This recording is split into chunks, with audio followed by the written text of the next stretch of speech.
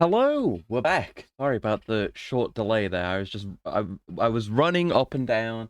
I was like, getting stuff ready like I usually do, and I like run downstairs and I'm like, oh no, I forgot to bring my fucking coolant container down, so I can't refill that, so I gotta go back up and go back down and running about. Anyway, hello, we're back. We're playing Control again. Making your way through the ashtray maze. Yes, exactly. And Iceburn. That was exactly it. Yeah, I had to go back. I had to go down through the ashtray maze. And I realized I forgot it. Then I came back, and I got it, and I went back through again, and then I have to come back again. It's a whole exercise, you know. But we're back. We're playing Control, and we're post game now. Finally. So, well, we are gonna start the foundation today, but you know me being the way that I am, if there are other things to do in the way of the main thing that I need to do, or even in the way of, just other things that I could be doing instead of the thing that I should be doing, then I'll go and do that thing instead. I see a red door light up there. What's that? Hold on. I've gotten distracted immediately. Wait. There are going to be locked doors around here and there that I just haven't done. Yeah, I never opened this. I never opened this. I assume it just leads over to that. Which actually I don't think we could get to. I mean, we can jump, but we can't levitate in here in Central Executive. I don't know how I never noticed this door though. It must have been a building shift, surely. Surely it must have been. It just caused me to never notice this shit. But we have some other main game side stuff that we will do as well first, but then eventually, soon, hopefully, we will get to the foundation and to parts of the game that I've never seen. Finally, hopefully, we'll see. Anyway, objects of power and their object of power and their power utility. Bad start. Objects of power are unique in their capacity to grant certain individuals paranatural abilities. We call these individuals para-utilitarians. We know about this, but I should have read this a long time ago. The potency of these abilities depends on the para-utilitarian. Using the redacted object of power as an example, some para-utilitarians can achieve a throw distance. Oh, it must be the disc, the nuclear disc. Throw distance of redacted, while others are only capable of as little as redacted. And yeah, we did hear like Darling and some of the others had levitated some things. What exactly determines an individual's paranatural competence is unknown, but it is largely believed that some redacted exists within the body, and that, like all muscles, it can be exercised. To continue my analysis, I have officially requested access to the Northmore records, considering he is one of the most accomplished para-utilitarians the Bureau has ever seen. Dr. Darling is still considering this request. Hopefully we might hear some more about Northmore during this DLC, based on what I know about it, which isn't much. And there's a thing I know about Northmore that I've been dancing around this not an entire playthrough because it's not been outright said yet. But when it comes up, if it comes up, it'll be cool. Is this who would have thought that this game has cool lore in it? But there's, yet still more cool lore to be discovered. So nothing else. Oh, no, chest. Yeah, I figured there had to be something else. There you go. Thank you. This material that I may or may not ever need, who knows? You can never be sure. So. Last thing, last time we finished the story, we got the cool new outfit. We're totally, completely, 100% officially the director of the Bureau now. What's it? The security lady, Marshall, she's gone missing. We need to go find her. That's the actual story hook. But we have other things to do. We also have the other DLC, which I'm not going to do right now. I'm going to save it till the end, because we're going to, that's the Alan Wake DLC, and we're going to segue from that into Alan Wake 2, which will be pretty cool. So we need to talk to the board. But first, we have this, the post-game thing. You may recall the first flying enemy we ran into, Mr. Tomasi. He actually ran away, and we never got him. But apparently he's become available post-game. I can only think of it in terms of Monster Hunter, because I've just been playing... I've been playing a lot of Monster Hunter lately, in general. Yeah, there was this room we never got to. That's right. I guess it must be there, then. So we want to go... Yeah, Transit Corridor. But yeah, I've been playing a lot of Monster Hunter. So the only way I can think of it is like, oh, you know, we've done the village quests now. Now there's like Tomasi, the Elder Dragon we need to go after. And then we're gonna start G rank with the expansion. That's how it works. I like the tagline, "There are hits in my basement." Yeah, I was gonna do a thing for the thumbnail because I do I do a lot of the stream titles at the start of the week. So if I haven't a funny idea, then it gives me time to do something with it. But I forgot that I wanted to do with the thing. The thing I wanted to do was, you know, the fucking Robert Downey Jr. You know, there are federal agents outside my house, but I wanted to do it with there being hiss in the basement. Maybe I'll still do that. Maybe for next thumbnail. I don't know. But I just hope you understand what I was trying to achieve. So, yeah, that door's just open now. Arbitrarily. That's good. And we can warm up on combat. That's good. I think we still just have whatever we had equipped last time. Because I've been playing so much Monster Hunter, I have not had any time to play this. I mean, I could have. I certainly could have. But you know, I'm enjoying Monster Hunter, and when I get into a thing, I stay stuck to that thing. Right, yeah, there's a Langolier down here as well, and there's you. Yeah, I'll get you in a minute, buddy. Just clear your pals out first as a priority, I reckon. Ah, you're throwing shit at me. You're throwing shit at me. Excuse me, sir. Excuse me, sir. These guys are relatively tough. Oh, we got him. Oh shit. I didn't think we'd one-shot him. I thought I was at risk of dying there. Turns out no, actually. Oh, alright, alright. As we find out all the JPPS2 games have working fan service. Really? I didn't know about that. Huh. That's interesting. Only the JP ones, though. I guess if I was playing that in my own time, I could definitely just have a little thing up to see what exactly... every light item is. Try slowly working towards functional multi with solo and lock-like possible again. Yes, I did hear about that. I heard about the lock-like thing a little while ago, and it's quite impressive. And hello, gal. Interesting colors to this lighting. This is not the DLC lighting. You will see the DLC lighting. We're not even there yet. I mean, we are in a new area, but the DLC, both DLCs, I would say, have their own particular look. So yeah, this is the Sterling AWE, which I was hoping to get access to in the main game.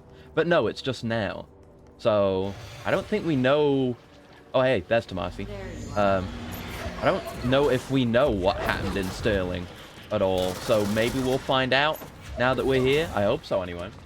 On top of that, both Monster Hunter G and Monster Hunter 2 DOS have new modern pro official quality EN patches. Ooh! Nice. Okay, I was hoping for that. I've wanted to. I mean, I want to play more of the classic Manhunts. I was saying recently, I think, that I want to go back to 1 again and maybe stream it because I streamed. We did one stream of Monster Hunter 1 ages ago, and it was good fun, and I just never got around to continuing. So I definitely like to do that.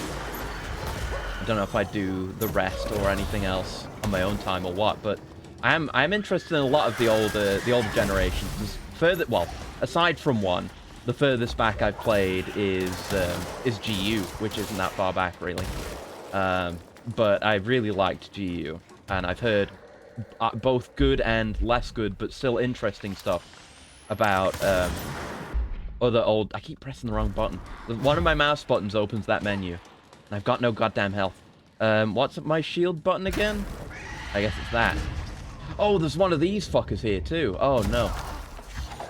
Right, we want to throw shit at where we think they are, but I need to be careful about Tomasi as well. This is a tough fight all of a sudden.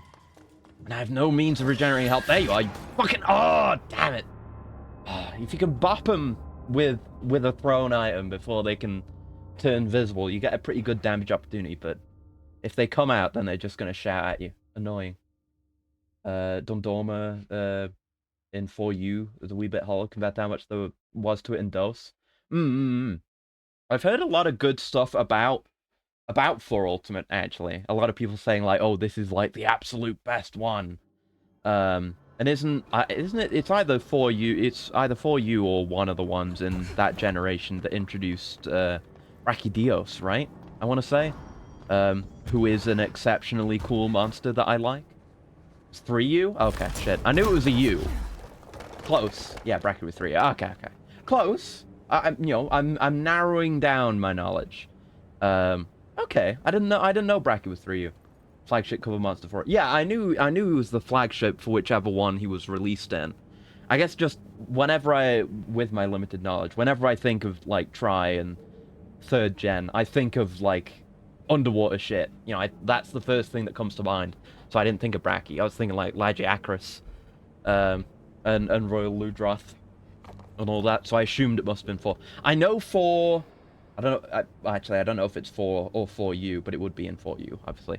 That has, Gore Magala, one of my favorite monsters. That's where he was introduced, and, Shigaru as well. I don't know, was Chaotic Gore introduced in the same game? Because I would assume not. That feels like an addition they would make with some time to think about the concept of the monster.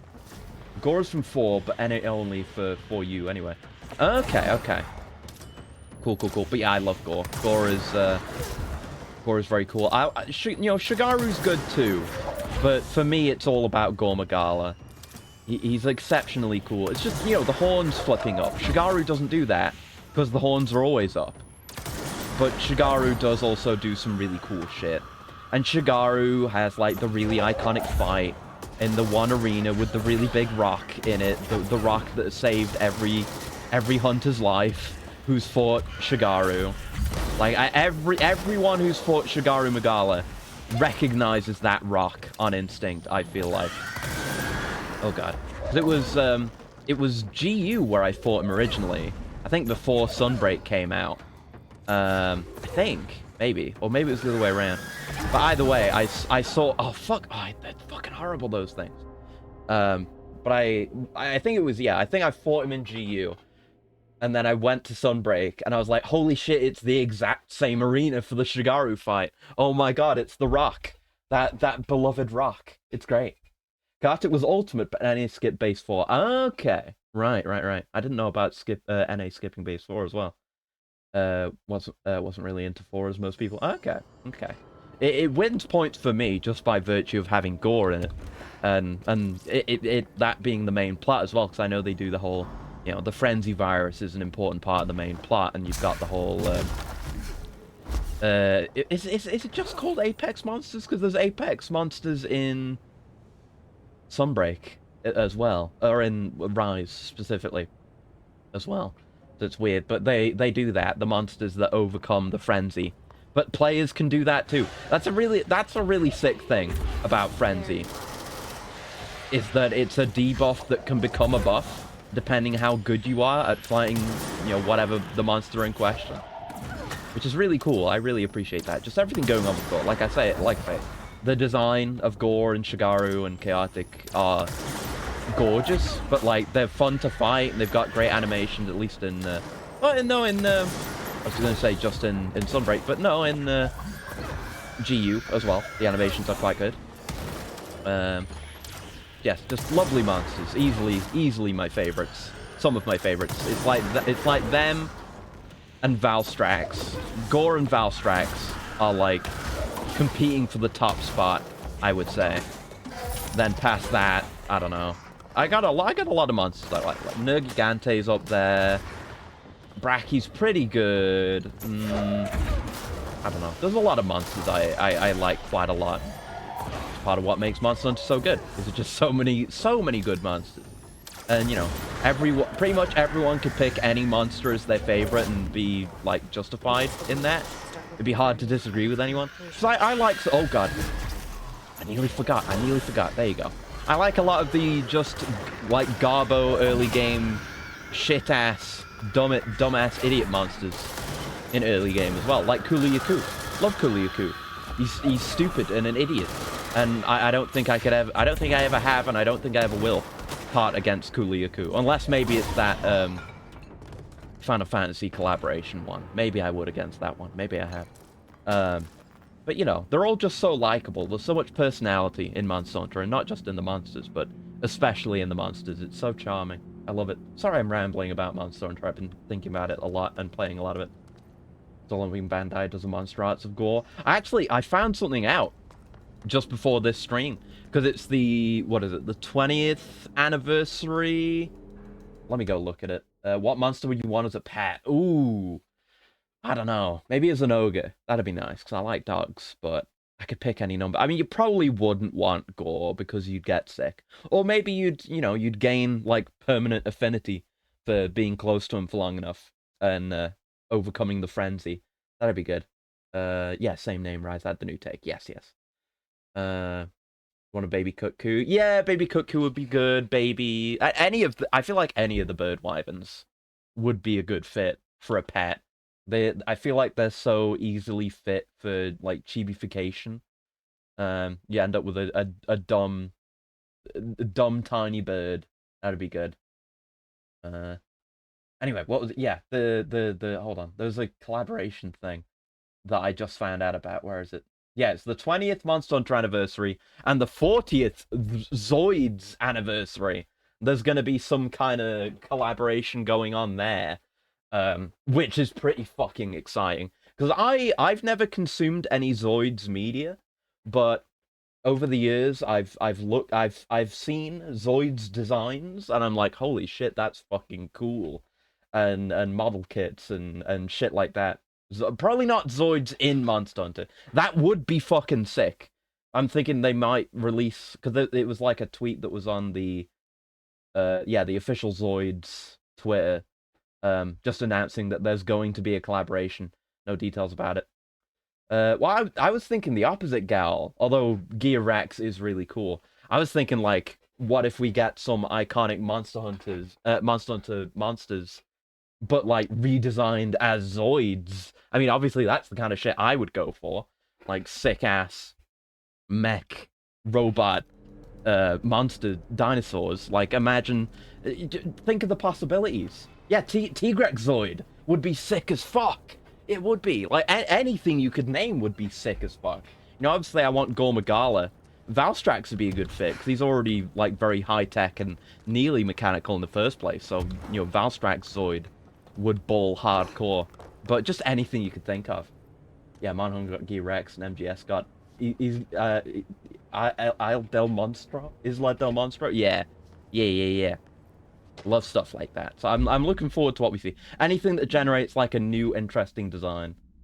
For Monster Hunter Creatures of Zoid kits a bit more likely. Yeah. I mean, we'll probably end up, because Rathalos is fine, and a Rathalos Zoid would still be sick because Zoids are just good designs. But like Rathalos isn't my favorite. Nowhere near my favorite design. It's fine. And Rathian, they're fine, you know. I fought a shitload of Rathians today. And, you know, it's fine. But there are monsters I like more. Zoid Diablos, that'd be pretty good. You gotta think, like, what are the most iconic monsters that are most likely to be used for a collaboration like that? The Diablos is up there. I've been into it since GU. World's Reinvention was not for me. Come through my older games. Understandable. Yeah. Because I really love GU. Like, I got fucking addicted to GU when I first tried it. Because World was my first, so I came in from that angle. But I loved GU, and I loved the parts of GU that were brought forward to Rise. And that's what I've talked about this fucking a million times now, so I won't go over it all again. But that's why I hope for Wilds, to be kind of a best of both worlds. I do love my classic Monhuns as well. Diablos is amazing. I can't believe World nuked its cry. Yeah, it's a shame. It's like Diablos doesn't even have that much presence in World. I feel like you have to fight it once to get to the top of the food chain, and then you don't need to fight Black Diablos. Like you're gonna hunt any monster if you need their parts for something, but I rarely have. Yeah, where's Monoblos? I'd go in for more Monoblos, honestly. I've never fought Monoblos. I don't think I've played a game that has Monoblos in it. But well, I mean, no, but I've fought, you know, like whichever of the crabs has the Monoblos shell. I always point at the Monoblos shell whenever I see it, and say, "Oh, it's a Monoblos shell, a Monoblos skull. Cool." Your peak Diablos was in Try. I mean, I like Diablos generally. I haven't fought enough. I wouldn't say I've fought enough Diablos to be like, this is my favorite Diablos. But I do one day want to fight Bloodbath Diablos, just because the visuals and the ideas and the fucking insane moves that Bloodbath Diablos gets in GU blow me away. I love how over the top that shit is. We fought the two-headed fake dragon, or the insect that fakes a mech. Yes, Nakarkos, I have fought. I assume that's what you mean with the two-headed fake dragon. Atalkar, the mech bug, the mech praying mantis. I have not fought because Atalkar is like the final monster of GU. I think you have to go all the way through G rank to get to her, which I've not done. I did get into G rank, I think, but I was like early G rank last time I played GU. So I've not done that, but Atalkar is a must fight for me. I need to get around to that. It seems really sick. Anyway, tell me more about Sterling. I'm getting so distracted. I can't do two things at once. I'm sorry. A paranatural object appeared in a field outside the town of Sterling, Colorado, near a billboard advertising redacted. No civilians were injured, though a family dog has been reported as missing since the event. Oh no! That's the worst possible casualty. Local authorities arrived on the scene and began issuing orders over a monitored line of communication, using several watchwords flagged by the Bureau, including redacted. Bureau agents from the regional office were dispatched and arrived 2 hours after local police. The situation was contained and analysis began. Bureau research staff arrived the next day and examined the object. After redacted days of evaluation, the object was lifted into an enclosed truck with built-in BlackRock panels and relocated to Bureau headquarters via the subway transit system, leading into the oldest house. So, that must be this thing. Man, that's a good... I appreciate the more low-key AWEs. Like, not the entire town disappeared, like Ordinary, or, everything that happened in Bright Falls. It's just like... Some weird stone structures, a weird fucking henge manifested in a field, and we don't know why. So we contained it, and that's about all we know. I mean, I don't know if they know more, but that's good. That's good shit. Oh, radio. Yeah, don't even apologize. I want to talk about Monster Hunter. We should absolutely talk about Monster Hunter more, because I love Monster Hunter. But it's on me for not being able to play a game and also think about Monhun. It's something to improve on, I see that chest over there. Gonna go get it.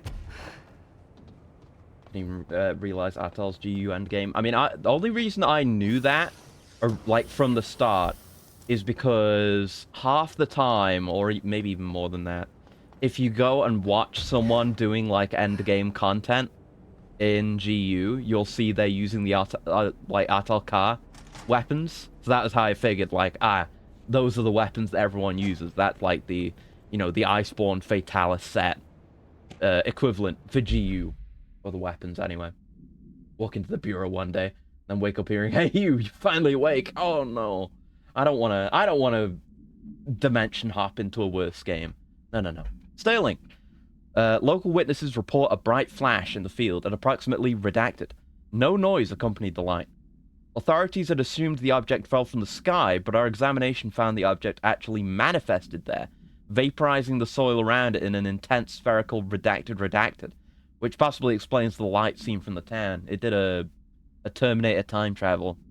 I like that. I like that. When you teleport something or time travel, you destroy anything in the space around you wherever you manifest, just so that you don't end up with a Philadelphia experiment situation. God, I think about the Philadelphia experiment a lot. For some reason. Didn't know about Monoblos. Yeah, it's cool. I don't know, because I was watching... I've been, just listening to Monster Hunter-related videos on the side while I play through Iceborne. I don't know if it was supposed to be, like, a specific joke. Because I think in some of the games, Monoblos is single-player only. I think the joke is, like, Diablos, 2 horns, you play with multiple people. Monoblos, 1 horn, you can only play solo because Monoblos and single horn, something like that. I don't know if that's specifically a thing, but it's a funny idea. It's neat. It's a neat monster. That reminds me, I gotta play Frontiers at some point. I think Monoblos was the inferior big scary guy you fight in the early games. Right, there was something about that. Like, it was like, was it in 1? Then after you fight Diablos? Yeah, yeah. Yeah, wasn't it like Monoblos was the end of like village quests early on? Yeah, Monster Hunter 1 offline final boss. Exactly, yes, yes, yes. It's the end of the solo section. And he's got the 1 horn, and then you go fight Diablos with the 2 horns. Haha. Haha, funny. So that's cool. Anyway, the object is a hollow sphere made of a stone-like material. I mean, that's not the thing outside then. The thing outside isn't a sphere. It's a weird polygonal shape, but not a sphere. Structural analysis of the material does not redacted on record. You match anything on record. Sphere has a broken portion, as if something redacted from the object broke off. The object's been inactive since arriving at the bureau. So was something born from it? Was it an egg? The communications department officially stated to the press that the object was a small meteor, while also using the America Overnight program to redact it. See episode 92. Note, this AWE will be studied in the containment sector until the spherical object is deemed safe to be transferred to the investigation sector. Huh. After being, you could unlock post-game hunts for Plesioth, Diablos, and Gravios. Ah, okay. Yeah. It's been a source of worry, honestly, recently. It's like there's so little time in the world, and I want to play every Monster Hunter. It's gonna take me a million years, and I want to actually do them to completion now, not like, you know, leaving off near the end game like before. But I'll get through it. You know what I'm like. Hey. Monoblos does have that less threatening touch of realistic nobleness and derpiness that some dino illustrations have. Yeah, it's dinosaur-y. And I've complained before about, you know, complain, quote-unquote. But, you know, like, monsters that are just a dinosaur, but gimmick. And World. There are plenty of those that aren't in World. There are some in World that I don't really like that much, or introduced in World. You know, there are great ones, like Glavenus, because Glavenus is a dinosaur, but with a completely unique design, and with a really sick-ass and also unique gimmick. It's very cool, you know, sharpening his tail with his own, like, mouth and the heat from his fire breath, shit like that. Tempering his own tail blade. It's sick as hell. And then Acidic Glav, who I've fought both Glavenuses in Iceborne over the last couple of days. Because I've gotten very far. I beat Velkhana and Seething Basil yesterday? Yeah. And Velkhana's really great. I'm glad she came back for Sunbreak as well. I haven't gotten to her in Sunbreak, though. But she's very fucking strong. But, you know, counterable.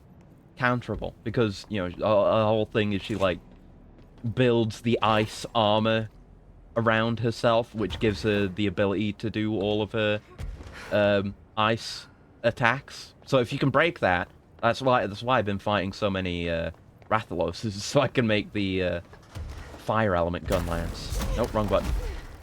I just want to make some elemental ones to take advantage of weaknesses. This is stop that blade. Exactly. And there's so many ways to stop that blade as well, whether you're playing lance or there's other counter-centric weapons. I mean, you could do some fucking sick-ass shit to it with Longsword, which is probably the most credit I'll ever give Longsword, because I've never played it. No, I don't know if I will, but it is cool, and you can do a fucking, like, samurai western blade duel with a Glavenus. Like, you both pass each other, and then you both stand for a second, and then the Glavenus collapses, the tail breaks. That'd be cool. Someone's surely done that. And Ruru, thank you for the coolant and the stretch and the pet. Wow, very nice of you. Thank you. Hold on, let me stretch. Oh, there we go. Good back crack. First stretch of the stream. Raiden set versus MGS2 and MGR Ray themed Glavenus. That'd be cool, yeah. Okay. And a coolant. 1 sec.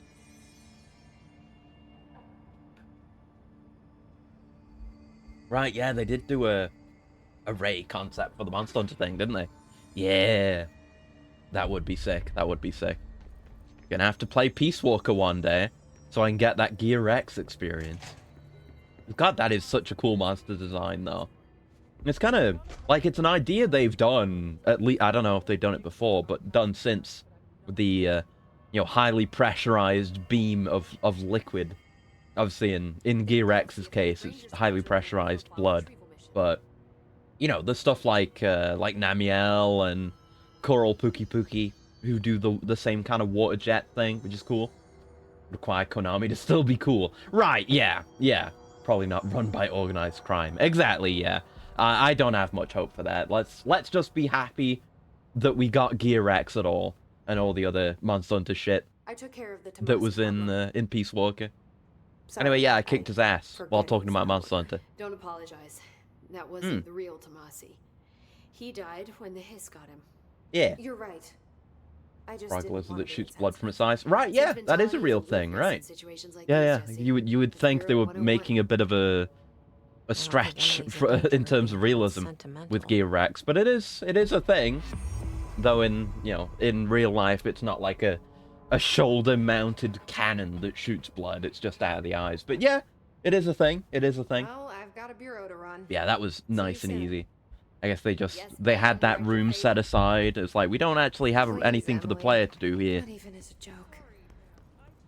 Yeah. Right, so let's... I had some points already, so... What? Why am I...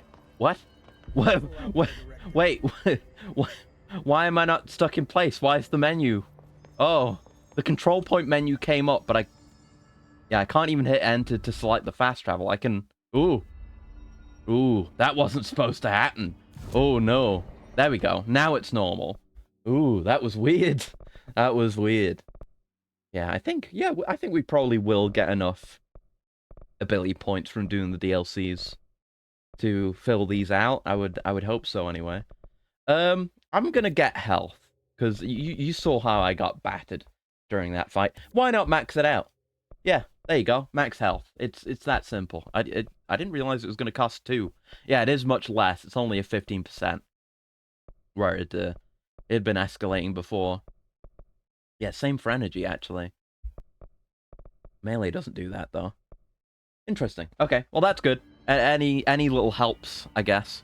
So, did we have anything else we wanted to do in the main game, or are we good to go? I think we're good to go. It's just the Foundation and a dark place. So, let's talk to the board. How do we do that? Oh, we have to go to the hotline chamber. That's right. That's right. I found a file on the director, Northmore. Oh. You know anything about that? No, we missed a line there. The record staff process a lot of What about Northmore? Maybe it just slipped through. Yeah, maybe. Oh, we missed the most important line. Something about Northmore, though.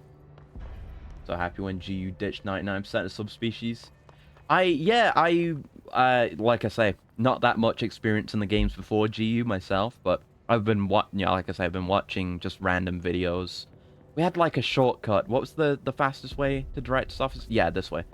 I've seen what a lot of the old subspecies were like. They're like padding and not full mechanically. Yeah, that's what I was gonna get at, because I was watching videos where it's like, oh, the evolution of each monster throughout the entire series. And I saw a lot of them were just like green Nagakuga, shit like that. There's what is it called? Like, is it volcanic Tigrex or something like that? Where it's just a red Tigrex, and it's like, I think it's just got the combined moveset of regular Tigrex and brute Tigrex, except it like starts out slow and ramps up or something like that. That's at least interesting. But I don't like when it's just like, oh, it's this monster but a different color. Like, there are exceptions to that I'm fine with. Like, I mean, the only major difference I can think of between like pink Rathian and regular Rathian is like the tail having the way more specific vulnerable spot to hit if you want to cut it. And Azure Rathalos spends a lot more time in the air and has unique moves it can do in the air, stuff like that. So stuff like that's fine. But I don't want too much of like, oh, it's this monster but green. Like green Nagakuga. I like that to be a justification for why it is the way that it is. And I know people who would agree. who really, I think a lot of people hopefully potentially enjoy that, like the realistic seeming justification as to why monsters are the way that they are, and then that's how you end up with subspecies. Like with Bloodbath Diablos, like I mentioned.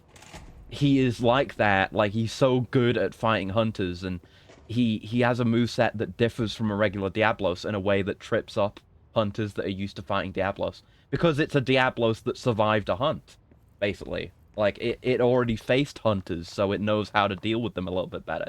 That's really cool. Only subspecies monster I think should stick around is Baleful Giganox. Even then, I just want it to combine with regular Giganox. Okay. I don't think I've fought any variety of Giganox, but I know about him.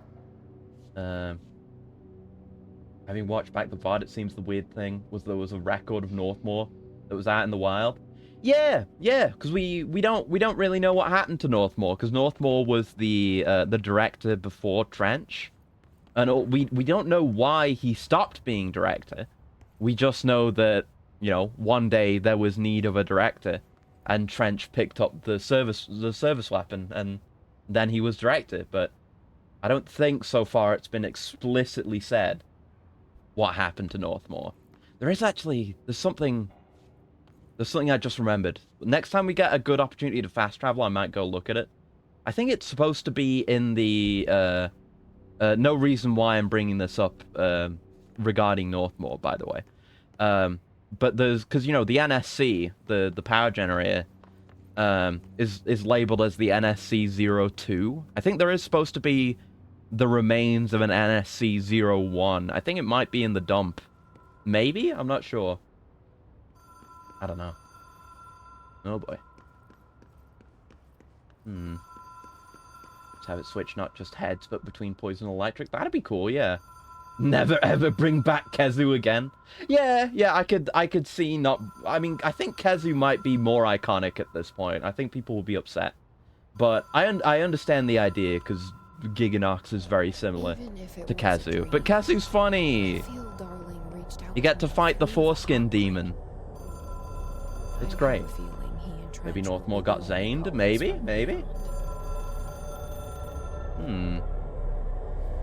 Anyway, what's going on? NA and JP have opposite tastes, it would seem. Yeah. It's interesting to see that, though. Oldest house is in danger. You know, seeing how people, you know, different audiences respond to different monsters and the differing communities that pop up around it. Hurry. Problem in the foundation. Okay. That was Ahti's vacation spot. That cool place that made me realize this entire game was just fucking Norse mythology. I like Norse mythology, but I didn't even realize that on my initial playthrough. Yeah, right, let's just go back to where we were. The third gen retakes on the original monster concepts were more popular outside Japan. The Japanese fans really demand the same old monsters again and again. Yeah, that makes sense. I mean, I think there's a split of that. There's definitely people who want certain monsters to come back. I mean, I'm a big fan of the classics. Like I say, I'm less of a fan of the Wraths, but you know, stuff. I would always like to see Diablos. I love it when Zinogre and Nagakuga and T-Rex come back. When they came back in Iceborne, that was very exciting for me. I hadn't actually fought them before, but I like their designs a whole hell of a lot more than a lot of World's original design. So that was very exciting. Right, let's just go to the dump real quick. And see if I'm right about that. Where is it? Containment? Yeah, containment, right? Yeah, we want to get to the ordinary dump.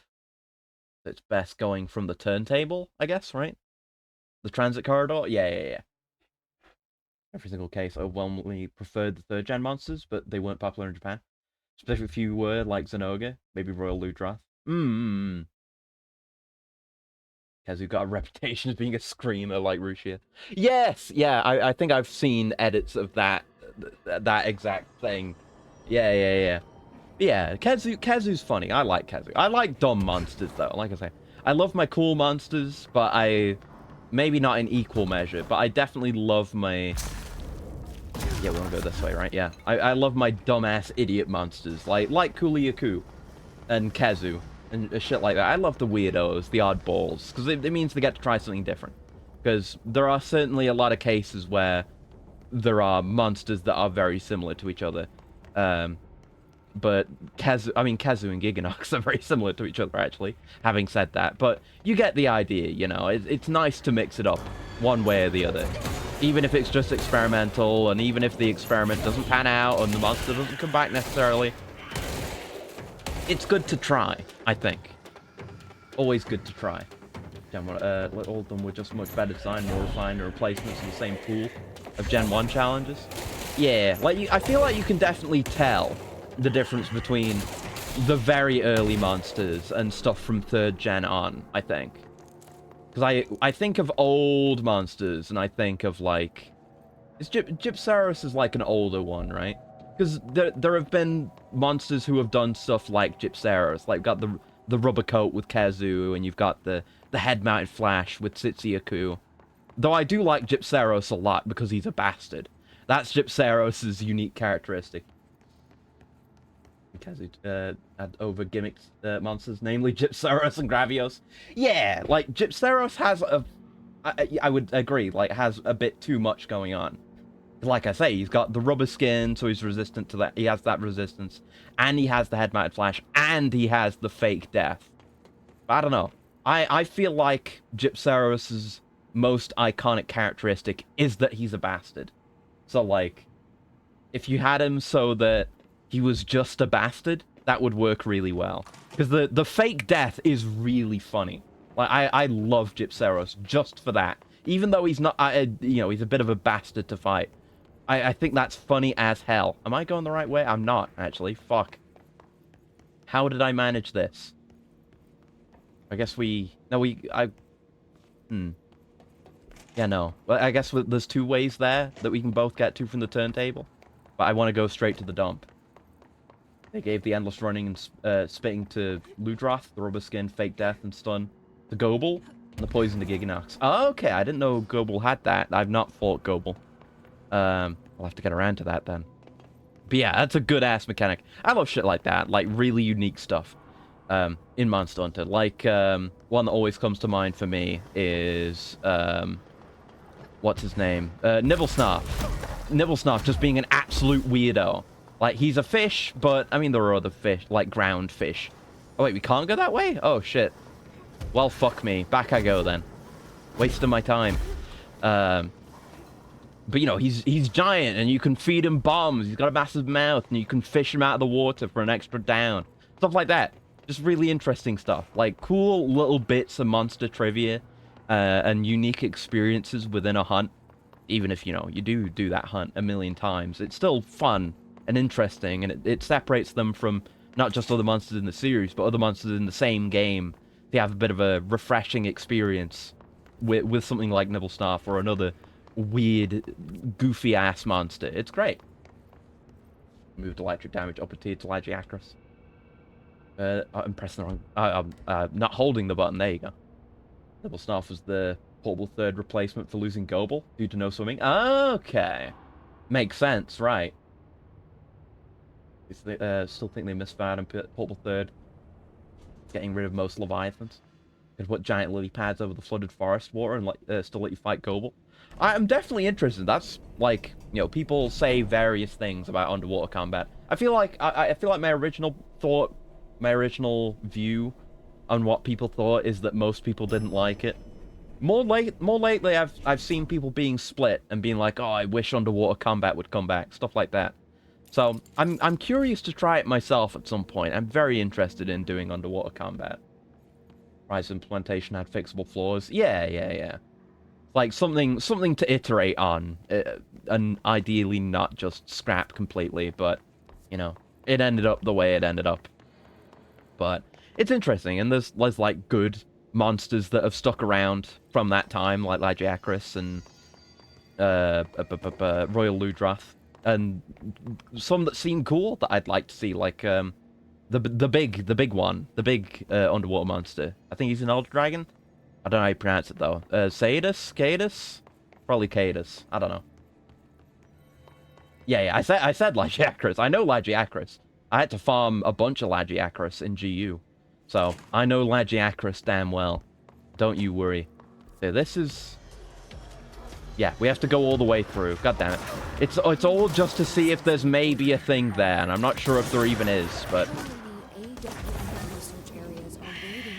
Ooh. Hey, we get a bit of extra dialogue, though, so worth. Yes, I would also like to look into them. I am interested in AWEs. Tell me more about the AWEs. God damn. Amatsu replaced Cadus? Ah, that makes sense, actually. Just being the big, big serpent, no limbs, but just in the air instead of in the water. Okay, okay. Yeah, I assumed Amatsu was earlier. But that's cool, that's cool. And Zenogre replaced Lagiacrus. That makes sense, yeah. Makes a lot of sense. But we ended up with Zenogre, who's, like, mega ultra iconic, so... You gotta admit, some things turned out okay, regardless. Sometimes you just gotta accept the way things are. Like how a pyramid hairpiece comes into focus and reflects light now and then. Yeah, it's really nice. It's a nice little detail. It almost feels like a kind of, ooh, jangling keys, ooh, nice visual effect type thing. But it's nice to have that kind of thing, you know? Especially on the character's player model. You're gonna be looking at them almost 100% of the time, so... You want them to look good, and you want the player to be interested and not get bored of looking at the player character. I think that's part of why this isn't just a Monster Hunter thing, but why it's nice for when you get, like, some kind of upgrade in a game. It's nice for it to make a physical difference to you visually. Because then you get to appreciate that. You get to look at it, you know? So is that thing in here? Who knows what really happened in Ordinary? You'd think it wouldn't be, since it's just Ordinary. Maybe I'll write it all down. Oh, the stuff I missed. There's a door I missed. Full disclosure. Huh? Wait a minute. Maybe I'm right. Hold on. I missed this? Oh, it just opened up that shortcut. Fuck. Oh well, now it's done. God damn. Zenogre's a great addition. One of the few not built on an existing skeleton. Yeah, that's always good. That's always good. I was thinking that a bit. When you're fighting a lot of monsters that are on the same skeleton, like an Iceborne, you know, you fight like, and they are distinctly different, but you fight like Barioth and Nagakuga and Tigrex, not quite back to back, but in fairly quick succession. Oh, hey, nice. You begin to realize, like, oh yeah, even if they have different moves, they're kind of on the same skeleton here. You begin to realize that. The non-subspecies monsters from Portable Third were great Ragi, yeah. Dramboros, I know about them. Matsu, yeah. Nibblesnarf, good stuff. So they all reuse skeletons. Yeah. Like, it's not necessarily a bad thing. If you can still manage to create something, create a monster that's unique and fun to fight, especially, while, you know, reusing assets, then that's a massive win, as far as I'm concerned, you know. You gotta game dev smarter, not harder. Sometimes. You know, sometimes you've got to put the effort in, but sometimes if you can, you know, why reinvent the wheel if you don't need to? Okay, I think the thing might not be here. I'm gonna look that up. I'm gonna look the thing up actually, because I want to go see it. Ragi's Jagging Baggy, Tarambos is Uragan, Amatsu's Cadus, Nibble is Gobel. Skeleton wise, okay, that's good to know. I didn't know. It's going to be interesting, because I haven't fought Amatsu in any of the games that I play. Maybe I will have by the time I get to playing the 3rd gen stuff. Because he's in Sunbreak, or he's in Rise, wherever he specifically counts as being in now. So it'd be interesting to see the differences between Amatsu and Cadus. I had no idea. I thought Cadus was more... I mean, he was the original, but I thought he was more unique in the series overall. So that's interesting. That's good to know. Right, hold on. I'm going to look up this thing, because it's somewhere. It's somewhere. I saw someone mention it. Oh, is it the coolant pumps? I thought it was here.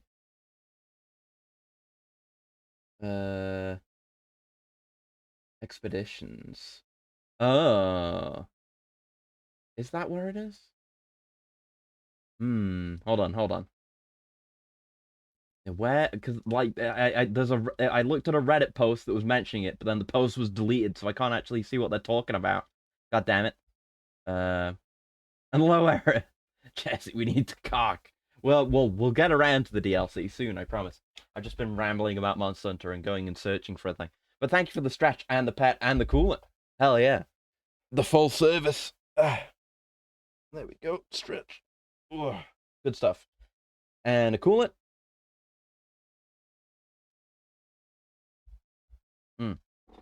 Very good. Very good. Thank you. Right, where is this thing? So is that a thing we've got yet? Yeah, okay. It's in the jukebox, so I can't show it to you right now. But you just have to trust me that it exists. But basically there's like some destroyed rubbles / ruins, destroyed ass machinery that says NSC-01 on it. Oh god. I got tabbed out because I accidentally opened my fucking ebook reader. Whoops. That's fine. I keep pressing the wrong button. Right, get me out of here. Get me out of here. I came here for nothing. I mean, I did open up that door, and I found a little bit of things that I missed. It's fine. Now, let's actually go play the game. Go do the thing that we're supposed to do. We do have a fast travel straight down to the Foundation. It's fantastic. But yeah, because I'm aware of some of the lore that gets revealed through notes and stuff down in the Foundation. Quiet. So we should be learning some more information. Ooh! Okay. Are we gonna step into this fucking thing now? It was a door all along. Let's try opening it. The imagery of the world tree. All right. This is like the most interesting thing we found last time, so I'm happy to interact with it and go into it. Gotta teleport you because we didn't design an actual physical entrance to the DLC because it's DLC. You gotta get warped there. Foundation. No time for sightseeing. The board said this was an emergency. Doesn't look like the oldest house. It looks like a fucking cave. Mysterious. But there's structures here. I was going to say the Foundation. The Bureau. The Bureau has been here doing research, so it's not completely unknown. But still, it is mysterious, and it is a cave. Natural machines. Oh, it is. Actually is reminiscent of that. I knew we were gonna be in fucking caves and weird open rock formations because that's the way the Foundation is. But I hadn't considered the natural time machine, naturally occurring cave time machine. I never thought of that. That's a really cool thought, actually. I'm gonna say reactor, but the reactor was a real thing due to certain chemical deposits in a place. Yeah, I didn't know about that. That's really sick. Actually. The crystals are kind of pretty. Yeah. Emily would be having a field day down here. And Waldstrom's proud posture investigative movements to studying combat finds liquid leaving residue pools, maybe nigh harmless at first, but which then reacts with other blasts or pools on contact over time. It sounds like Brachydios, but not angry. Because, Brachydios has the whole, like, leaving pools that eventually explode, but not immediately kind of thing. Yeah, what were we up to down here, lads? My life's been a strange one. Certainly stranger than I'd like. Oh! It's Ash, the old head of research. Whatever his first name was. Crawled, walls slither. Is that right? Shifting pit. On the street, it's just another drab building standing As long as there you want for to eat anyone crystals see. you want to wear, then you become the Red Queen. Yeah! How did we miss it? Northmore. Yeah. Acting director in Northmore now is on a train from Washington. Only acting director at this point, so this is Why I'm making these a while talks. back. Like, this is when they found the oldest house. Father searched his entire life for something like this. And we find it 1 week after he's buried. She always hated irony. Of course, Father, the great director, Ash, Oh. would have been the first man in. Okay. Look at me. So his father was the director before Northmore. I didn't know about that. Research, you can't stop his legs from shaking long enough to step over the threshold. Hmm. Okay, here we go. See, we're getting our history now. Our control history lesson, and I'm here for it. Hell yeah. So we can't just crouch under that, I guess. If this was Monster Hunter, I'd be able to crawl under that. But no. But no. Ash Jr., and then Darling. I don't... Ooh. Oh, hey, Marshall. I guess we'll listen to that. I don't think I don't think Darling is related to the Ashes, but I don't think I know how Darling got his position either. And hello, Assassin. Thank you for the handshake. Hope you're doing well. You're just in time, because it took us this long to actually step into the DLC. Just in terms of I had to research. Yeah. I only heard of the Foundation when I became head of But no, Ash Senior wasn't head of research. Ash Senior was the director before Northmore. We don't know who head of research was before Ash Jr., I think. I think that's right. To understand. After that, I snuck down on my own from time to time. But it was both at once. I mean, he could have been. You might be right, actually. If it is like early days of the Bureau as we know it now, it might not have been a distinct position. So I don't know if they even had the service weapon then. Wasn't it? It might have been Northmore, who was the first like board-appointed director. Maybe. I have to stop the Hiss from finding this place. I'm the only one who can. Okay. So the Foundation is important, is what I'm understanding. Marshall. Who would have thought? How was she on Oh, the hotline? actually, you know what? These caves and like the bottomless, well, not bottomless pools, but the pools just full of like white glowing shit. Who could survive anything. What even is it? I don't know if it's even tangible. It reminds me of Destiny a bit. Makes me feel like I'm gonna run into some Vex, and that's like a pool of Vex milk or something. That's the vibe I get anyway. Maybe it's just me wishing Destiny was good. You're right. He was just director. Oh, okay. I like to think Darling got the job due to his amazing music video. Maybe, but then I mean, maybe. I guess maybe he just had replicas of the, I was gonna say, like, I wonder if he actually used the real hotline as a prop in that music video. Or if he's just talented at making props.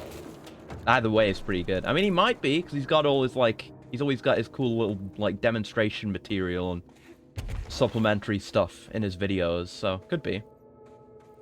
Oh, good. Ancient cave paintings. Wait, it actually is stepping closer and closer to, like, Hatch territory. Because I know there's a bunch of really interesting, ancient cave paintings in this DLC. Situation port about your PC. Faulty RAM still faulty, damn. I found a custom driver that just hogs the faulty memory addresses, showing that Windows is using only healthy RAM. Oh, hey. That's a nice workaround. Well done. Okay, just Vex milk and a yellow chest. So I guess we got to go to where the arrow is taking us. But it totally does have the vibe of, like... I mean, it is, but, you know, an ancient, naturally occurring, powerful place. Like the Natural Time Machine described in Quantum Break. I'm beginning to see more and more how these two games would fit into each other. I wasn't sure about it just playing Quantum Break originally. I didn't think there was going to be much of any potential connection, even though there's no, like, specifically named direct connection either. But no, I can totally see how it would come about. There's still the question of, like, would the Bureau even be able to cover up all the shit that happened in the climax of Quantum Break? What with the you know, time becoming fucked up everywhere, but maybe they could do it. I could definitely see how they would have... Oh, I see an enemy moving up there. How they would have slotted the stories together. Oh man, I think I have to manually check which addresses are faulty. Well, that's good. It's nice to have that kind of manual control, at the very least. Oh, that's encased in stone, so we can't get it. And that's the deep cavern. But yeah, we're getting this kind of environment. There's a bit of the kind of astral plane, whatever you would call this, like blocks and geography, but that much more of it is just natural, ancient cave and dust and stone. Very interesting. It makes me that much more curious about the ancient history of the oldest house. Assuming that people, you know, had access to it back then, back when it was Yggdrasil, back when it was the World Tree, and the service weapon was a sword. Imagine if we got a prequel. I feel I may have already said this, but imagine if we got a prequel to this game, where it's ancient director with the ancient service weapon in the ancient oldest house, where it's just a tree. That'd be cool. Eldritch Parliament buildings, humanly accessible sections. Yeah. Warframe on Linux on your laptop's just no lighting in new areas. Windows is fine. Okay.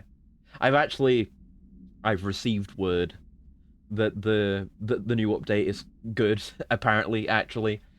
So I might have to download the game again, because I've heard word from local expert, the first to dive into Warframe whenever an update comes out, Caleb. Apparently it's good though, somehow. Good quests. So I might have to download it again, unfortunately. Control's just the product of time being stitched back together, patchwork. Naturally reversed and altered time. That'd be cool. It's only 37-ish gigs. Oh, fuck. I have to worry about that. I've been pretty tight on stories lately. That reminds me of an SCP I've been thinking about, actually. Don't know why I've been thinking about it, and it's only tangentially related to what you just said, Gal. But I don't know which SCP it is. I think it's one of the big round numbers. I don't know which one, though. But it's basically an entire underground facility designed for, you know, in the case of catastrophically bad world-ending events. Not like, well, like, not world-ending in the sense that, like, the universe gets destroyed, but world-ending in the sense that humanity dies out and the planet is damaged but not destroyed. But it's an entire facility designed for basically the repopulation of mankind, with facilities for, like, human cloning and some... I don't remember the exact details. I need to go read it again, because it is a really good one. And, you know, just the facilities to fix everything, pave over the destruction, and continue life like it never went on. And then the thing with it was, I think, like, you know, it looks like something that the Foundation would make, but they have no record of it.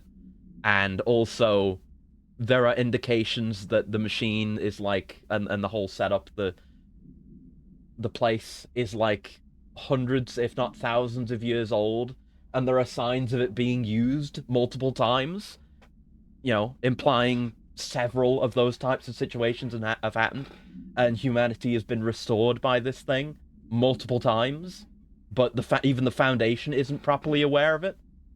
2940 seems to be it. Let me see. Let me go look at it. It is a really cool one. I won't spend too much time looking at it. Is it this? Maybe? Let's see. No. I don't think this is it. No. Maybe? Hold on. It might be, and I'm just forgetting. No, it's not this one. It's similar, but it's not this one. I don't know how I'd be able to find it, even. I guess look for one with a big round number with that one particular tab. Is it this one? Oh, I think this might be it. Hold on.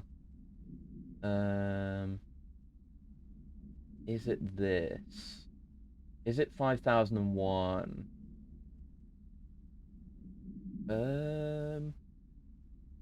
Maybe?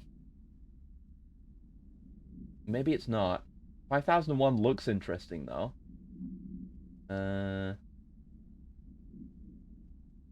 No, I don't think it's that one.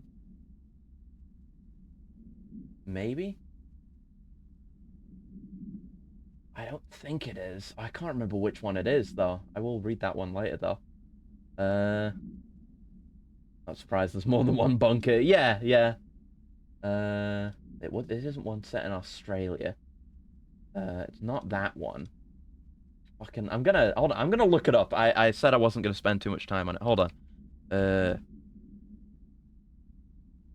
Hold on. I'll find it. Is it 2000? Hold on.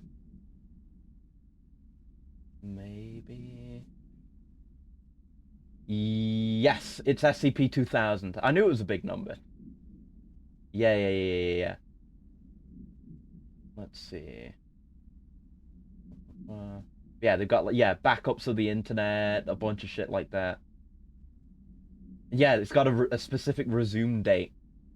So it's like, it is somehow able to recreate the exact conditions and the population of, like, any given time within recent history to rebuild humanity.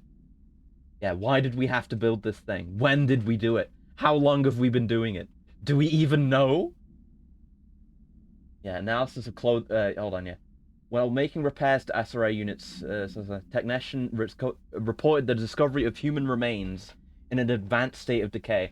Analysis of clothing fragments discovered with the remains indicates the remains are 450 to 700 years old.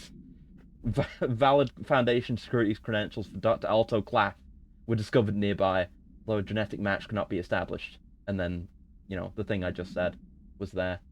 Subsequent interrogation has verified that Dr. Claff has no knowledge of this event and is ignorant as to the purpose of the message. I love that one. It's really cool. I love the idea. It's like, it's cool, just conceptually, but also the fact that they can use it to say, like, oh, you know, all of these, you know, tales that we've told where the world does end could potentially all exist within the same timeline if SCP-2000 is active. It's cool. I love that one. It's one of my favorites. Anyway, I'm getting so distracted today. Anyway. At first, I thought the cave paintings in the Foundation chronicled ancient humans' encounters with natural occurrences like weather, but it soon became clear they depicted events far outside the range. Far outside the average human experience. Also, it seems I was wrong to assume the images are ancient. Radiocarbon dating suggests something impossible, that I've been down here longer than the paintings. That's absurd, though. The style and medium clearly indicate a Paleolithic origin. Okay, so time is like fucked up down here. Dark Souls time. Flow of time is whatever the line is. Sure, I watched a video about that one. Yeah, probably. It's one of the big round numbered ones, which are the real important ones, so I wouldn't doubt it. I was ready to conclude that an ancient community of humans lived in or around the oldest house. Now, with this information, I don't know what to think.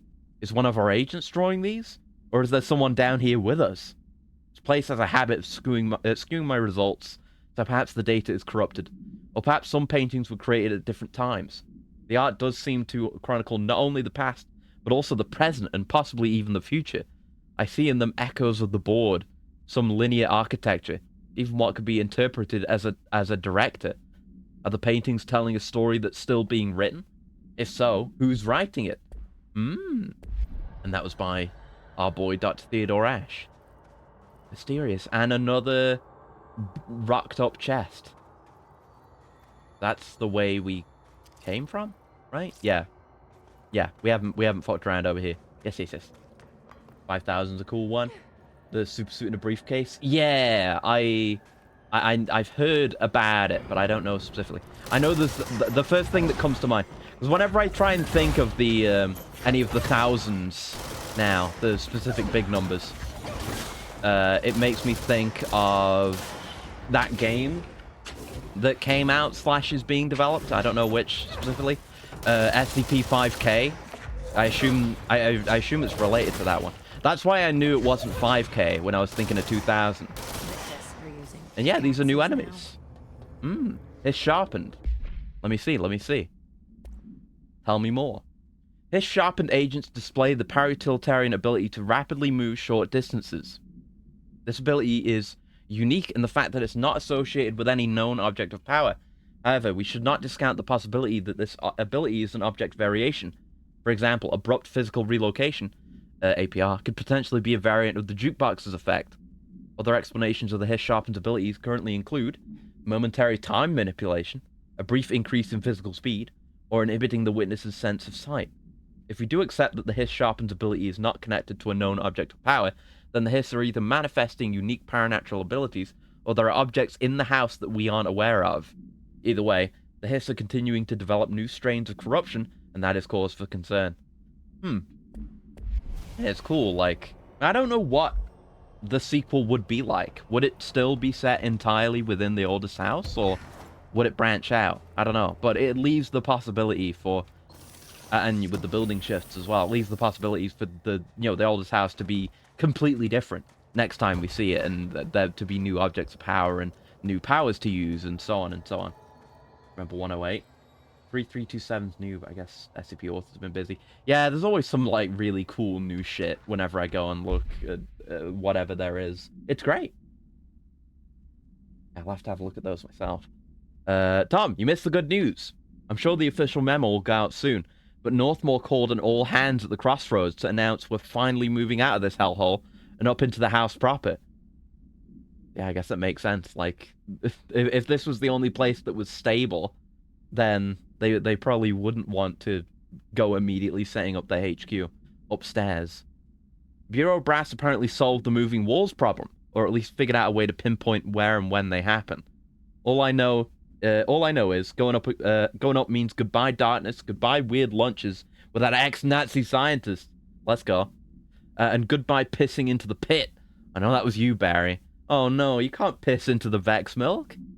Northmore's ordering the Foundation sealed as soon as we can haul our stuff out and somehow convince Ash to come with us. He's the only one kicking up a fuss. This is long overdue. We've lost 11 men and damn near $10,000 in supplies, moving between the entrance and the Foundation. And for what? Research? Ash is batty if he thinks we want to stay here and sift through more sand for him. Just rusted iron flakes anyway. Did you know that? We were breathing that shit in. Huh. It's all rusted iron. That's what the sand is. Huh. So what is the source of the iron that was here and then subsequently rusted? Mysterious. Does that imply like some structure that was here so long ago that it's just been reduced to rusted dust? Maybe. I mean, we know time is fucked up here, so maybe it's something that will be built in the future, even. Like with the company, it seems 5K is more of a team-based game with early access and very positive. I've seen some gameplay of it, yeah. It's neat. It's neat. Oh, the very final line of 108. Is 108 the one that I think it is? Hold on. Which one is 108? No. Oh, it's the one that's in a person's nostrils. Right. What's the final line? Oh, yeah, it's a nail. Right. Oh, it's funny you bring up a mysterious nail and mysterious impossible spaces during this stream. Huh. Yeah, who would have thought? Who would have thought? I definitely remember reading that one, but it was ages and ages ago. I wonder if there'll be any kind of cool nail here. Yeah, coincidence. Oh, beware of dangerous toxic geezers. Geysers? I mean, they are old, so you could say that they're geezers too. But okay, I will not go into the toxic geezers. Geyser geezers. And I guess I'll go this way. Do we have a map? We do have a map.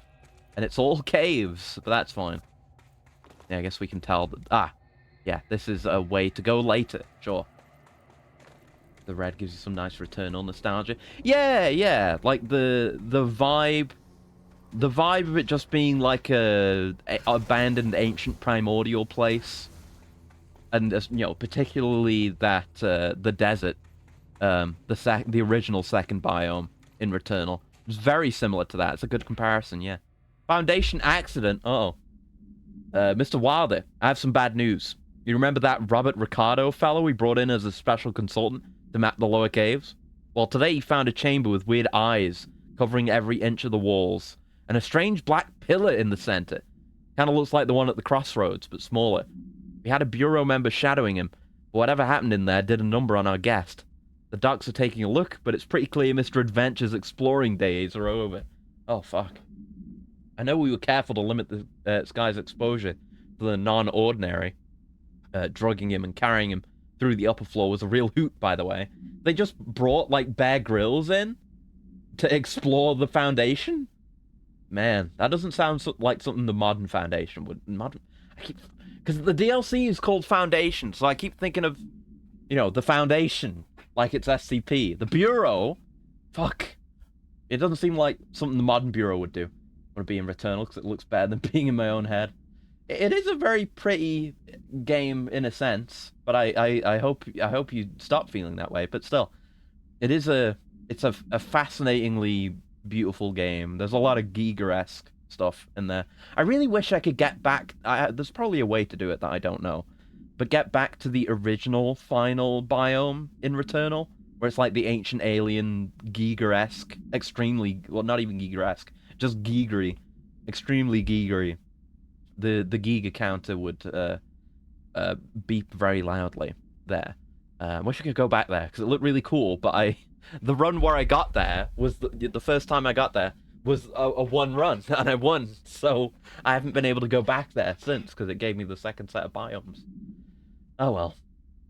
Thinking of geezers that emit Giger-esque materials.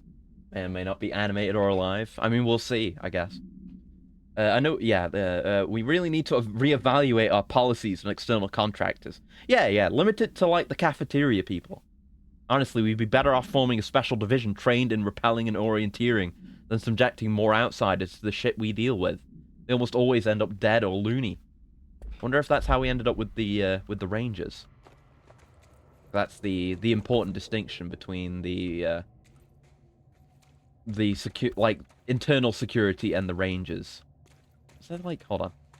I'm paying attention to the map now. There's like a little extra room we could get to from in here. There's just a side path. Where is that? That just there? Oh, that's blocked off with rock. Oh, half my health. Yeah, that's blocked off. All right, yeah, really do avoid the geezers though.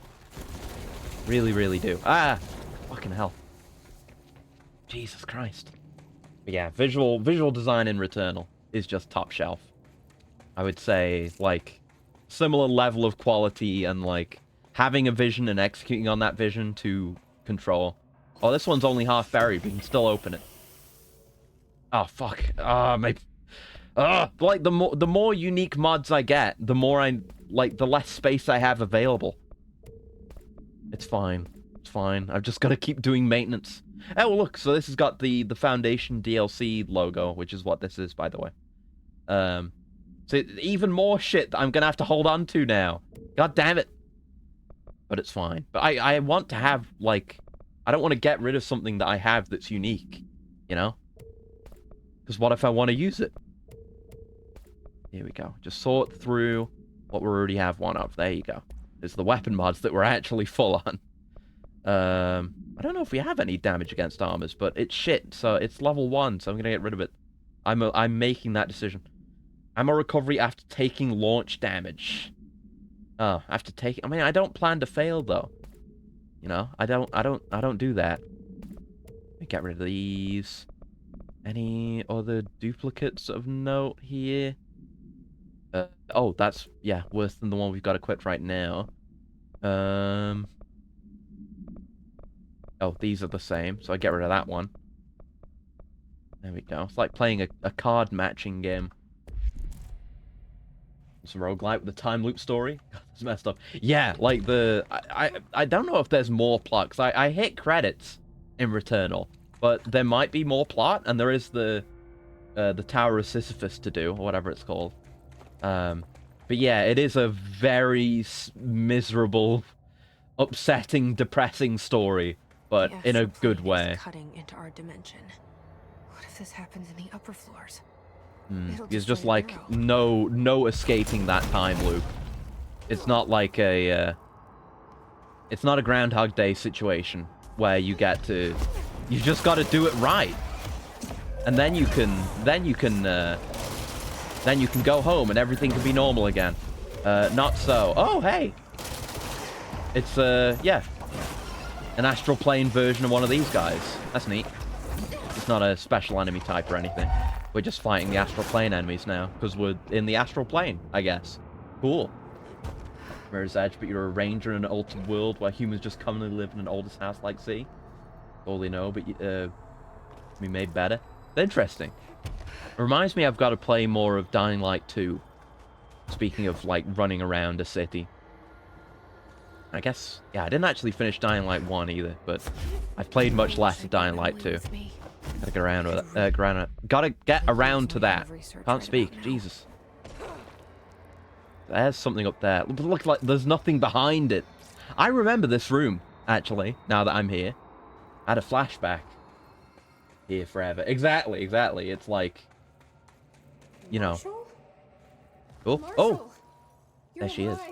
It's just the most fucked up situation. And she like, I mean, maybe I shouldn't say that. No, I'm not going to give any spoilers for Eternal too much, but just an inescapable time loop.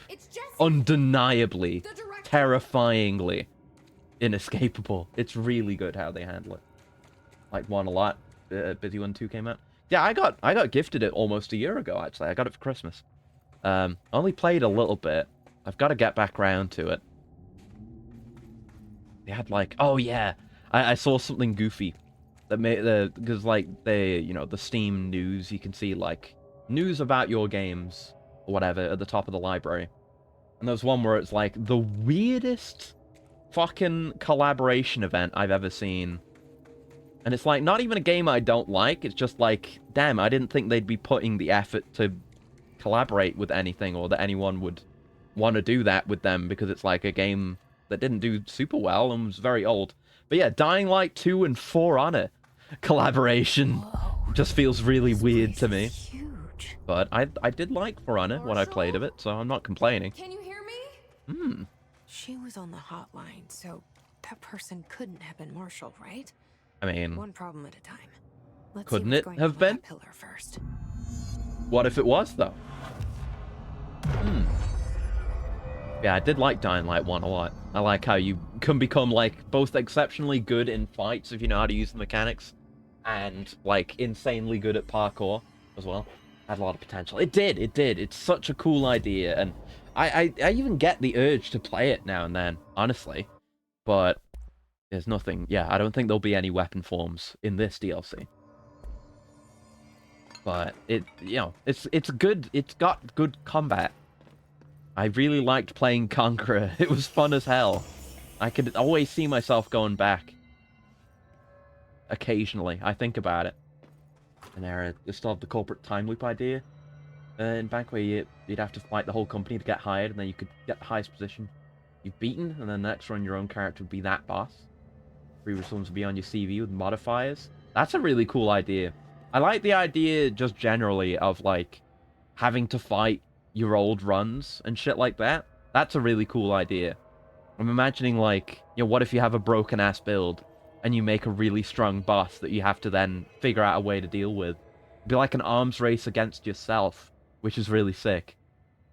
And just how that would allow for at least some of the difficulty and the difficulty curve to be player driven.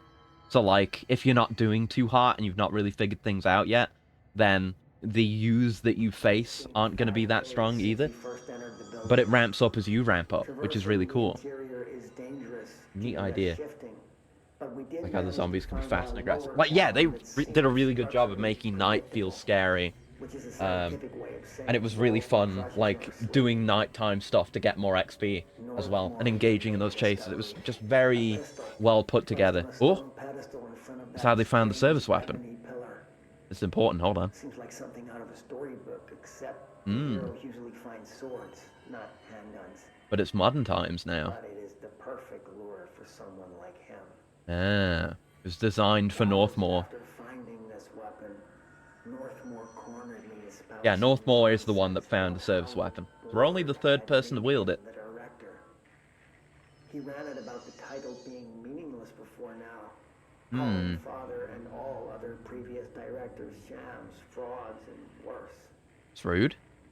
I think this place is worse for Northmore than it is for me. Strangest thing? The was no pedestal in front of that pillar a day ago.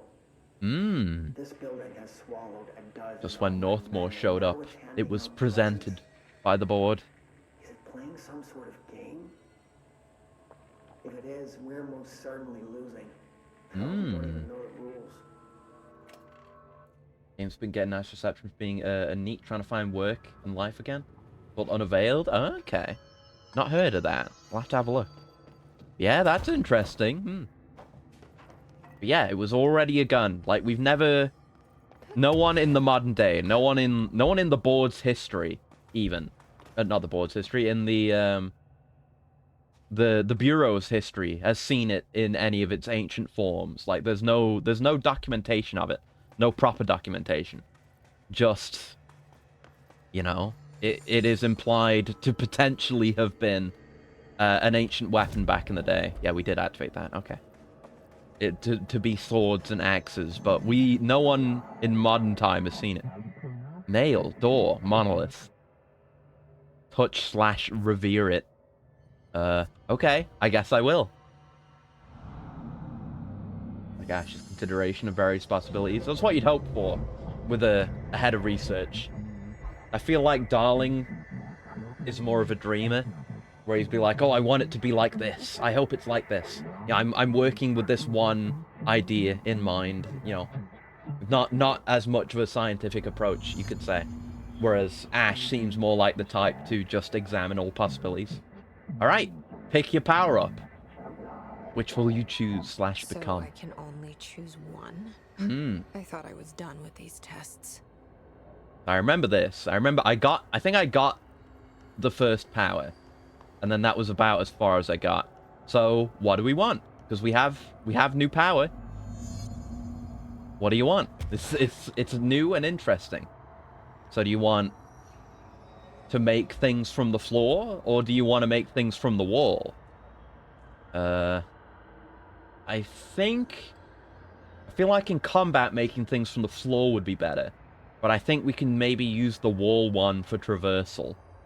So I guess we'll take this. I don't know if we can end up with both. Oh.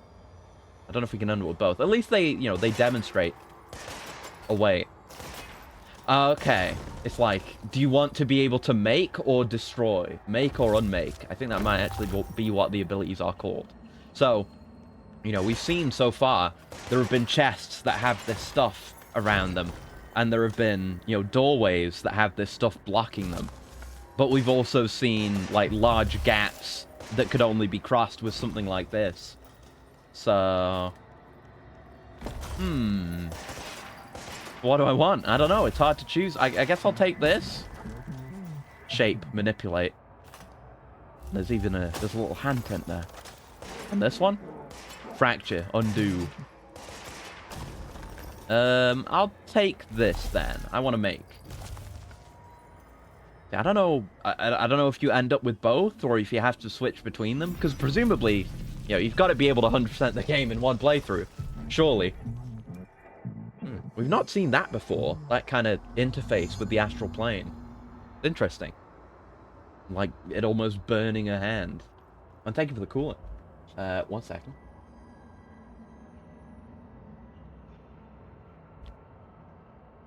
Okay.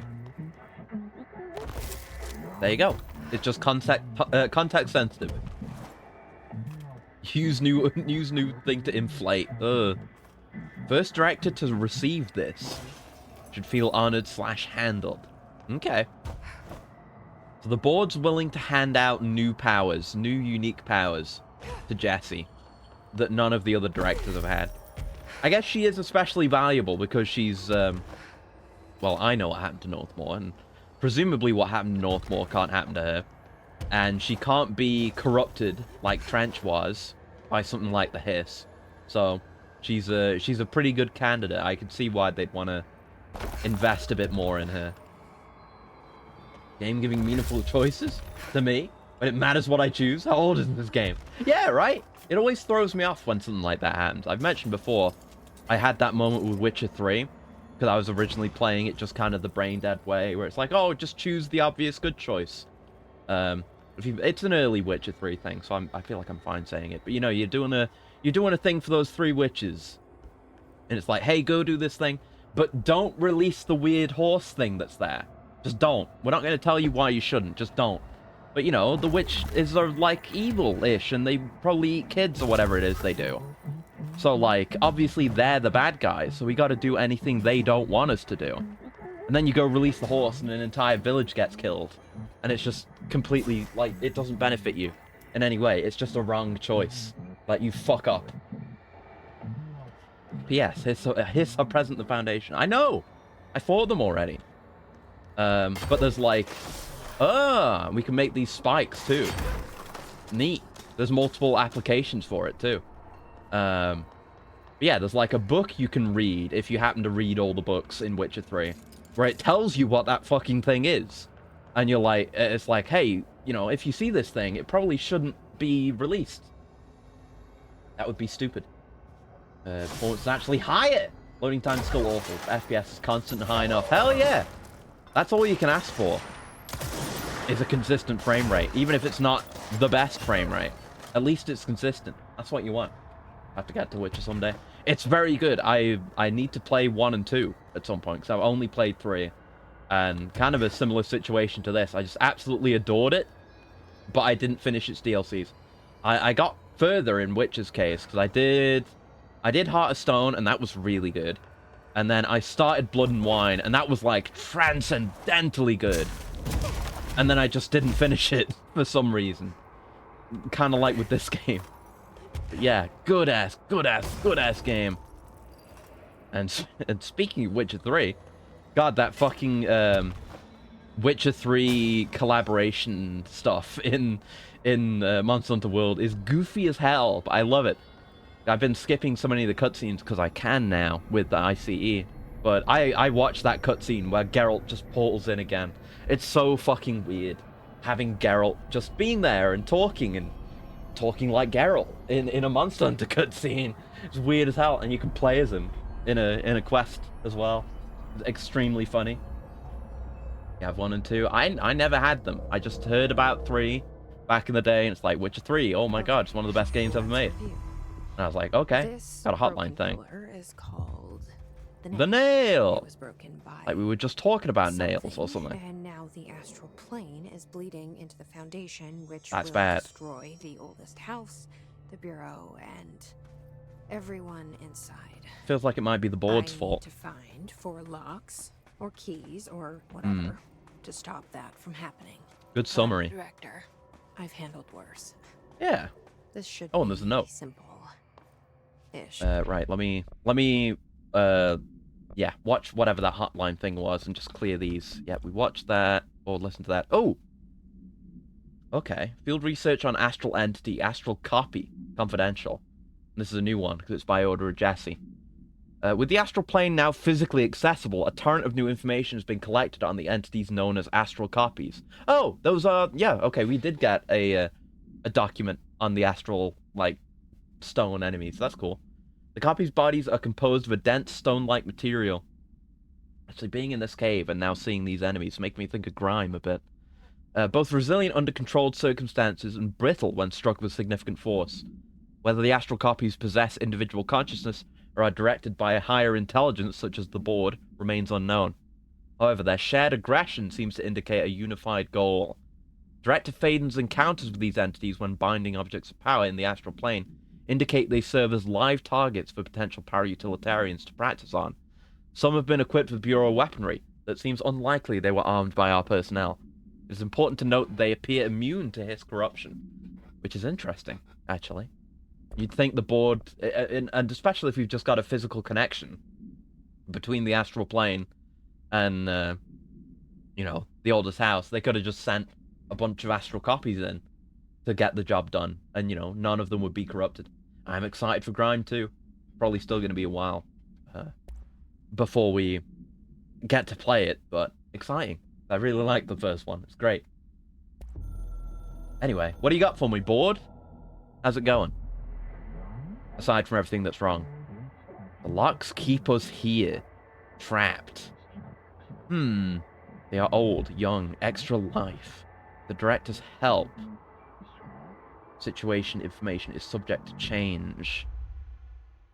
This is sounding eerily similar to the Witcher 3 horse demon thing I was literally just talking about.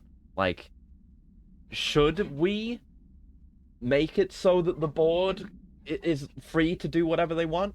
Because that kind of sounds like, you know, with the nail and everything, it kind of sounds like they're pinned potentially to the Foundation or the oldest house, and that locks them down. I feel like maybe potentially, you know, whoever was here back in the old days, the ancient humans that were in the oldest house back when it was the World Tree, may have done that for a reason. Like, maybe the board is the true ancient evil. I mean, that's a reasonable guess, even from the base game up till now. But it feels like, I don't know, maybe they were pinned there for a reason, and they shouldn't be let loose. You know, it kind of feels like maybe this whole director board shtick has just been a means of them. Can we, like... Oh, we can! Right, we can get over there then. Is that where we're going? Yeah, we are going over that way. One of them. Alright, cool. Yeah, it feels like potentially they're just handing out what limited power they can to people nearby in hopes of someone letting them free for its own nefarious purposes. Maybe the former was a good guy after all, despite attacking me all those times, but I don't know. If the board really is evil and the director functions as basically the long arm of the board, then I suppose he would want to stop the board from being freed and let loose, maybe. They should be exploited and exploit us back for mutual hyper-capitalistic game. Well, in theory, yeah. Like, that's how we're operating currently, at least as far as we're aware. But, you know, if we let the board loose, because God knows what they're capable of, if they're fully, like, unleashed and just able to do whatever they want. You know, who's to say that they wouldn't have any use for us? You know, they might just let us go completely. I like that. We can make some cover. Actually quite handy. I mean, we do have shield for that. And yeah, these are astral copies as well. But just even further into the Foundation now. Neat. Pop. Yeah, they turn to stone. They don't have that satisfying puff like Hiss do. Oh, concussed energy recovery. That's new. What's that? Concussed? Energy gain from taking melee damage. Okay. That's not the worst, I guess, in theory, anyway. I mean, I probably won't use it, but, you know, it's interesting. Full goals of the board has been in the back of my mind for a while. Or might want an all-mine type control. I didn't realize that was time until I finished the word. Yeah. Maybe we were never in control. Maybe it was always the board pulling our strings. Because, I mean, like Ash said, the service weapon as it appeared and the way in which it appeared, as he said, seemed to be explicitly designed to attract Northmore and appeal to him and to make him pick it up. Like, maybe it's a cursed weapon. Maybe it's like Fulgrim. There we go. I get to talk about 40k. We managed to get there. It's like Fulgrim's demon-possessed sword, you know? It tries to make you think that it's something that, you know, is natural and something that you want, as long as it benefits itself, but it'll take over whenever it gets the opportunity, just like Fulgrim's sword. Here we go. See, now we can cross these. And it's a lot more, it feels a lot more Metroidvania-y, the level design here, since we've, oh fuck, alright. So we've seen this cave, this particular cave, like, tile, used 3 times now, which I'm not going to complain about too much, anyway. There you go. But, you know, you have, like, a much more specific problem to be resolved with a lock for a very particular key, as opposed to, like, oh, I bet I could get up there if I could fly, and then you get levitate, and it's like, oh, I could do all that now. That's a more generalized problem, I feel like. More defense, never a bad thing. Gives you more room to freaking murder things. Yeah, true, exactly. That's why I bought more health, because we do take a fair bit of damage from some enemies. Control for peaceful purposes, but an extreme that ought to be avoidable. Whereas Hiss, want everyone to be Hiss? Maybe, seemingly, yeah. It's not entirely clear. I mean, we've got to assume that Dylan's telling the truth, but we can't know for the time being. This may just be /look demented because the frequency clash between them and non-Hiss. Yeah, it could be a Star Trek situation where they are entities on just a completely different level. Their existence is totally incomprehensible to us, and vice versa. It's like I've talked about it before, I think, but there's a it's not like super official or anything, but there's a short story based on John Carpenter's The Thing, where it's written from the perspective of the Thing, and it's like the Thing it's not malicious, it's not evil. It's just, it doesn't understand that there are entities that are unlike itself. Like, it doesn't understand individualism and individual sentience. It's just like, we'll make these things like us, and then they'll come to be us, and then that's it. But it gets freaked out by the concept of an individual, and it leads it to have some more complex thoughts. It's quite good. Highly recommend it. Oh god.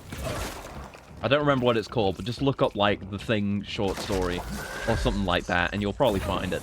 Quite good. I like it. I've read it a few times. Very, very quick read. And, oh god, and worth reading if you like The Thing. And if you don't like The Thing, then what's wrong with you? Get some help. And watch The Thing, I guess.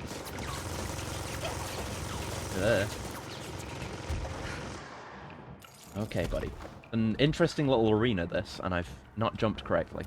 There you are. Fuck it. There you go. 2 big shots. Oh, my health. That's the problem now. Oh, just take cover. Just take cover. Jesus. Oh, yeah, like Vija. Vija's a very good example as well. I haven't watched that movie. It's one of the movies, right? That Vija is from. I've not watched that. I've not watched much of any original series content, movies or TV show. I've seen Wrath of Khan, because everyone's seen Wrath of Khan. Yeah, I can't break that. I would need the other power to break that. So presumably we're able to switch, or just end up with both. It doesn't. I don't know if they would overlap or what. Because the other power just seems to be like, shoot at the thing and it break. So it wouldn't require me to press E or anything. So I would assume it would work fine. Yeah, Vija's really cool. I love the idea of Vija. Like I said, I've not watched the movie, but I've read up plenty on how Vija came to be and what Vija is. It's such a cool idea. I love it. Just like, oh, some hyper-advanced civilization. Or is it hyper-advanced civilization, or is it like some machine intelligence that isn't the Borg, but like a specific machine intelligent race? I think it's not the Borg anyway. But they were just like, hey, it's like they gave Voyager an upgrade.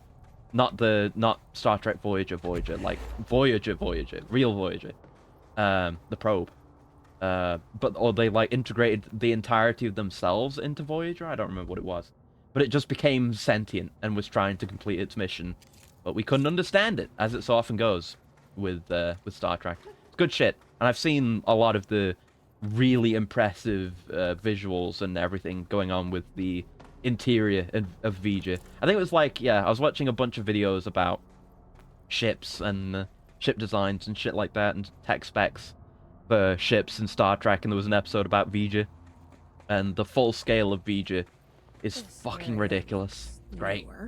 Is it from the wave-based entity. Oh god. Oh, get fucked, buddy. All right, I forgot we got multi-launch. Yeah, the wave-based entity is an incredibly interesting concept.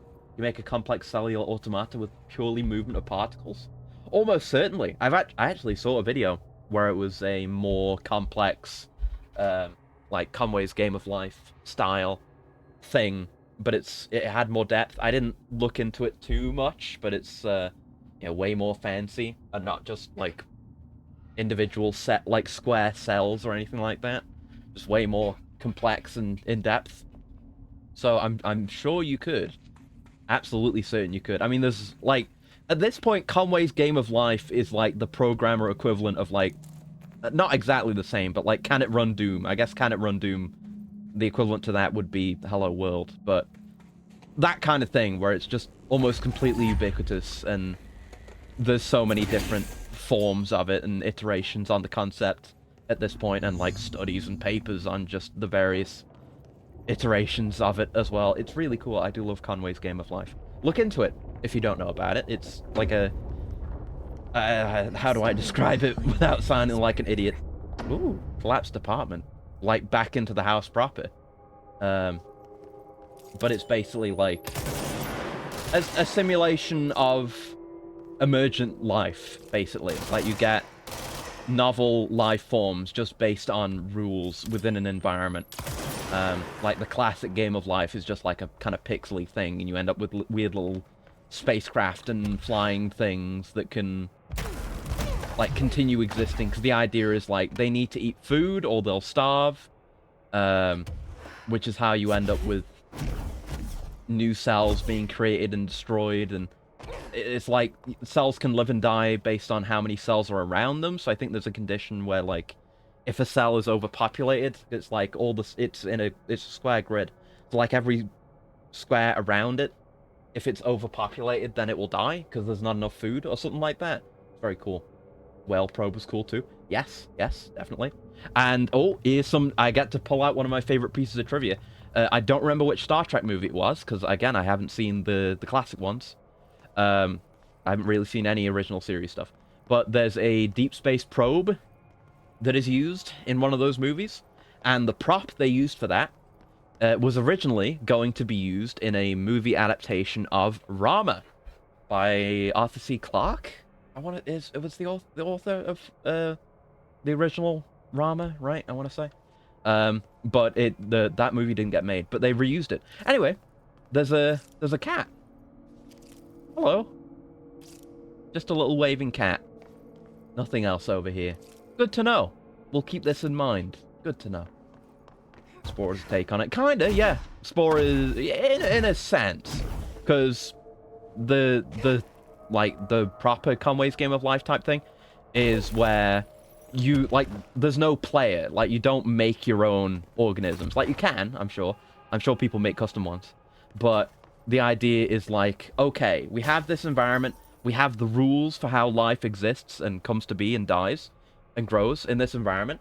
So just set the simulation, like put in some cells just to start it off, and just see what emerges and see what life forms exist that become sustainable and stuff like that, and how they interact with each other. That's the really cool thing. I mean, that's one of the really cool things, because it's just really cool, generally.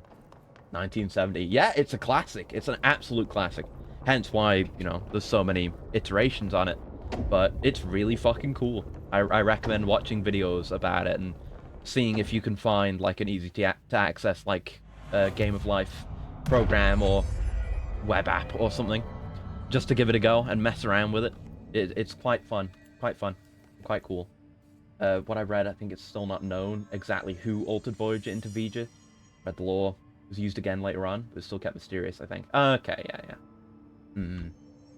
Google even plays a custom animation in the bottom corner. Oh, cool. Seen someone play the Rama game. Me too. It's my favorite episode of Game Dungeon. Do we have to go up here? Ah, we do.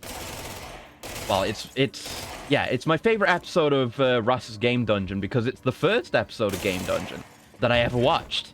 It's where I discovered that channel. Well, rediscovered the channel, I guess, because I'd always known Freeman's Mind. I'm gonna switch out the loadout as well. I've been rocking this for a bit. We gotta change it up.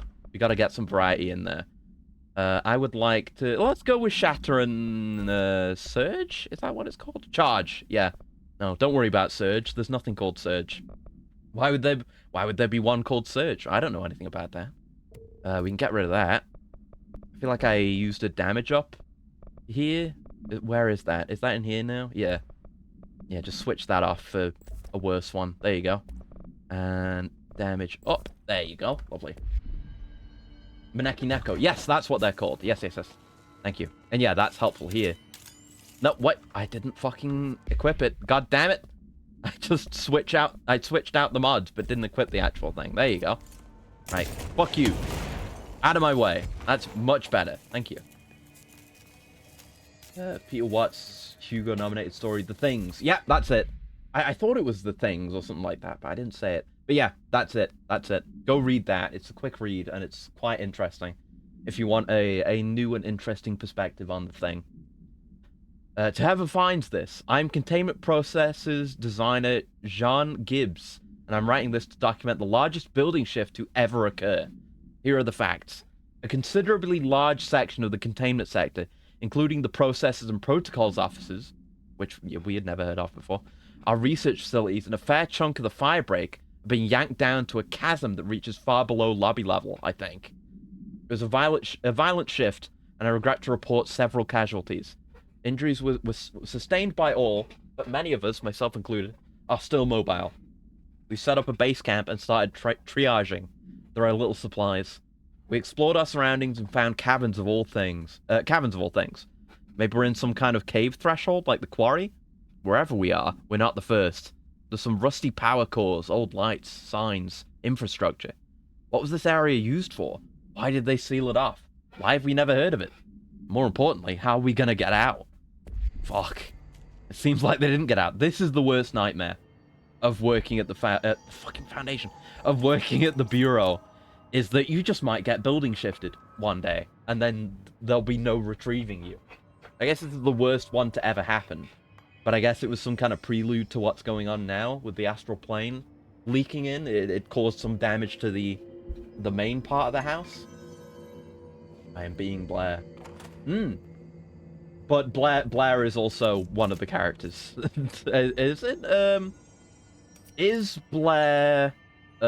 what's his name? Diabetes. His character. Is that Blair? I remember a lot of the names of the characters, but I can never remember who's who. There's Blair, there's Windows, oh fuck, maybe I can't remember that many actually. I can't remember any of the actors' names either, fuck. But usually I would know. Got a lot on my mind right now. Kiev, AWE 37. A series of reverberating sounds observed in downtown Kiev with no clear point of origin. The event was witnessed by the city's general public. Mental and physical symptoms were reported, including aphasia, sleep paralysis, and excess redacted in the reported individuals. Due to the brief nature of the event, overseas Bureau agents were not able to respond while it was active. Immediately upon arrival, agents collected audio recordings taken by local witnesses. All Bureau monitoring stations located at global junctions of acoustic amplification were directed to monitor any auditory events of similar pitch, wavelength, and duration in an effort to trace echoes or epicenters. In the following weeks, similar cases were reported from both various amateur sources and Bureau stations in major cities around the globe. The subsequent events diminished in volume and frequency per each occurrence. The event is believed to be generated by planar friction, though this is not confirmed. Huh, it's interesting. This is what I'm talking about. I want the more mundane AWEs. Just a mysterious, reverberating sound. Isn't this a real thing? I've definitely seen videos of, like, mysterious echoing sound in the distance. Is this based on that? Yeah, Dr. Blair. Yeah. Nice. I actually got that right. Let's go. But, yeah, I mean, I could watch The Thing 100 million times. It's my favorite movie. It's so good, but I could watch it again. Data entry and filing. I mean, based on, you know, again, the flow of time is fucky and all that. I mean, potentially this could even be a future wing, but probably not. But it doesn't look like much time has passed, and all the machinery, all the decoration, all the fixtures look fairly in keeping with the Bureau as we know it. So they can't have been down here for too long, but who knows? We know, well, like, the interior of the Bureau has to be kind of anachronistic to begin with, because new technology isn't allowed in, or it breaks. So who knows? It could have actually been down here for like a few decades, for all we know, which is terrifying. And this is an interesting room to have a fight in. I like it. It's kind of a shooting gallery for us and also against us. It's neat. Here we go. I can take some cover.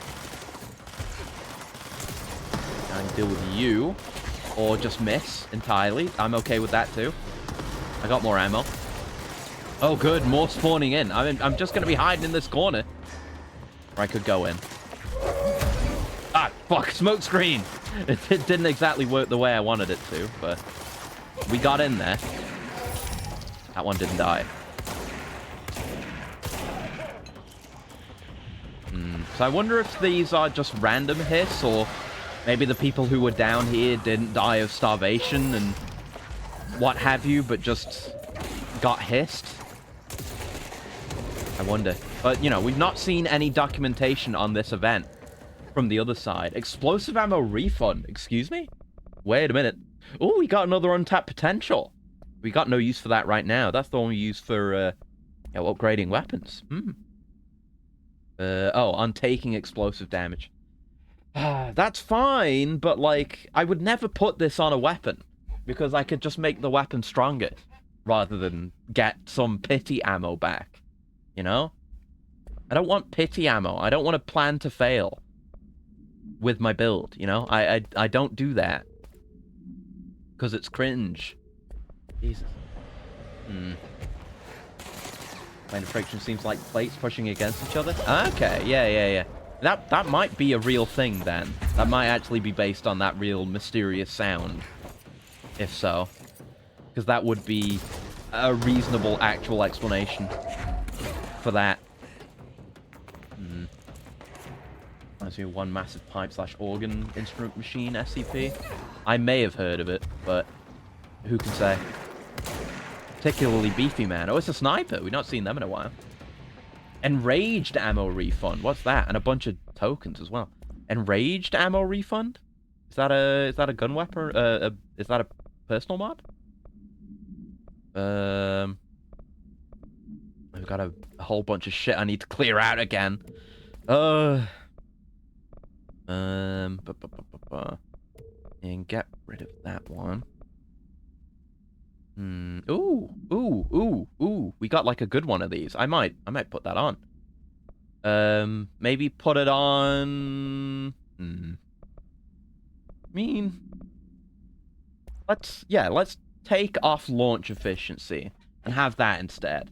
And see how well that does for us. I mean, with something that takes up a lot of ammo per shot, like the rocket, like charge. Yeah, it's right on screen. Why am I struggling to find it? Find the name. Might not be as good, but for something like Shatter, or definitely for something like Spin, that could be really good. Let's give that a go. We do that, and then press the wrong button, and then we dash around. I mean, I kind of get it back quickly anyway. It could help. It could help. We'll mess around with it for a bit. We'll fuck around and find out. I saw a health bar. Where are you? Ah, what the fuck? Oh, you. There you are. Fucking snipers, man. Forget they exist. Because they haven't shown up in ages. Ooh, melee source. Oh, melee source game. But it is a level 6. That's our first natural drop, level 6. Holy shit. Yeah, enraged ammo refund. On taking hiss charge damage. But I don't plan to take damage, but all of these are like that. Just get ammo. Wait, why are they? Oh, this one. Oh, specific for Pierce and specific for Shatter? Specific to grip? Why? Why? This one's exclusive to Spin? Why? I'm even less likely to ever use any of those if they're specific to one weapon as well. Explains why they're a weapon mod. Source gained from melee hits. It's infinite tier. It's plus 13. Plus 13 source. When we've got nearly, like... How much have I got? Like nearly 100,000 right now? Like, that really is not a noticeable amount. You know? The numbers should be bigger, I feel. Maybe. Maybe numbers should go up. At least a little bit. Maybe. One would hope. Worry about nightmares, but scary stuff ends up becoming cool enemies in my dreams. Yeah. Or I think the Aurora and other things trying to get through the atmosphere has been the cause of certain strange sounds in recent years. Ah, okay. That would make sense too. Most of the time, the auroras were silent, but to their surprise, they found that about 5% of the strongest auroras were associated with whistles, cracks, and hisses. Ah. Okay, that's interesting. I didn't know about that. I know auroras are cool and spooky and kind of creepy to begin with. There's all manner of, like, superstition surrounding auroras, which I think is pretty cool. Like, the idea of, like, you know, you shouldn't, like, wave to an aurora because you might get fucking abducted or some shit. Ooh. Nice. Hidden America Overnight. To America Overnight. Now in its Yeah, they're spooky. year. Or is it? Never seen an aurora. I'd have to be a bit further north. Or a fair bit further north, but It is, don't worry. they're cool. They look great. Tonight we're discussing thrift store oddities and Ooh. one-of-a-kind finds. Mhm. Heavy's on the line from Biloxi. It's something like that. And the stuff might be about not whistling or something like that. I think there's a few superstitions about, like, not whistling in the forest and shit like that. Might be confusing those. They're supposed to release negative ions. Clear the air. Hmm. I got one. Only $4, and I put it in our living room. Good old negative It ions. looks nice there. It gives the whole room this lovely orange glow. Hmm. Now, this is usually when the call takes a turn. Yeah, what does it do? My husband. Ooh. When he's in the living room, he won't take his eyes off the lamp. He's obsessed with it. If I turn it off, he gets so upset. He says Sounds like he needs mental health. no matter what. Last night, Or he's been playing Alan Wake. he wasn't in bed. I found him in the living room staring at the lamp. How we end up with a new lamp lady. His eyes were open, but I thought he might be sleepwalking, so I shut Hmm. him. He just kept smiling at the light. That's creepy. Then he started to speak. Might interrupt the stars and their songs lest they peer. Yeah. Reflection reflects So cool. itself It makes me think of Nope again. And I've read because there's the whole thing with Nope. I guess mild spoilers. I won't talk about the movie too much. But the idea of atmospheric beasts is a thing, and there are like illustrations and shit of atmospheric beasts that are directly what the thing in Nope was based on. That's really cool to hear about. Commercial. I'd like you Mm. to stay on the line, though. My producer Karen needs a little more information. Yeah. Okay? Yep, that is definitely some kind of altered item. We'll be right They're gonna send someone in to get that. What a cool idea though, the whole America Overnight thing. It's just a plant TV, well, radio program rather, just to get people to call in weird shit. You know, so many people are gonna fall into the stigma, right? They see, or you know, they witness or experience some weirdo paranatural shit, and most normal people are gonna see that kind of thing and be like, well, that can't possibly have happened. And you know, I can't go to anyone or talk to anyone about it because they'll think I'm crazy. But you know, if you can just call in to this show, if you can try and pass it off as being fake, because we all know it's all made up stories on there, right? Then you can get that information. That's an interesting image. I wonder if that's in the Foundation somewhere.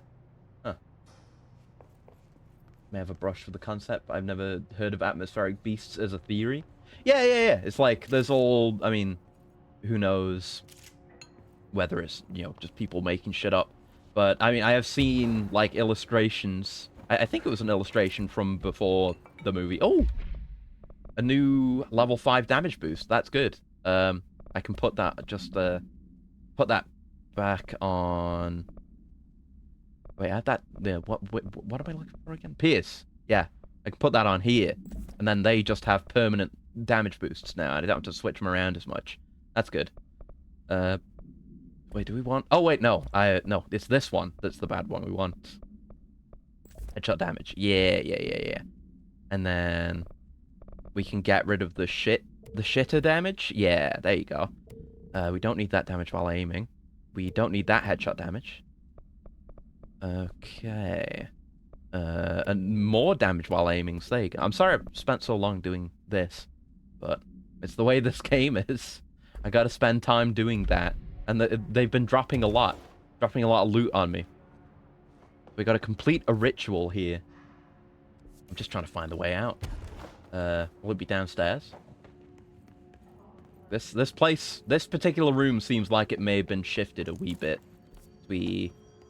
That's the way we came from. Yeah.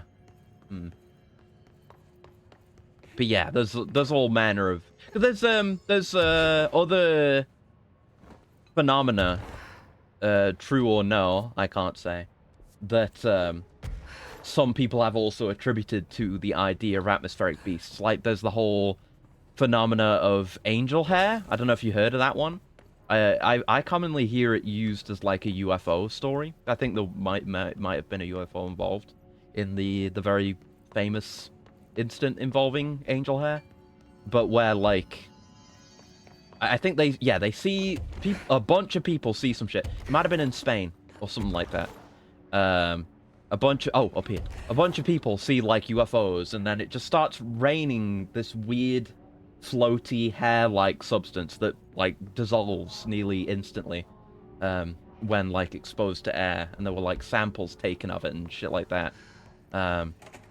But no solid answer was given. Oh my god! Someone call a plumber. No one's around to hear that. Thanks, Jesse. But yeah, that's a cool one. All these times I go into the bathroom expecting next to nothing, and this time there actually was something. I guess that is a side area, so we'll go check it out.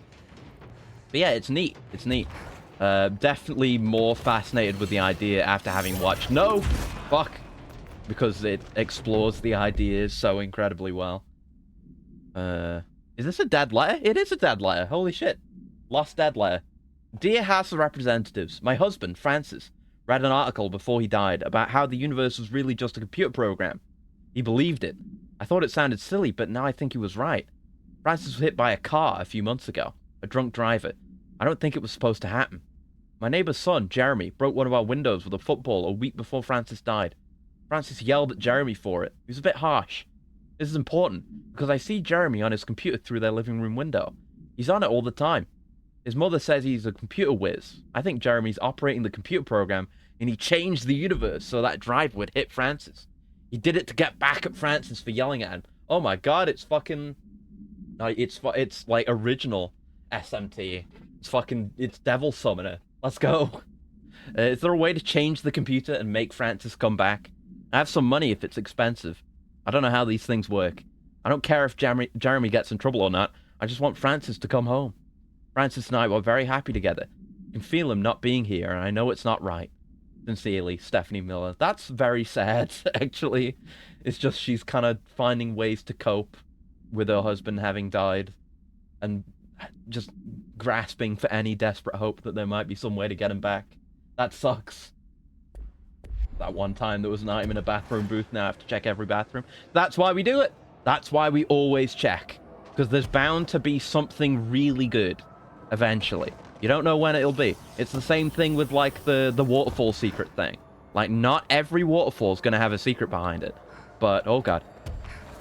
But there are always waterfalls, and there's always the potential for secrets, so you have to check. You can't leave it in a state of quantum uncertainty. You can't fucking land on there. I don't think I need to. I just want to get up to the high point, just because... Yeah, it's kind of fucked up. You see a bit of a seam there. But otherwise, the whole astral plane leaking into reality effect have been done really well. Like, that's nearly seamless. Oh, yeah, and they just... Yeah, they teleport you if you go to a spot where it would break the illusion. Makes sense. But yeah, that's very sad. It's very, very bright in there. But you've always got to check. Even when there's nothing. I don't even... Really, I don't need to open the stores like that, because I'll be able to see the little interactable pin whenever there's something interactable, but it's just a habit. Evaluation hall. What are we evaluating? I wanna see the results of the evaluation. Nothing in there? I guess it's just one of those standard security rooms before a fire break.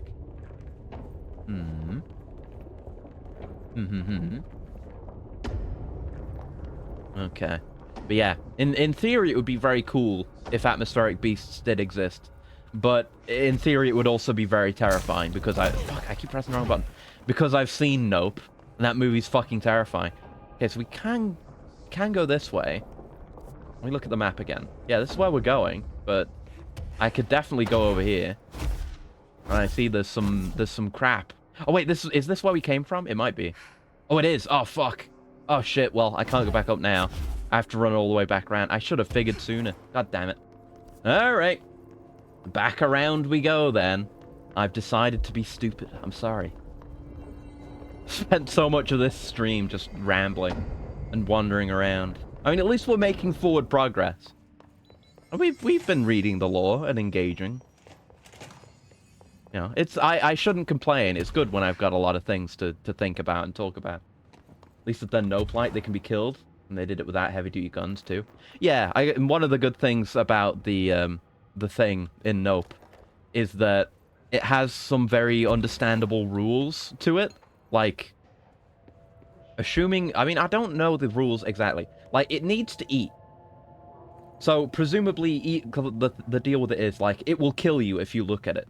Because it doesn't like to be looked at. It's like a horse. That's the whole metaphor they use throughout the movie. To get you used to that idea. But, presumably, it would still eat you if it was hungry, right? So, like, you'd never be truly safe. But in a world where those existed, you would just never look at the sky. Never. It just would not be worth the risk. And, like, you can see it, and that can be enough to trigger it. But, like, you see it in a way where you don't even recognize that you're seeing it. Like, you just see a cloud, and it's like, oh, I'm dead. I've been devoured. I've been eaten alive by a floating jellyfish entity. And now I'm going to be painfully crushed inside of its stomach and dissolved. God, those scenes are fucking terrifying. Like, I always say, like, horror stuff doesn't get me too badly. But everything in Nope freaks me the fuck out, makes me deeply uncomfortable, gives me chills. It's nightmarish. Like, just... And it's so... Like, oh my god. Like, that one scene where all those people are getting sucked up and eaten by the thing. It's so surreal when you see it. It's like, you don't... You can't even understand what's going on. Like, you can't process what you're seeing for a while. And then you eventually understand, like, oh, like, this is the view of inside the thing. This is its, like, throat, basically. And now, and then, oh god, and then when it's just hovering over the house before it kills all of them and drips the blood everywhere, where you can just hear the people screaming and crying and groaning, and they've been up there in that thing for days, or like a while, like a day or something at that point, and they've just been in there probably getting dissolved a little bit by acid or whatever, and then they all just get crushed in that one terrifying instant, and it all just goes silent, and then the blood comes down. It's so fucking good. I love that movie. It's like, for me, that competes with The Thing for favorite movie ever. And with how much, like, hot shit I talk about The Thing, that is saying something. God, that movie's so fucking good. Absolutely genius film, man. Automated weapon system makers would be good in that world once there's proof enough. Definitely, yeah, definitely. I mean, it'd be like having lightning rods. You just have outposts here and there that have... It'd be like kind of a scarecrow type thing. But I guess the opposite, where it'd be a pair of googly eyes mounted to, like, one of the... You know those ship-mounted, like, gun turrets? Where people do the memes of, like, oh, don't, you know, fucking shoot down the passenger plane. Do it, I dare you. One of those, but with googly eyes on it. And then just whenever it detects the thing, just mow it down. I guess that's one of the good things about having to fight an atmospheric beast, at least that kind of atmospheric beast, is that they're necessarily ethereal, given that they need to be light enough to fly and hover and shit at their size. So, you know, you rip into one of those with one of those things, like an A-10 Warthog, something like that, big rate of fire, lots of lead, you would just tear it in half. It would deflate like a hot air balloon. I mean, literally like a hot air balloon. So, like, if you know how to deal with it, and you have the means to deal with it, yeah, you probably do alright. Like, that wouldn't be a Death Stranding type situation where everyone has to live in a bunker now. People would definitely be more careful. It'd probably be like weather alerts. You'd get like an atmospheric beast amber alert for an area. And it's like, hey, be careful if you're going out today. And there'll probably be a few warthogs flying over and shooting the thing down. Maybe you can catch some pieces of it as it drifts down. This one's unsigned, but postmarked from Toledo. What do we got? It says, "Dear America Overnight, I have the most wonderful appliance for your listeners. It is a miracle of God. Oh. A fondue set. A fondue set? Ooh. A blessed gift. Mmm. Hot molten cheese. With a capital B. Okay. Go on, they write. Dive on in. It is molten hot. Perfect for meat. It doesn't even seem like the thing like this kind of show would air. Just a bunch of nonsense. Just this letter. Wait. Hmm. I think there's Oh. something else in the envelope. Yeah. Some kind of black powder with white shards in it. Oh? Bone, maybe. Karen, what is this? They did not check this well enough. Oh? On the air, Karen. Where are you? Uh-oh. What's this powder in the booth? Oh no! Is this ash? Oh God. Karen? Oh no! How do I cut the commercial? Oh no! Well, hopefully that one was never re-aired. That's not good. That's quite bad. What happened to the host? What happened to Karen? I held myself back from making a Karen joke about Karen when he said it before. But now she might have actually died. Oh no! They just got that is way below standard for the Bureau. Just letting that kind of shit through. That's rough. They want the bioreactor that can sustain more weight like Valstrax pops up. Oh yeah, then we're fucked. Like if we weren't just dealing with giant sky jellyfish and we were dealing with fucking Valstraxes. We were dealing with, like, true fucking sky demons. Then, yeah, we'd be fucked. But it would also be sick, because Valstrax. What if that's the last episode? I hope not! We still got another... Well, I mean, we're still doing this DLC, but we still got the DLC after this. Oh, no! And, you know, Control 2. Oh, I hope not. I hope at least the host ended up okay. I'm worried. Oh, no. I imagine the Bureau would have gotten on top of it, but the damage might be done at that point. Oh no. Gibbs reporting in. It's been 8 days since the collapse, and still no sign of any rescue efforts. The Bureau is either completely unaware of our situation, or are incapable of helping us. Could they really just not know? We lost an entire division, and we just not heard from them in the last 8 days. But that's fine. Is that normal? Or maybe it's intentional. I mean, they definitely, like, keep track of who enters and leaves the building, right? It's not going to be, like, an entire division's worth of people working overtime and staying at the office for 8 days, right? Surely they would know. How many times have we seen the Bureau not give two shits about its own hardworking staff when they go missing in this place? How many times did we let it slide, thinking, oh, at least it wasn't me? Too many, I'm ashamed to admit. Yeah. Anyway. You know, they came for whatever division, and I did not speak because it was not me, or however that goes. Anyway, there have been some developments. Strange crystals have been growing through the walls. They seem to block some corridors, but not others. The path to the caves is always left open, but we're not sure why. I mean, they'd have to navigate the Foundation, which would be difficult, but... You know, the Bureau did it back in the day. They could, in theory, make their way back to the Foundation where we entered it. In theory, maybe, hopefully. Although we did have to cross through a whole astral plane section with levitation. But they could maybe do it if they, like, made a makeshift bridge across, maybe, and they could get back to the oldest house, and they'd have to go back through the quarry as well, but in theory, they could do it. Anyway. Luckily, the crystals keep out the astral spike. One's been hounding us for days. Oh yeah, the astral spikes are the Langoliers, aren't they? So they've been dealing with Langoliers. They could probably get through the quarry. John, Nikolai, and Sarah went to try and find a radio, but never came back. We think the spike got them. I think it's haunting us. Those spikes only exist in the astral plane, so what the fuck is it doing here? We get out of here. I'm hiring a lawyer. These are unsuitable working conditions. I mean, what lawyer could you get that would run that shit? I guess we could... Hold on. We could have a look at the episode numbers, couldn't we? it might be the highest episode number that we've got, actually. Hold on. They should all be categorized together, right? America Overnight. I think it is. I think it's 382, right? You're listening to America Overnight. I think I can't skip through it, but I think this is the one we just listened to. It has the highest episode number we've seen. But yeah, it is. It is that one. Oh fuck! It might be.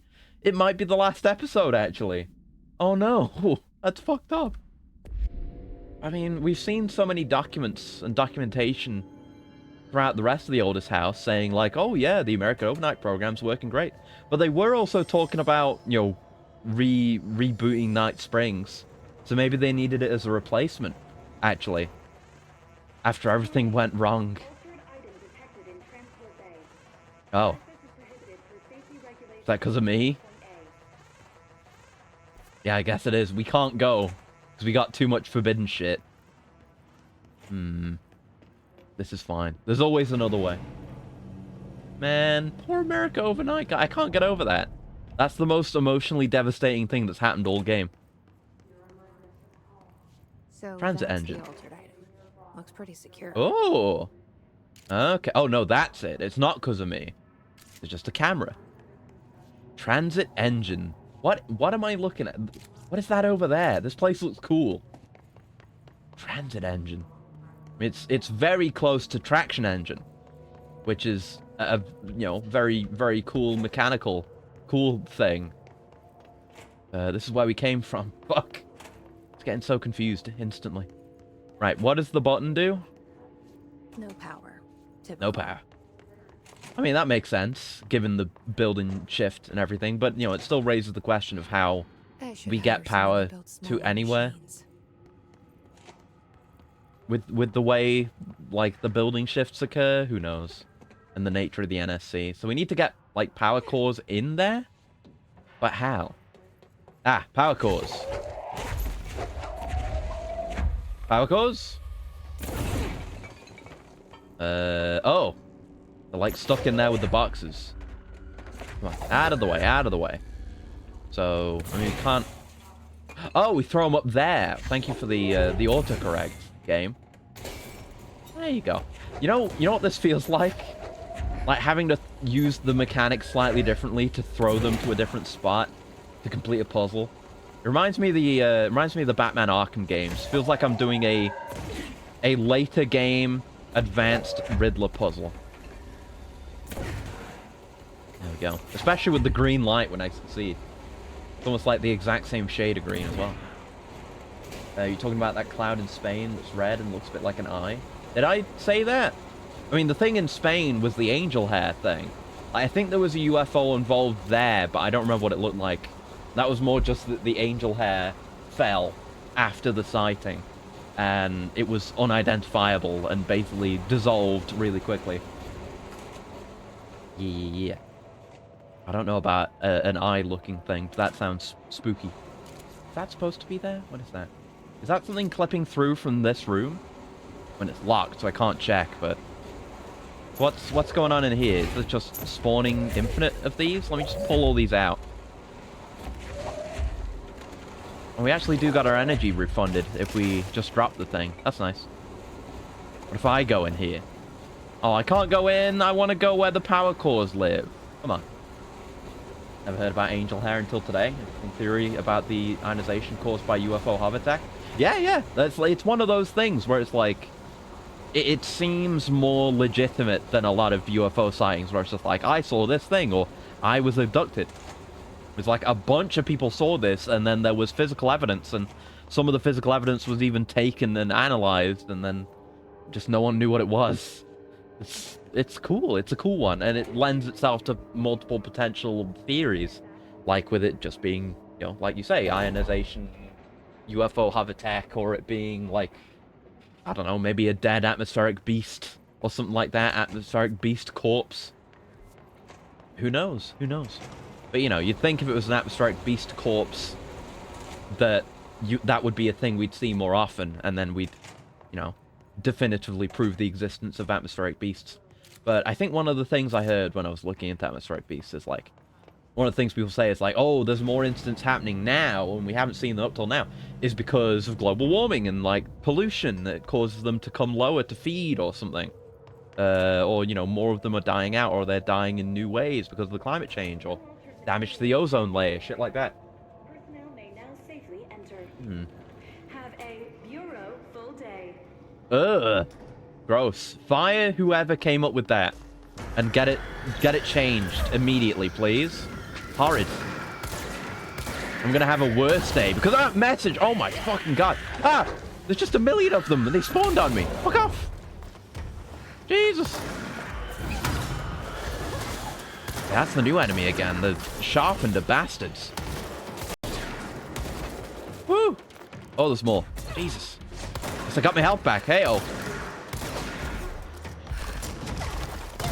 Can use our shield on them, though. Very useful, very useful. Oh, I didn't do jack shit. Alright, big shot, big shot. Missed. God damn it, the aim on this thing. There we go. Don't miss. Just hit. Yeah, aim for the feet. Aim for the feet. There you go. That's what you want. We want splash damage, not direct damage. Jeez. Talking with a fella about those see-through creatures in the water and a giant version that look like a massive shimmer. Yeah, that'll be... Wait. Speaking of which, there's one in here right now. I see that distortion. Is it? Yeah, it is. It definitely... Is it? Yeah. It's in here. Isn't it? I saw the distortion move. Maybe it's not. But that's what it'd be like. I like the idea of that, because there are... Isn't it... there's something like that. Isn't it Ghost Koi that do that? I heard an unrelated, like, supposed to be funny story about Ghost Koi not too long ago. It was about them eating other koi. But isn't the deal with them also that they become basically invisible once they're underwater? Like, you can't see them from the surface? Be interesting if there was something like that with normal atmospheric conditions. Or maybe, I don't know, you could argue, like, if they came lower, the atmosphere would be different, so they become visible. But while they're high up, they're invisible because the atmospheric conditions are just so to allow that. But I'm no expert on these things. But it's a good idea. It's a way you could do it. I kind of liked with the one in Nope that it didn't have anything like that. Like, it's visible, it just knows how to hide because it's basically an ambush predator, the thing that'll like hide in clouds, and you know it knows how to move in just such a way that it's hard to spot. Like, there's a scene earlier on where you really don't know what's going on. Oh, I guess we're going in there. But you don't know what's going on at that point, but I think the main character sees it outside at night, but just kind of catches glimpses and hints of it moving through the clouds. And for a lot of the movie, you only see, like, there's a thing that it ate, and there's a thing hanging from it. So all you see is that, and you don't know what the thing actually looks like. It's like that, where it just... It you know, it moves like a predator. It hides in the sky bushes and whatnot, waits to pounce, stuff like that, like a panther or something, but in the sky. I hadn't heard of Ghost Koi until today. Looks nice. I hope that trivia was right about them appearing invisible in the water. A lot of creatures that are outright see-through aside from certain organs. Yeah. There's those deep sea fish that have the eyes inside their head, but they can still see because the head itself is transparent. That's another good example of that. We've got so many tangents today. It's great. The horse and the flags. Yep, that's it, yes. So, transit access... I guess is not where we're going, so it's where I want to go? Properly trained. Guess I pass. I am Yeah? very properly trained. Well, trained, kind of trained on the job. Self-trained. Self-taught. Isn't really trained, but you probably do the job. Need to watch some of the directors of the movies. Yeah, you do. Yeah, you do. I've not watched Us yet, but Get Out is fantastic. Get Out absolutely does have the same kind... Like, if you enjoy the creeping horror and the absolute... Well, like, horror in the sense of, like, you feel horror.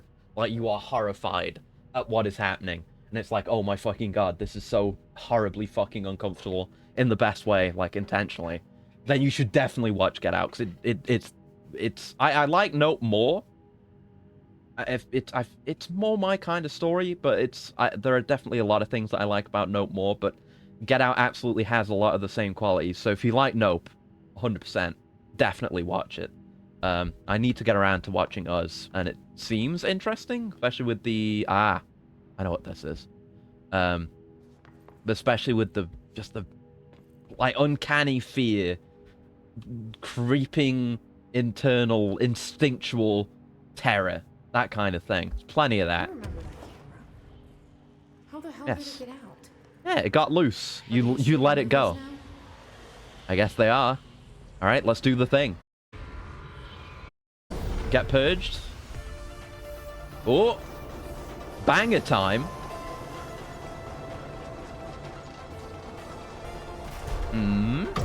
Hey. Jesse Faden starring in Swift Platform. Let's go. And there's an absolute banger. And we've got cinematic bars. Yeah. Best I can approximate for in-game dancing. I'm scared to jump. No, okay, we're good.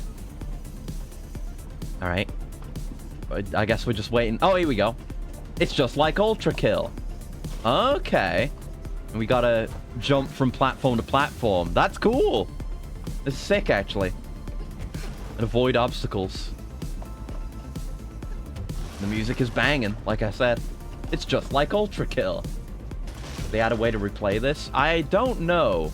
So I know you can replay missions, but that's like main story stuff. So I don't know if you could, actually. Might not be able to. I gotta enjoy it while it lasts. I've seen references to this this side mission, and like I heard a snippet of the music and then I stopped listening to it so I wouldn't get spoiled. Ooh, damn. I got a lot of them. Oh. God damn. Trashed. Turbo Overkill memories. Yeah, kinda. It's got a certain type of like synthwave vibe to it, which is unique for this game, definitely. I think all the signs say restricted area. I just wanted to see if there was information on any interesting places. Get Out's on the list, and to watch it sooner after Nope. Absolutely do. Oh god. Absolutely do. It's another just absolutely amazing film and just terrifying and horrifying. Oh, there's one up ahead.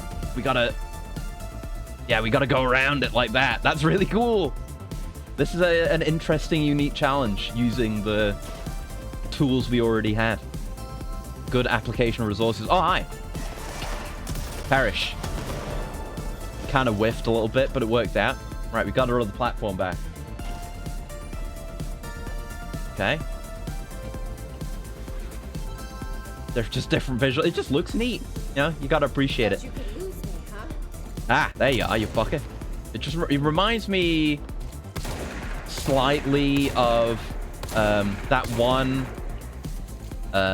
motorbike mission in My Friend Pedro as well, to call back to an earlier stream. There you go, you fucker.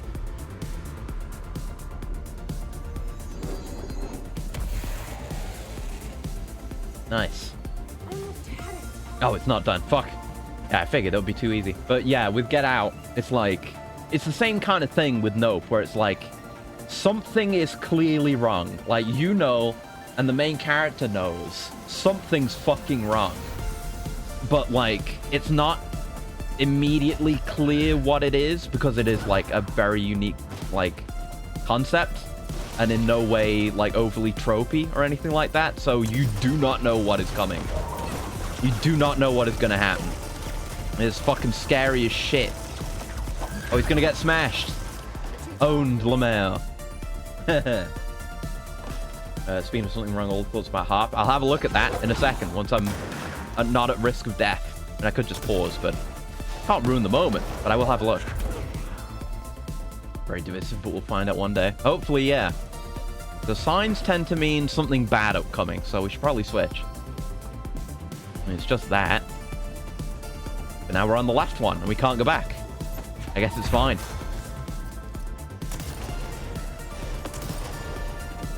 Yeah, I feel like it's better to just do single shot.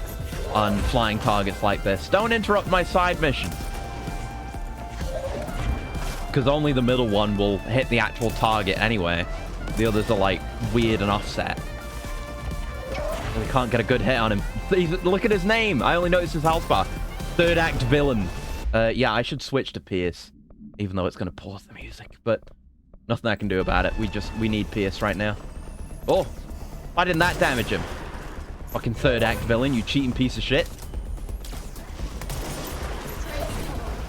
Uh-oh. Oh, fuck. It's just like Ultra Kill.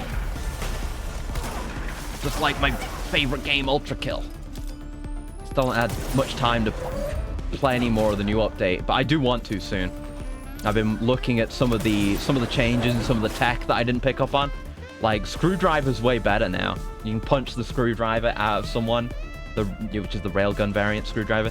You can punch that out of someone and it deals the full damage it would have dealt, and then regains its entire duration if you punch it into another enemy. So you can do some sick shit with that.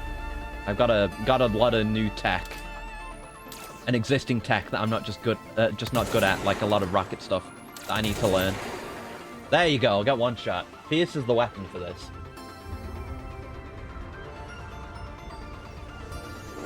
One of those walls will have holes in them so you can see what was hanging off the ceiling to get you if you ignored the signs.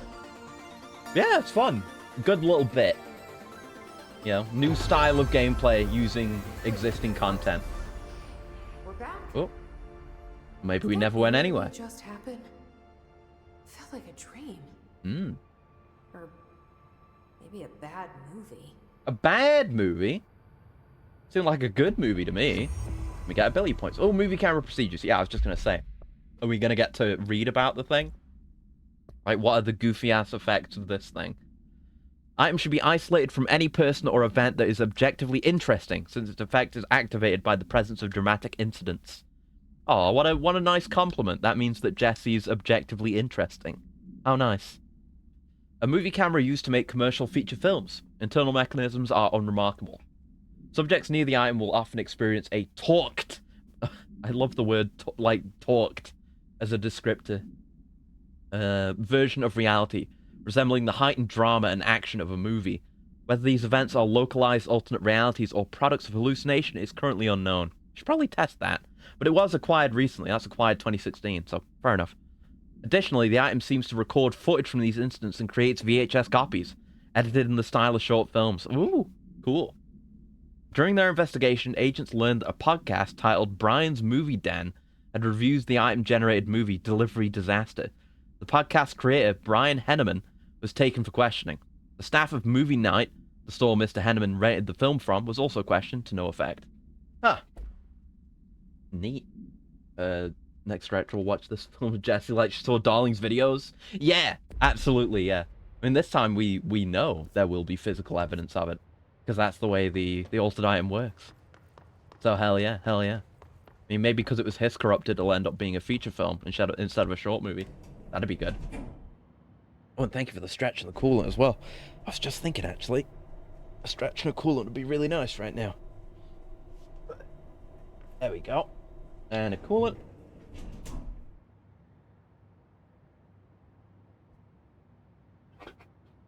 Very good. Thank you. Anyway, back to what we were doing before literally everything popped off. Do I want to switch out the loadout again? Shatter... I want to mess around with Shatter some more. Because it's good. It can be good. I guess we'll just go back to Charge. Yeah. Like one of the you know, like, look, like, you know, Shatter, Spin, Pierce, Charge are all quite good. But Grip just kind of immediately falls off. Like, you can upgrade it, you know, you can make it better, but I don't know, I feel like the potential is higher for these weapons. Like, Pierce, especially. Pierce is fucking insane on single targets. It's like, you know, it's that much better than Grip. How could you ever go back, you know? Okay, on we go then, with that out of the way. Oh no. Is that mold? What is that? Oh! Oh my fucking god, mold jump scare. Bastard! Fuck you, buddy. Rude as hell. I got mold jump scared, and it did a bunch of damage, too. At least I got a hidden location, I guess. Is that a note? What is that? Oh, it's a note. Okay, it's completely valid. It's a dead letter. I'll do anything for dead letters. For immediate publication, I learned a brand new language. The fish taught me. You probably don't believe me, so I'll prove it. Oh, God. Oulalo, muti. Je m'elabt is ilmen echo. Cuido? Kip cuido ut. Pipo rum ulin rek I buit. 1455 os pirton. Club, henu. 2222. Quiddy we whip ulin num ret wasem quim zwaten. Jivinirog. See? Please publish this letter. Maybe other fish speakers will get in touch.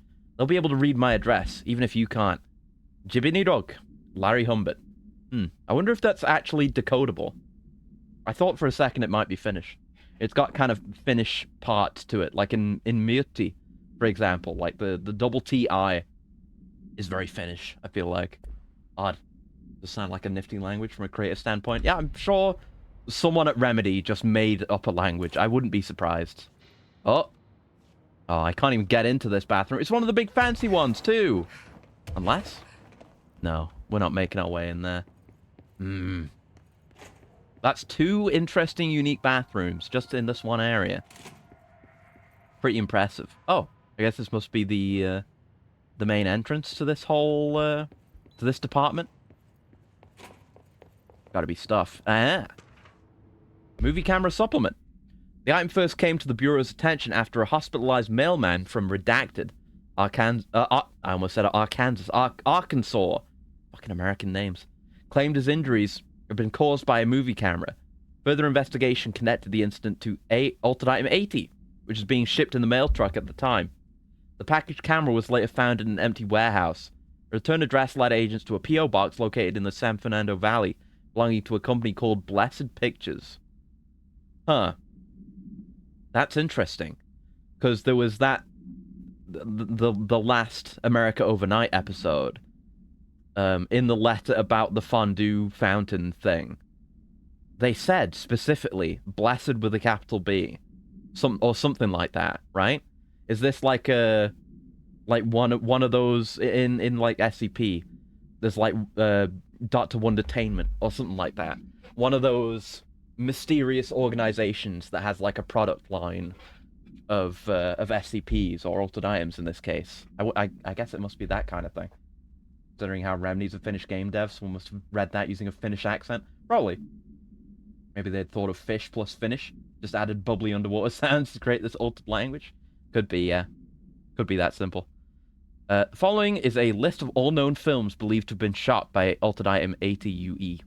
Shoot first, die last. Unreleased. Item was used in the filming of an unreleased western in 1968 on the Italian island of Sardinia. I don't know much about it, but I love the history of, like, movies shot in Italy, and then, but still being, like, very western. Like, you know, a lot of classic westerns. Like, I think, probably, like, all the you know, Dollars trilogy, I think that was all. Is that all Italian production? Shit like that. It's interesting. It's weird. Like, seeing the landscape of, you know, big studio film production. You wouldn't think that would be done, but it's weird. Radcliffe's language will later go on to cause Atlantis to manifest. Yeah. A cast member was killed during an on-set accident, stopping production. It was believed that Blessed Pictures brought the camera when equipment from the shoot was sold at auction. Yeah, coffee bullet, Billy's first car, buy card, and delivery disaster. Huh. And yeah, it's like, it was very recent. That's why it was in transit. That's why they know so little about it as well. Makes sense, makes sense. Another mod to be immediately destroyed. Where is it? That's the explosive damage one. Is that a new one? Do I have... yeah, I have a better one of them. Where's the grouping one? There it is. Out! Out! Trash! Okay. Right, yeah, the other office. The other office. You gotta have more for me. What's in there? Ah! You're hiding secrets from me? No. they were not hiding anything from me. But I had to check. Ooh. Shift account part 3. Will transit movies remind me if yet to see Taxi Driver? Neither have I, actually. It's clear no one is coming. We're running out of ideas and supplies. We tried going into the caves to find anything edible, but all we found were noxious gases and endless pits. The crystals only let us go one way, even though we could see the caves branched out. We did find some weird spiky pillar. Only got a glimpse of it before the astral spikes attacked. There were a few of them this time. We lost a lot of people. There's only 6 of us left. We didn't ask for this. Deus Ex reference. We didn't want to come down here. I'm convinced something brought us here. The others say I'm going nuts, but it's clear that this was no house shift. Shifts slide a bathroom a sector over or rotate a hallway. They don't drop full divisions into some caves. We were brought here. I know it. But for what? Why tear us away from our lives just to torture us? If this is some sort of test or mission, then here's some advice for whoever's running it. Give out clearer instructions next time. I hope these notes are a good read for whatever ranger finds them. Fuck you. Put that in your report. Gibbs. Man. Poor guy. And it was the fucking director of all people that would end up finding it. I wonder if it maybe... I don't know. It could just be whatever shit is going on with the astral plane and the Foundation right now. That damn gun. Oh. But maybe it has something to do with... it needs to be there as a path for Jesse to get around, maybe? Anyway, tell me more, Marshall. What do you got? I've served under 2 directors. 3 now, I suppose. Mm-hmm. Trench and I worked our way up together. We made it through the tough cases, the bad days, the casualties. Yeah, that time he got his daughter killed. Remember that one? Smart, Good old Trench. selfless. And he picked up that damn gun. It changed him, huh? Becoming director is a formal process overseen by the board. Lots of ritual and mystery. After that, key staff provide detailed briefs on all classified matters, past and present. Imagine that would take a while to get through. Well, there's no protocol for field promotion. Yeah, why haven't you guys told me all the secrets yet? Head on her shoulders. Come on. I'm trusting her to handle the hiss upstairs, while I hold them off here. Okay. Shit with the nail, the board. I'm not sure she's ready. Ooh. Besides, I work better alone. Edgelord. Okay. There's some dark-ass fucking secrets ahead of us, apparently. Here, aren't Yeah. I saved the Bureau once, and I'll do it again. Is this the same fire break again? It is as well. I haven't been paying enough attention to the map to see that, but... Yeah. Like, with the fire breaks in the main game, you would rarely ever go through the same one 2 different ways, you know? But no, this one's very consistent. A really good, consistent fire break. Good design. And we're back in the caves! It was a nice... Yeah, we kind of went back to what we're used to, so I can't go through that, because I can't break this, but... Surely we'll get the power eventually. Oh, hey, it's another one of these. It's how we got in the first place. Like the one I used to get in here. Another world tree. Except it doesn't have... Yeah, didn't the one... In the one we came in through, didn't it have the line down the middle as well? This one's missing that. I wonder if that's on purpose. It seems like that's going to take us back to where we were, so we'll do this. Assuming we won't get teleported by it. Former Locke's ancient reason Abalone. Is this the lock/key the board told me Oh. Okay. It's a bit more rough-hewn than anything we expect from the board. Are we... Oh, we're fixing it. Ah. So what would we have to do if we didn't have this power? Then maybe we'd have to, like, break something off of a complete one of these to fix it? Ah. Neat. That was a cool former animation. Yeah. We're not done with him yet, clearly. Well done, /seasoned. Only 3 keys, tethers remain. Our nail is rebuilding / loosening. But maybe we shouldn't loosen it, though. Maybe we shouldn't let the ancient evil out. I don't know. First one down. Director Faden's got this covered. Oh, fuck. Hello. Fuck you. And again, it's like the... Like, if those are the seal... And we've, like, broken a seal here. Or whatever this equates to. But again, it feels like whatever ancient civilization was rocking down here back in the day. If they're the ones who, you know, saw the oldest house as the world tree and revered it as such, then that's their iconography, isn't it?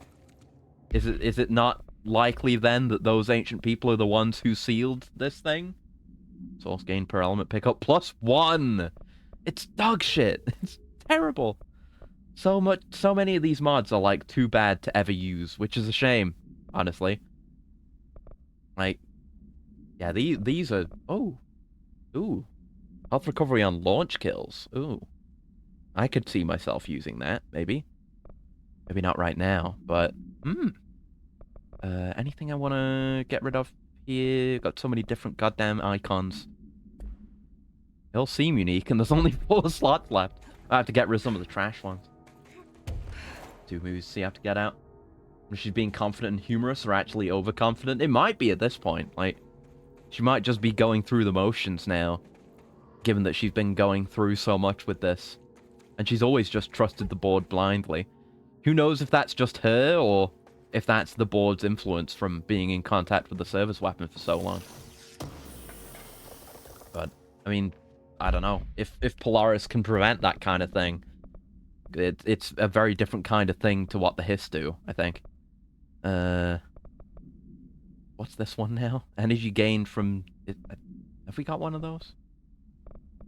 I don't know. I'll sort this out later. Now we just go back to where we were. And is there more to this thing now to get reconstructed? I wonder if it's a service weapon and possibly even the board influencing this to hasten their plans. Exactly, that's what I'm thinking. Oh, hey! Hey, Emily. Jesse, hey! She made it down. Emily, how did she get down here? Yeah, how did she get down here? Yeah, this looks bigger. It might not be. I don't know. But yeah, I don't trust the board at all. Wait and see, yeah. Here, Emily? What do you mean? You called Great me down, minds. remember? No. No, that's right. You didn't. I remember you needing me to come here. I mean, you even told me how to get in. Huh? Let's just chalk it up to synchronicity so we can get to work. No. She takes everything in stride. Yeah, Emily takes everything too much in stride. Like, things like that should be investigated. She's like double darling. I never even considered that the astral plane could be That's extremely fucking concerning. That someone is, like, controlling Emily on our behalf. Might be the board. Given time, it will consume the entire bureau, and possibly beyond. That's bad. I'm here to stop. The board told me to fix the nail over there by dismantling 4 locks in the astral plane. Yeah, we're dismantling the locks. Funny, I think it's put itself back together a bit. Hmm. So that could be due to the law of inverse exchange. For every associated component you remove, this nail reconstructs. Right. Possibly some variation of anti-sympathy. Don't worry. I'll look Maybe we shouldn't do it, though. I'm just saying. All the bureau infrastructure? Yeah. It looks like there was a research team stationed Is down there here no at some record point. of this? I mean, I know top Think secret Darling shit. knew about this? Probably. I put money on it. He's had a research, so almost certainly. That reminds me. Have you seen Marshall? It's been down here a while then, She even though it's, contacted you know, me over it's the again in hotline, keeping but with everything we've then I seen saw her up walking above. around. I haven't seen her. The Hmm. hotline only connects to extraplanar entities. Yeah, it's weird that she was able to contact us in the first place. But Marshall's proved time and time again that she's a survivor. That's exactly what I thought. Hmm. Anyway, I've been looking into the minerals growing down here. Yeah, I've been Have you noticed making how them. they I've been insist on growing them. maintaining a certain form? Maybe Hmm. some sort of a That's why statement they or don't stay grown consciously forever. for a certain shape. I think we're on a clock here, Emily. I mean, maybe we could need make to some stop the shape astral memory plane before it alloys with brings it. the That'd be oldest sick. house Also banger shape memory See alloys, what you but can find out from actually, the nail in the meantime. Armored And Core reference? Send out Anyone? some rangers Anyone? to look for Marshall. She may be in trouble. Or dead. Will do, Jesse. If you see anything interesting, remember to take detailed notes. I will make sure to do that. I'll make sure to read your detailed notes when they appear The in my Rangers collection. tapped into an old radio network they found around the Foundation. So if you need backup, just call them at one of the stations. Get it's a concept. I only think I would call when I hear that. The Foundation. How did the Hiss get into the Foundation? Same way we did, I imagine. Yeah, But you need that's what I was gonna remember say. that the Hiss are the embodiment of persistence. Their nature seems to be one of force, to find every possible vulnerability and exploit it. Their They're like a only liquid goal is pouring through consumption. cracks. I'm sure there's plenty of goodies for them down here. The nail, for instance. If the Hiss could corrupt the nail, I'm sure they would have by now. It must not interest them in its broken state. Seems They more could be easily distracted by the accessed than the numerous actual unknown paranormal pyramid materials was, I'm sure are lying around. with the whole final These are encounter of the main roots of game. The oldest house. The Hiss will find plenty of ways to make trouble. They're pretty good at that. Astral Bleed. Yeah, what's going on with these dimensions crossing over, eh? You've never heard of the Foundation, huh? It's not going to be a I've never Marvel even vs. seen any Capcom Ultimate reference. situation, is it? Clearly, it's highly classified. Deep cut. But for what reason? The problem with these kinds of closed-off hidden areas is that they were likely sealed for good reason. But now, no one is left to tell us what that reason was. It's the problem with the old Maybe this is bureaucracy. why the Too Bureau much would hide was something like this? exclusively in I certain only people's know what I've heads. observed. This place is spatially rigid, which means it doesn't shift like the rest of the oldest house. And before you ask why that is, I have to admit that I'm clueless. There's some signal interfering with my equipment, making it hard to get a clear reading. A nice shot, Being this, with the emitted reflection from there. the floor. Oh. Maybe I should have brought a jackhammer. The astral plane is already taking chunks out of this place, Emily. Let's not add to it. Today I learned there's Kajitsu, where BJJ practitioners compete inside a car. As weird as phone booth fights in Russia. I didn't know phone booth fights were a thing. But I can understand the value of Kajitsu.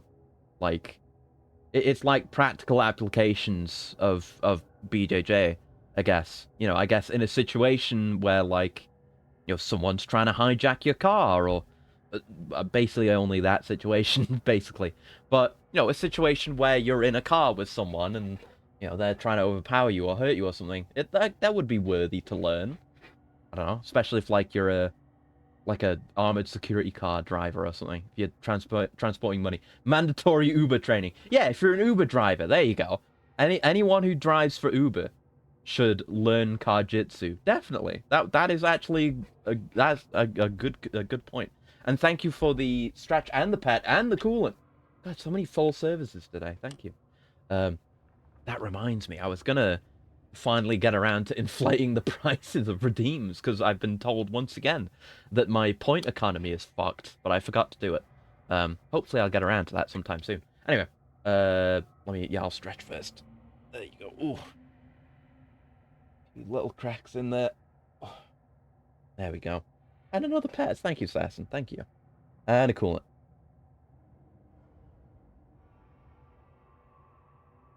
Don't worry, I have 66.6k. That's exactly why the economy needs to be inflated. We printed too many points. The economy is in shambles. Can't buy a potato with a wheelbarrow full of channel points. It's fucked. Anyway, his presence. I should have set that to play as I was doing my maintenance there. Into the Foundation. Yeah. Correct. What's up with that? And that's happening because the nail is damaged.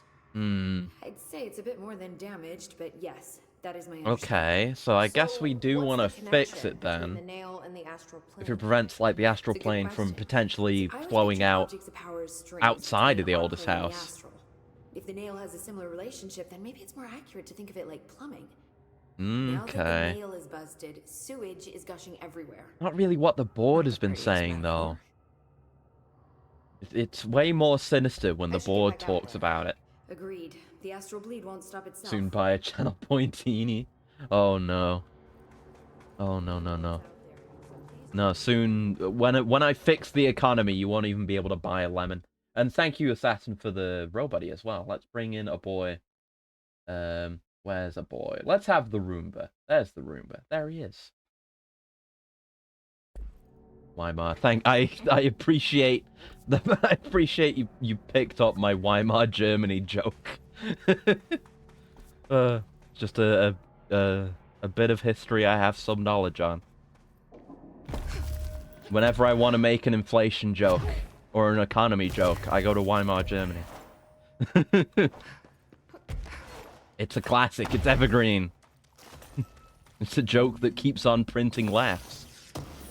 Surely nothing wrong with joke inflation. So I guess we're going this way. It seems like... Was like... What is that bit? Hold on, let's go back. There's like a bit that seems to connect to where we just were. Was that like a bit that was blocked off? It probably is. Can't do this to me, actress. You'll ruin my pension funds. You know, like when you retire. By the time you retire, you're not even going to have enough channel points for a robuddy. It's going to be fucked. You're going to have to get by on just pets and handshakes. Foundation pillar. Tell me more. Tell me more. New documents. The pillar found in the crossroads is best described as an onyx spike that protrudes from the cave floor like an imposing stalagmite. Despite its aggressive silhouette, the structure has an undeniable allure. Freud would certainly have something to say about the pillar's overly erect nature, but I'm more drawn to Whitmore's essay on dynamic layers, structures within structures, the fractal mirror in every being. Given its significant location, I believe the pillar is either the very heart of the oldest house, or an intrusion within that heart. Or perhaps it's like the husk of a seed, from which the oldest house sprouted. Trottier, is that how you'd say that name? And this is by Ash, by the way. Wrote that great architecture isn't built, it grows. But then why does the pillar look so different from the rest of this place's concrete walls and rocky caverns? It's easier to see it as an anomaly, a buried artifact, a foreign body, a demonic phallus. I wonder if this pillar is any more welcome here than we are. Yeah, I agree, because it looks like astral plane, like, board material. It doesn't look like oldest house material. And we know that, like, I mean, the board doesn't seem native to the oldest house. I don't think so. I haven't gone and looked what I was looking for. They don't seem native to me. Oh, another note. Good thing I look around. But yeah, that's blocked off. Okay. But I don't think they're native, because we know they have, like, there's the control points. Like, they can exert some influence in certain spots. That's what the control points are. But, like, this isn't a native space to them, I don't think.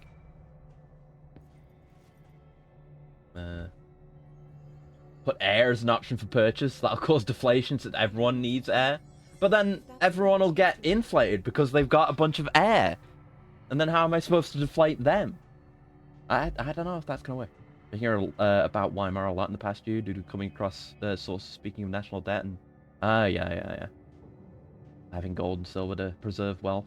If that kind of stuff happens. Makes sense, yeah. Joe's, oh no. I don't want to get in trouble. Most forecasts from various POVs estimate we have at least 2024 to prepare for the next 2000 to 2008 kind of crash or worse. Like buying emergency supplies for disasters. Yeah. Not panic buying. Just like having... It's like having an emergency first aid kit. Or something like that, you know? It's just sensible. Precaution. Ley lines. Black mage moment. For all my research into the oldest house's ley lines, I still don't understand why they converge here, at the base of this pillar. I suppose the simplest reason is that they all have to converge somewhere. Occam's razor and all that. But that seems wrong. The esoteric world abhors coincidence. So what is the true relationship between this pillar and the ley lines? Does it act as a magnet, attracting them? Polar north? Or is the pillar a product of their focused energies? A sprout, nourished by the constant flow of the oldest house's power? Perhaps classifying that power would provide some insight. However, we currently have no means of measuring or quantifying it. Given time, it may become possible to collect and even harness this energy. On that note, Northmore's bringing in the much-lauded Dr. Gustav Wagner from headquarters in DC to aid my research. I suppose this is his way of saying he doesn't trust me to work unsupervised. Let's just hope Dr. Wagner's as smart as his dearly departed Führer once believed him to be. Hell yeah, so many references to Nazi scientists. But you know, that was the thing. What was it? Operation Paperclip? Is that what it was? Where they brought all the that Nazi scientists to work on, like, rocket programs and all that shit? And then we ended up with NASA? It's cool, in a sense. It's good that the knowledge went to some use, I suppose. Tell our Nazi article she'll compliment you to death. That's even worse! I feel like, you know, if you just told her I did something bad, I mean, she might tell me off a little bit, but, you know, that's not the end of the world. But getting complimented that hard is actually dangerous, so I do fear that more. What's the sign say? Warehouse! Let's go. We're going to the depths of the Amazon warehouse, in the true depth. Wait, can we not go in? Oh, I guess can we really not? It feels like we'd be able to fit in the space that's there, but I guess we can't. We're just invisible walled. Okay. Huh. Maybe we'll come at that from the other direction, but I mean, they left the platforms for us to get here from. But the oldest house, they did say, like, oh, go do 2 of these. Actually, I wonder, actually. I wonder if, after we do this second one, we get the second power. Fuck, I keep doing that. We end up with the second power, and then that opens up the other 2. So I wonder if we'd picked the other power first, we would have ended up going, like, the other 2 would be the ones that are open. Maybe? I wonder. Curious. Yeah, that's the way we have it. We can't go. Can we go this way? Yeah, we can climb up this. Yeah, we've got, like, paths that are only openable with, with the other power. So it could be that. It could be, you know, you make that decision, and not only does it, like, have an effect on fights, but it also determines which order you do the bits in. Now we're going to a different warehouse, a much spookier warehouse. But you earn it. I appreciate that, I guess. I guess I'm trying to be better about accepting compliments, but you know, it's still like being attacked sometimes, being complimented, you know? It's like an onslaught that needs to be weathered, as much as I do appreciate and enjoy it, regardless. I wonder. Remember night shifts at Amazon? All quiet except me in some parts? Like, don't turn on until motion sensor detects you. It's kind of neat. Oh yeah, it seems cool in its way, outside of the potential dystopian thoughts working for Amazon might give you. I mean, I do technically get paid by Amazon sometimes, but I remember this room, I feel like, from when I played this originally. I think I came here before. I think there's more cavey rooms that I went to before that we haven't been in yet. So I don't remember that whole division, the missing division that we went to. So we don't have a means to get in there. Again, this feels like a Riddler puzzle. Or do we just have to blow that open? Yeah, that'll do it. High explosives will break these wooden planks. There's a little spot. I can imagine that too. Like, if you get to work night shift and not when, like, everyone is there. As many spooky night shift stories as I've heard, the idea of night shift does appeal, definitely. Especially, like, if you know, the worst kind of night shift is like, oh, you've got to monitor this spooky place, make sure people don't break in, like a hotel or some other place, or, you know, you have to work at like a gas station or a supermarket, some place that's open 24 hours, customer service in the middle of the night, then that's bad. That's bad. But, you know, if it's like an Amazon warehouse, and you don't have people coming in, you don't have to deal with customers, then that's pretty cool. If you just left to your devices, you just do your thing. Oh, you mean this button control? Oh, yeah. Yeah, definitely. I do love the cave environments. Ooh. Warehouse. Now, this looks cool. It's like the natural primordial caves combined with the iconic control brutalist architecture. It's a combination you didn't know would work, but it does. Oh. Taken away, you still don't take it to heart. I'd react by thanking the compliment. Gratitude's a bit close to acceptance, I guess, but ideally you want to accept it. And then seeing this, I mean, it's different with these, like, more modern-looking structures, but it reminds me of some of those, like, I don't know if there's just one or multiple, but, like, ancient cities built into rock faces, that kind of thing. That's the kind of vibe I get from this environment. Anything to read? Yes. History of the oldest house? Yes, please. Compiled by Theodore Ash. It's true, just moving packages around the warehouse solo had a nice simplicity. Yeah. You just get to do your work. That's the ideal. Early Destiny trail with the astronauts. Yeah. Exactly. The oldest house has revealed much to me during my months in the Foundation. That doesn't sound healthy. But many questions remain. Primarily, the tree etchings bewilder me. Here we go. What is their significance? If the house has changed shape over its lifetime, as I've theorized, then was a tree its first form? I sent a team to the Schwartzman building in search of pre-settlement accounts of Manhattan Island. From those, I discovered a single relevant line. And there I found a tree not known to me. The devil twisted within its bark. That's definitely gotta be the board. I keep bumping my desk. Sorry if you're hearing that. It's gotta be, right? Like, the ancient people definitely, like, knew that some shit was wrong with the board, or whatever form it took back then. That line, taken from the fact that certain American cultures believed some trees would offer wisdom and guidance, is indeed interesting. However, it's hardly firm evidence. And though I am now bound to the oldest house, I remain a man of science. What do you mean? Do you mean just that you work there? You're bound to the oldest house, or is there something else going on there? Of course, there are numerous ancient beliefs regarding trees. Yggdrasil, the Tree of Knowledge, I don't know this. It's not even capitalized. I gotta Google that. Hold on. Time to learn some lore. Yeah. What is this? The Mesoamerican World Tree. Oh. World trees are a prevalent motif occurring in the mythical cosmologies, creation accounts, etc. In Mesoamerica, world trees embodied the 4 cardinal directions, which also serve to represent the fourfold nature of a central world tree, a symbolic axis mundi, which connects the planes of the underworld and the sky with that of the terrestrial realm. It's very similar to Yggdrasil, and it's got kind of like the theme of being like an interdimensional nexus. Huh.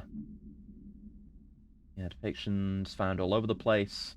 Cultures such as the Maya, Aztec, Izapan, Mixtec, and Olmec, and others. Let's see.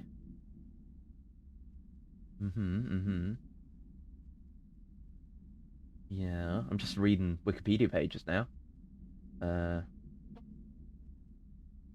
Ooh, and there's some like old world tree depictions on this Wikipedia page. Neat. The central world tree has also been interpreted as a representation of the band of the Milky Way. Interesting. I'll have to read more on that as well. I'm being exposed to so much cool shit. Ideally, but we're flawed people who cannot take it, so we do our best in our own way. Well, yeah. You just gotta hope that your trajectory is in a positive direction, at the very least. Some cultures offered blood sacrifices to trees, while others claimed trees endowed chosen individuals with inhuman powers. Do New York City's many murders act as sacrifice for the oldest house? Does the house have a chosen champion? Is it me? No, it's not. It's not. It's Northmore. I guess that's just before... Is that before the service weapon was found? It might not be. I mean, maybe, though. Maybe the house itself does have a much more subtle influence than something more direct, like the board. But who knows? Ooh, a shower. Oh no, it's an eye wash station. Doesn't work though. Am I gonna have to actually use this? Is there gonna be reason for me to use an eye wash station in a video game? That would be a first for me. Ooh. Pyramidic geometry. Oh, yes. Love pyramids. Love power, the strength of a triangle. The service weapon can take many forms. Why can't I get a mech suit? I think we were talking about that before. I mean, in theory, you probably could. Like, because a lot of the paranatural shit in this game, in this setting, is based on human perception. And it seems like potentially when the service weapon, as far as we know, initially took the form of a gun, it was specifically to lure Northmore into wanting it and to taking it and using it. So it probably is designed to appeal. So, in theory, if the person who the board wanted to be director was really into, like, cool mech suits or maybe, like, you know, Samus's power suit or something like that, you could get that as the service weapon, in theory. Either that or, like, it's more based on the collective consciousness, like a lot of alternate item stuff is. So it would need to be, like, a great majority of people would need to perceive a mech suit or a Kamen Rider belt or something like that to be, like, the first thing they'd think of when they come to that kind of tool or weapon. Then you would maybe get it? I don't know. Interesting. I've been going through my library, researching pyramids and triangles. If that shape does relate to the board, as Northmore says, then perhaps our predecessors in the occult can offer some insight through their geometric knowledge. In esotericism, triangle is closely associated with the Holy Trinity and other three-part concepts: past, present, future, mind, body, spirit. Interestingly, the term board also implies multiple parts. Ooh. Upright triangles in Judeo-Christian imagery indicate ascent into the rational design or divine realm. Inverted, it signifies a descent into the corporeal/human. Huh. Naturally, the ascent is masculine and the fall is feminine. Adam and Eve. That's just a bit of old-world patriarchy. 1964 now, and we're well past that silliness. It's current year. The far-flung future of 1964. Considering the above, what does the inverted triangle tell us about the board? They're clearly not corporeal or human. Perhaps they wish to be? Or they once were? The likeliest answer is simply that theological imagery cannot help us define alien entities. But still, the pyramid seems significant. Shapes have power, and clearly so does the board. I mean, maybe that's with them, you know, taking a human champion, and using that to exert their influence. Perhaps that could be what's representative of the pyramidal descent, maybe? Yeah, the Blackrock suit, exactly. What if we could get that, but it was just the service weapon? I mean, you'd probably mass produce some with Blackrock, maybe. Is this a Bureau ID badge? Oh. It looks so old. What's this? Pope will definitely Talk to Pope about it. Okay, I will. Side mission, I guess.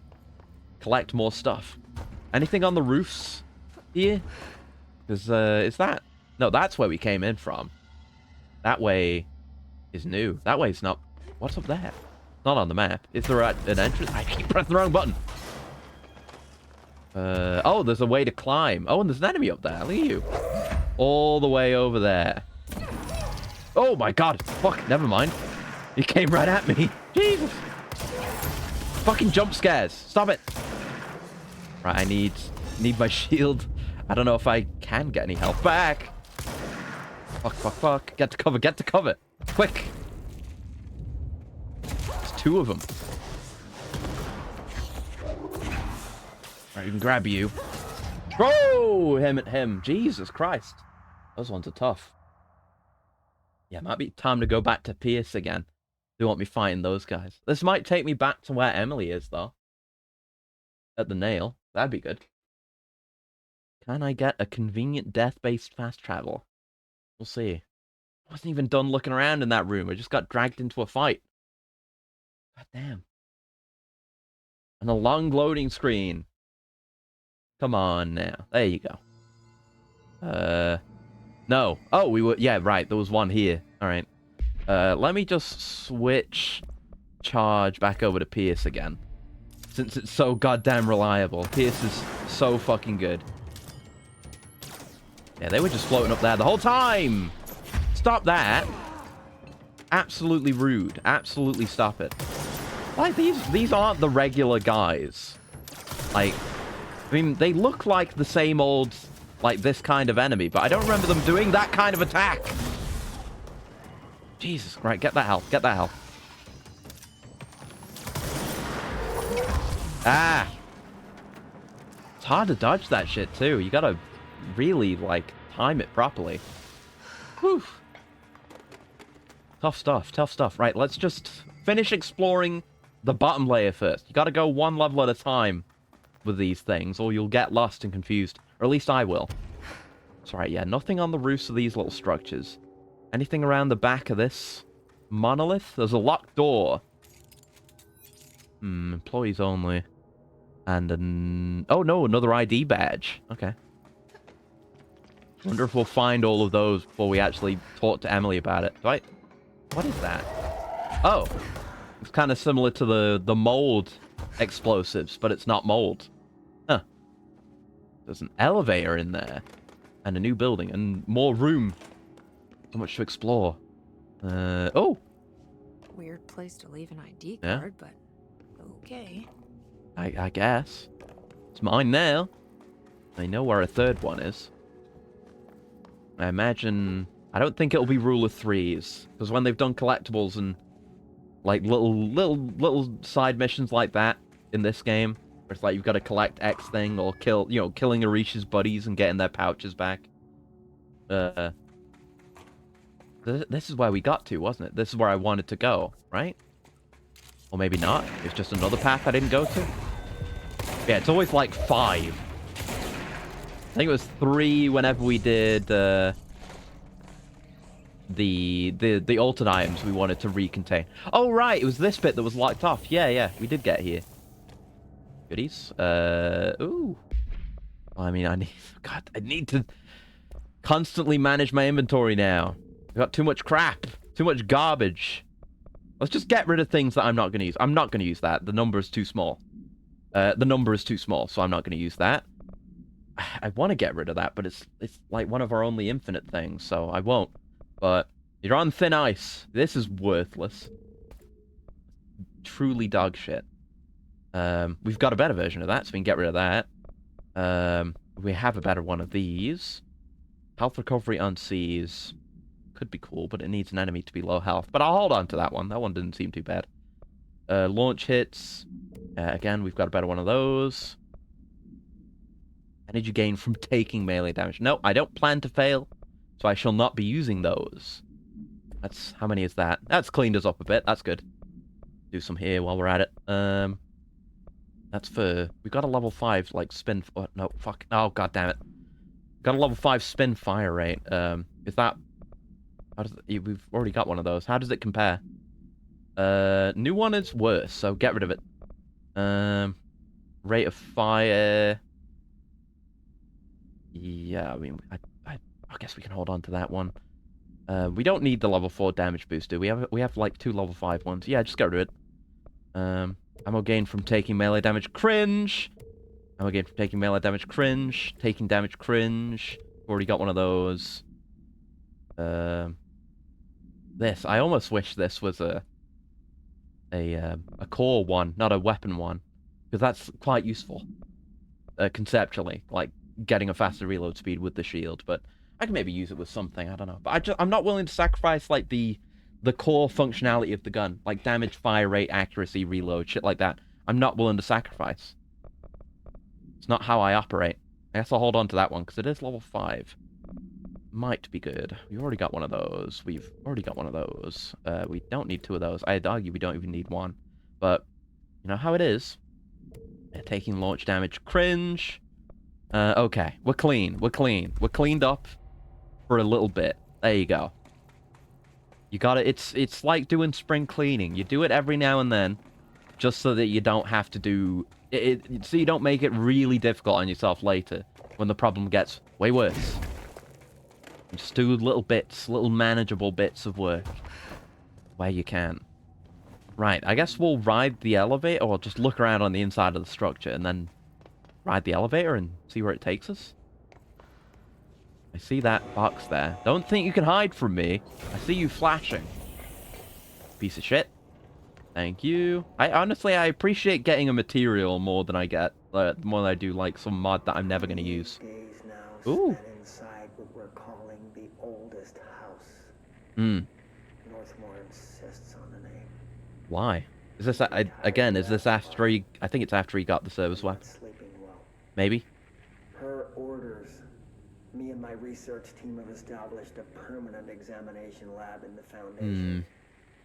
I basically live down here now, like the obedient head of research Father raised me to be. Oh, poor guy. I spend my days investigating that off. Yes, this is after he found it. The handgun. The work was half-hearted at first, I admit. But then I discovered numerous non-Aristotelian energy channels. Ooh, good word. Its base. Ley lines. That's the ley lines, yeah. Hylogalinian, call them what you want.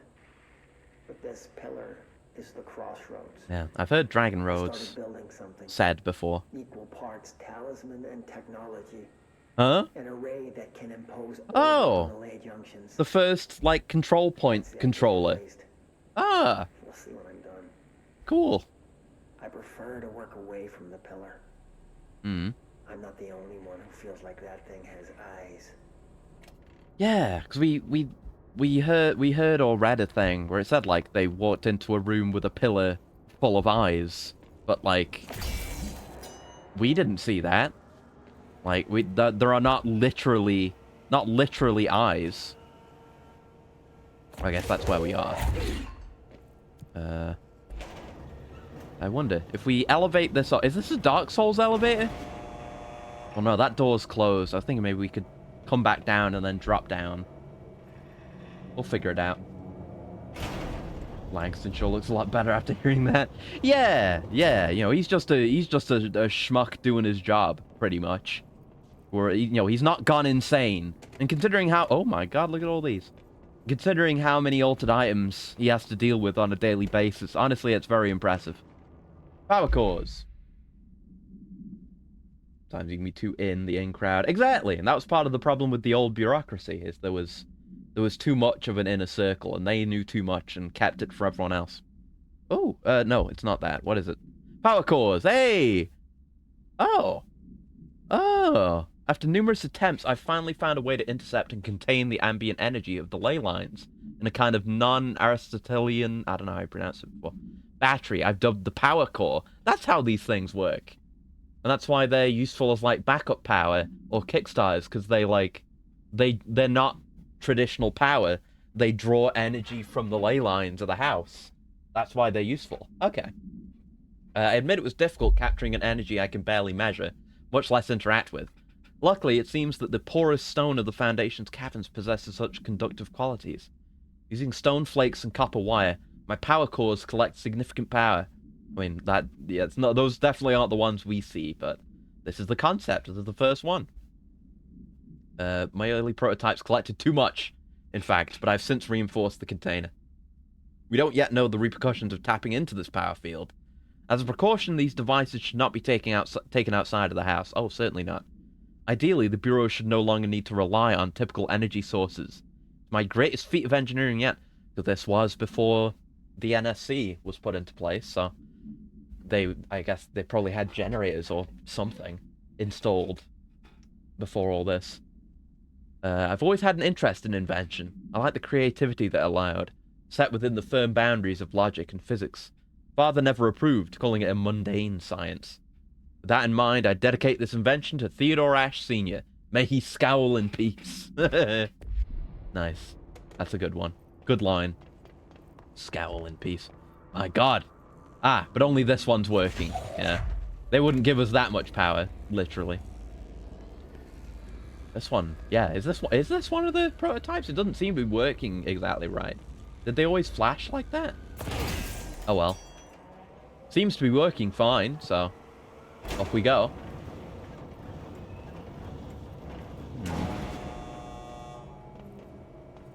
Yeah, I like Ash, and it's good to get all this, like, far distant past information as well.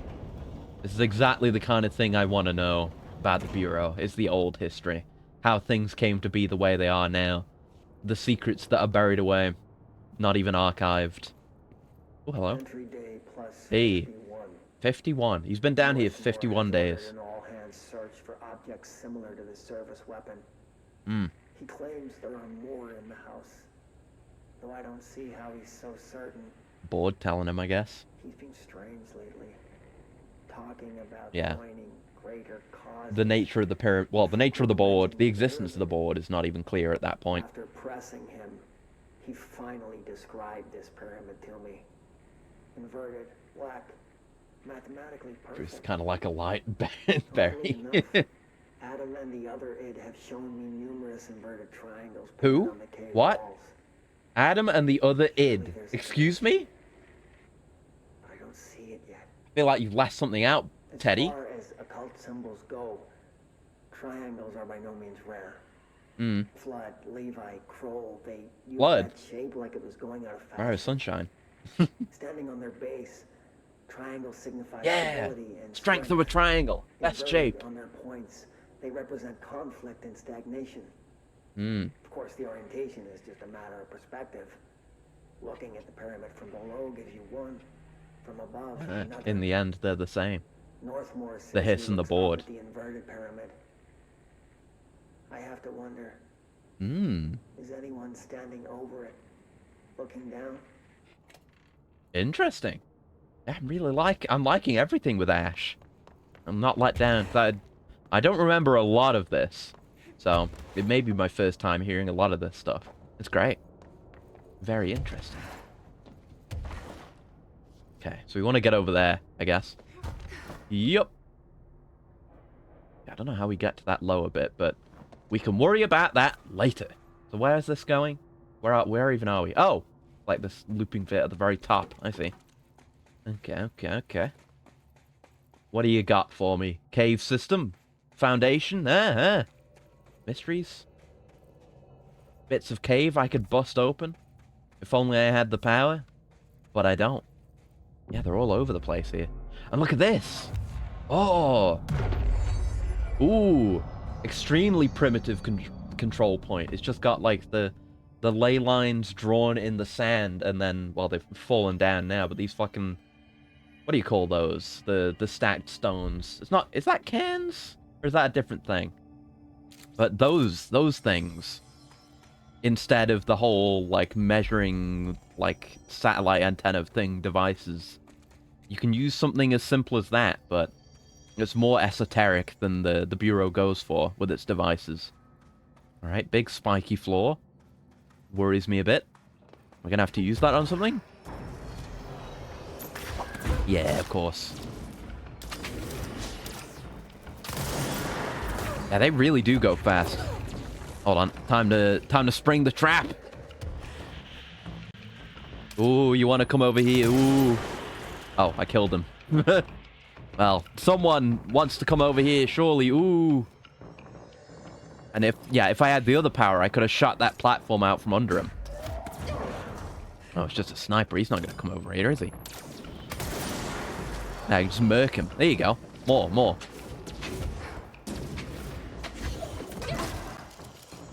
Yeah. You wanna come over? You wanna stand on the danger zone? That's where you wanna be. Oh, it's these fuckers. Oh, fuck! Get hit in the head with the rock. I didn't see you coming. I could have trapped him. Oh, they throw the axe. Fucking God of War 2018. Leviathan axe moment. Come on, come here. Fuck you. Nice. It's worth it. Just worth it for the satisfaction of destroying a living being with spikes growing out of the ground. The feeling we can all relate to, I feel like. We have a spike trap in every American home. That's my campaign promise. Oh, a jukebox token. Don't know how many of those I've got now. A shit mod that I don't want, and a material. What else is new? Yup. More stuff that I can't break. Ooh! End of the world, you say? End of the world. So I can't let the hiss take the nail. Yeah. Not a problem. High stakes. Very high stakes. Tell me more. Yeah, we listened to those. Yeah, we're missing log 4, I think. Are we? Or maybe we already listened to log 4. We might have. Hold on. Where's Ash's recordings? Ash tapes. Yeah, no, we're missing 4. Presumably, what's going on with Adam and the other id will be explained. Anyway. End of the world. What's going on? How'd it get this bad? Through a back door, I know. Had to get ahead of the hiss. Just a matter of bypassing the ritual protections. But if there's a back door, then the hiss can use the back door. As the rest of the Bureau. Apple moment. I had to put on a brave face up there. But the situation is the worst I've ever seen. We're getting back on our feet, but we've already lost so much. Trench is dead. Darling is somewhere. He's probably fine. He's doing science somewhere. He's doing weird science. But I still have a job to do. Keep the hiss back.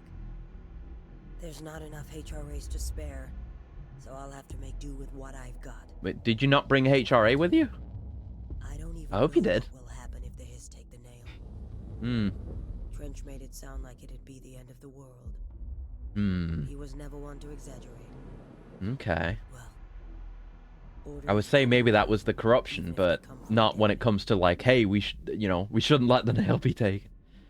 It seems like something the hiss would want, so If it was a Hiss corruption thing, then it'd be like, oh yeah, let the Hiss take the nail, it'll be great.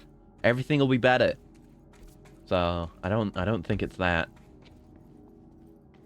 Now we're back over here. So, we haven't been there, have we?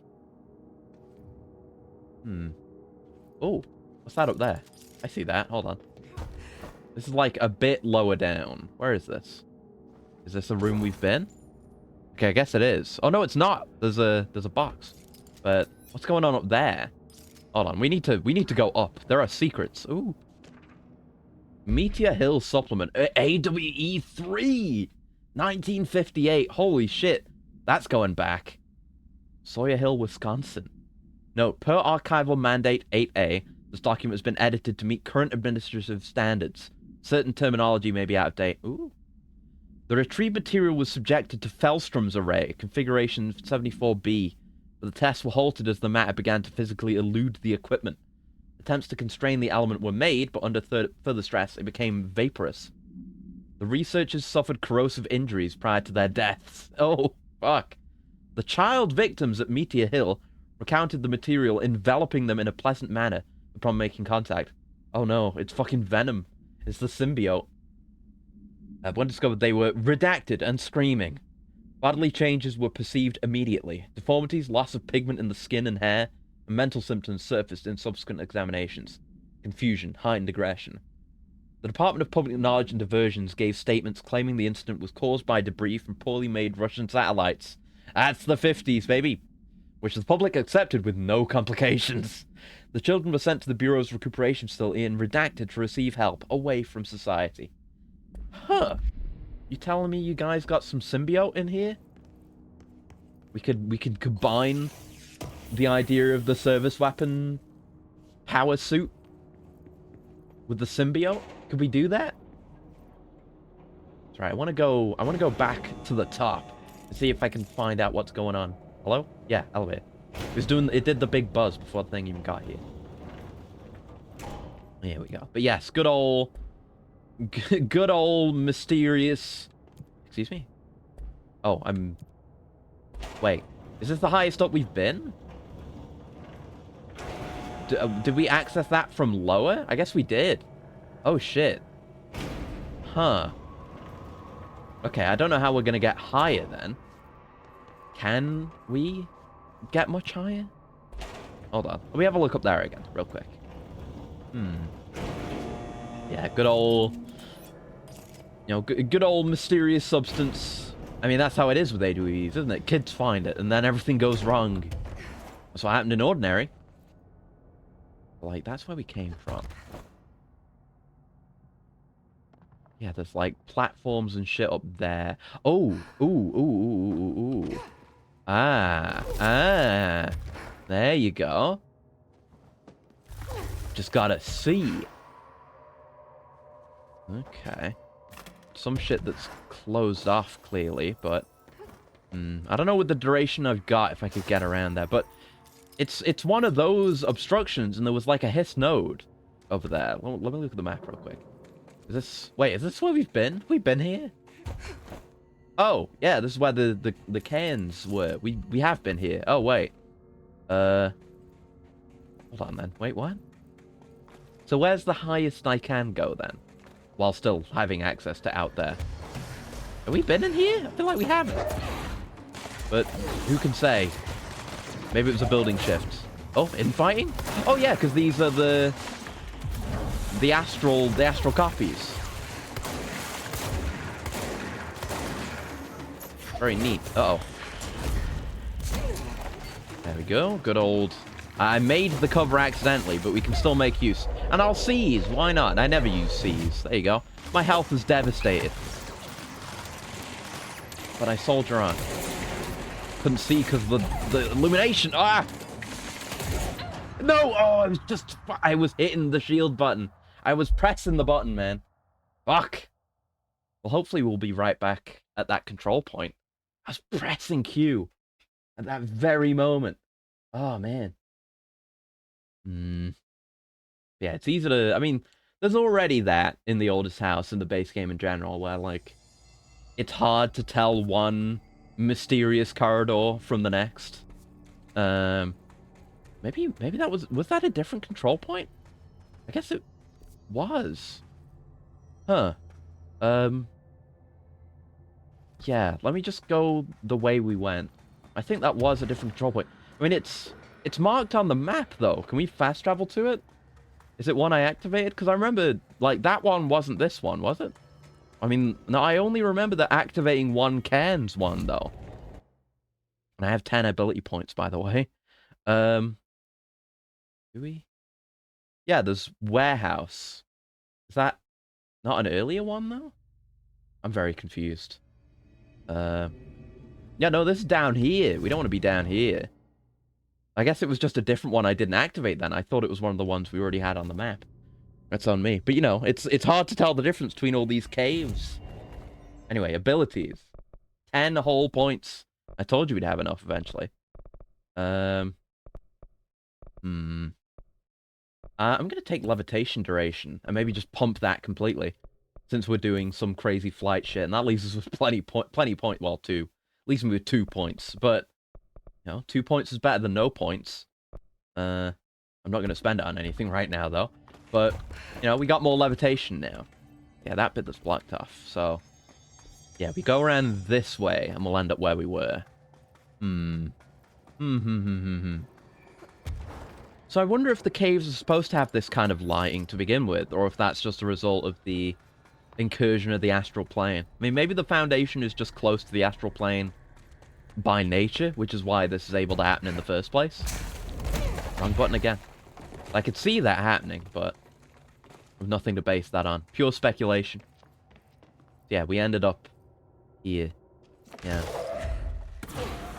Yeah, I clearly got very confused when I could have just activated this control point. I should just check. If I'm not 100% certain about control point, I should just see if I can interact with it. You know, just try and use it. Pressing the right button to dash that time. So yeah, it's a different one that looks exactly the same in a cave that looks nigh on indistinguishable. If you haven't seen, like, the other one recently. And then we end up here. Oh, get owned. Ooh, get double owned. I said it before it even happened. That's how owned he was. Get pulled. Yup. Can I not pick them up? I can't enemy levitate them. Okay. Wish I could, but oh well. Yup. Another jukebox token that I probably don't need because I have so many already. Did that hit? I guess it did. Oh! No. Dare you enter my magical realm. Activate it. I guess because I'm standing on it. Activate it. Do it! Jesse! There you go. Excellent. 2 for 1. Where'd you go? There you are. Oh, he went right into it. Tragic. Tragic. Been a lot of, like, especially strong snipers. Was that... You saw that? What created this fog? There was like a... Was that sniper? Have we been finding, like, the same sniper over and over?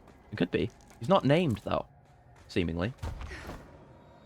Anything up here except that cover? No. I mean, we could have thrown this bomb at them, but... What's done is done, and what's unbombed is unbombed. So... Yeah, that's back to the warehouse again. That's where we just went. I don't know if we could land on those. I fear to even find out. Let's just look around in here before we go in there. Which I just got back. Someone sent to stalk you would make sense. Yeah. It's like... I mean, it might not be, because he's been dropping loot. And that implies that, yeah, he totally did die. We saw a weird smoke effect. Oh, hello. There's one. Okay, I'm going down there. Because we should be able to jump back to here. Speaking of magical realms, surprise, Twitch has no global magical wizard emote for great moments. Yeah, I could see something like that.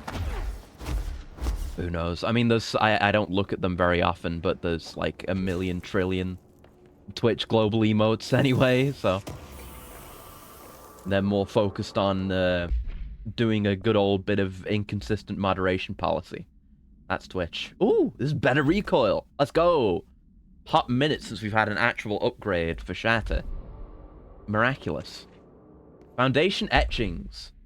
Especially with PogChamp. Forever Lost. Yep. There was never a worthy successor. So everyone's just got to have their own Pog now. Which is good, I guess, but... oh well. My explorations of the Foundation have resulted in yet another mystery. A fascinating series of etchings on large stone tablets. The tablets themselves are likely not native to the Foundation, seeing as they're slabs of sedimentary stone. Quite different from the cave's categorization defying rock. Their placements and form are also too intentional to be naturally occurring. But who braved this place to carry them in? And for what purpose? I discovered a 5-point macro entanglement between the tablets, with the pillar at its center.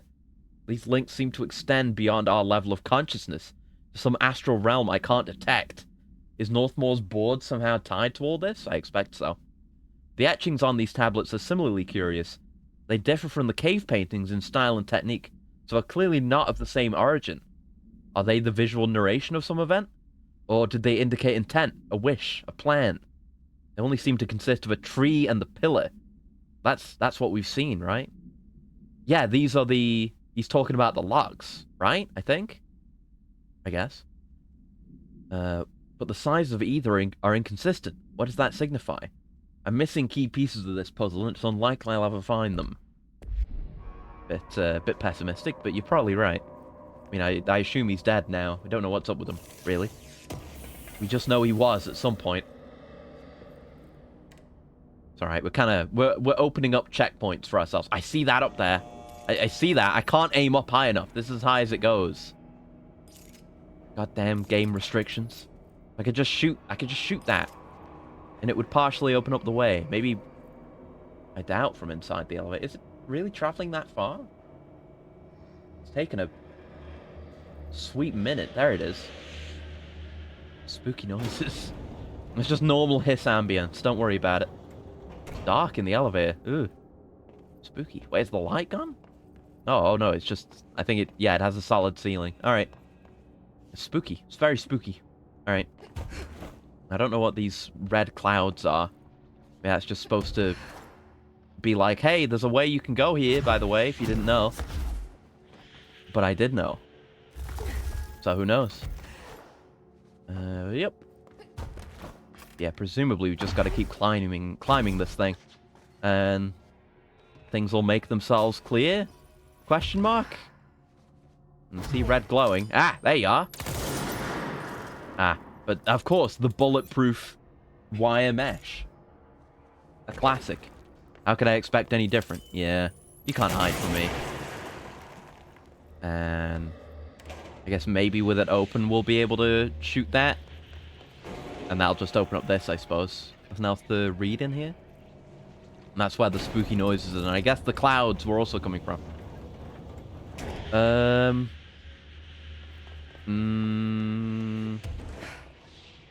Okay, I thought maybe we could climb around it. Oh, there's a yellow box there. How do we get there? Wait a minute. That just looks sealed in. Ah, there's a broken bit of wall there. Hold on. It's a whole ass, it's a build engine secret. Look at that. There was a crack in a wall. I had to blow open. That's new. And my inventory's full again. Going somewhere with this, but what was that stuff again about the Primarchs and the broken deal? And the warp and certain entities are the products of the will/sentiment of pre-existing things? Yeah, like the warp, everything that exists in the warp is a consequence of conscious thought. It's like a reflection of thought and feeling and stuff like that. That's why, like, the whole deal, like, the reason why Slaanesh came into existence, literally, is, well, in two senses, is that the Eldar were fucking too much. They were indulging too much, and it was just a galactic, species-wide orgy, basically. And all of that, all at once, manifested Slaanesh. That's how Slaanesh came to exist. So it's like, that kind of, you know, thought, actions, and feelings have their, you know, equal and opposite action going on, but it's with the warp instead of, like, physical action. So stuff like that. And with the Primarchs, it was that... I don't know the exact details. I think it was that the Emperor made some kind of deal with the Chaos Gods regarding like creating the Primarchs and making the whole thing work. There was some real bad shit going on there that the Emperor did. Real big fuck-ups from the Emperor, but what else is new? But the Emperor was basically planning to go back on the deal the entire time. But, you know, basically the Chaos Gods found out and were not best pleased about the whole thing. So they basically kidnapped the infant Primarchs and cast them through the warp to God knows where across the galaxy. And that's how they ended up scattered. And they, you know, the Imperial, there was the Great Scouring, I believe it was called, where the Emperor and, you know, the Imperium in general were just scouring the galaxy, trying to find the Primarchs. And, you know, I think, yeah, none of them were found in a reasonable amount of time. But that's the way it goes. Did read a little something about some of them wanting to return to pure ways. Some tricks to deity who protects them from Slann too. Yes, I don't remember his name, but yeah, there is the guy. That's the guy, the Harlequins. It's like the god of the Harlequins, whatever his deal is. He's able to get, because it's like the deal with the Eldar, because of all the shit that happened with them, and with manifesting Slaanesh and all that. Basically, when Eldar die, their souls go to Slaanesh, which is bad. You don't want that. But that particular god, whatever his name is able to... I don't know if he, like, fights Slaanesh for the souls, or he's like, no, this is mine. There's some kind of... He intercedes and recovers the soul, or something like that. But yeah, he's not a Chaos God, I don't think. Because the Eldar have their own gods, and I don't know how they work. I don't know much about them at all, but there are other gods aside from that. Oh, there's a battery. Oh, but it's behind. Okay, so we need to bust this thing up here before we can go in there and get the battery. So how the hell do we do that? We can't shoot it through the wall. How the hell do we do it? Regarding 40k, I understood that the Primarchs were scattered not because of the Chaos Gods, because of another immortal. Emperor's an immortal, I think. Really? I mean, like I say, I don't know the details, so you're almost certainly right on that. I do not know the specifics, but it was something like that. I know, well, the only reason why that's fresh in my mind is because I got, like, the highlight to grab it for a second. Hold on. Oh, fuck. I hit myself with that. That's new. Yeah, there's a part when Horus is being corrupted, and he's being shown... Well, like, he's in the warp, basically. They're trying to do that warp healing thing to him. And he sees a lot of visions. And I think he actually does get taken back in time through the warp. And he goes to the labs where the Primarchs were created.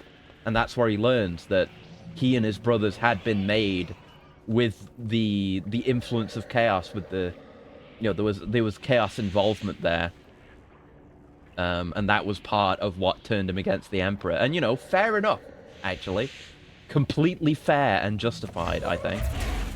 How the fuck are we supposed to get this thing, though? Like, if this door would just stay open and the elevator could go down, I could get it, but I feel like that's not gonna happen. Like, we can't... Can we take... Maybe we can take one from a previous floor? I don't think there's another working one in power core storage, is there? It could be something like that. And I think, like, with these, when they're locked in, they can't be taken out again anyway, right? That's the way it's been before.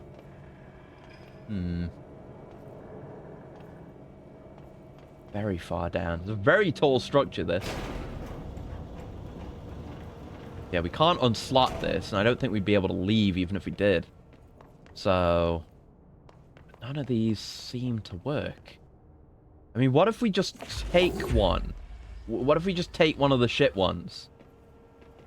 It feels like this almost certainly isn't right. Wait, can we even go back to where we were? So we had the 4 options before. And thank you for the coolant, gal. One sec.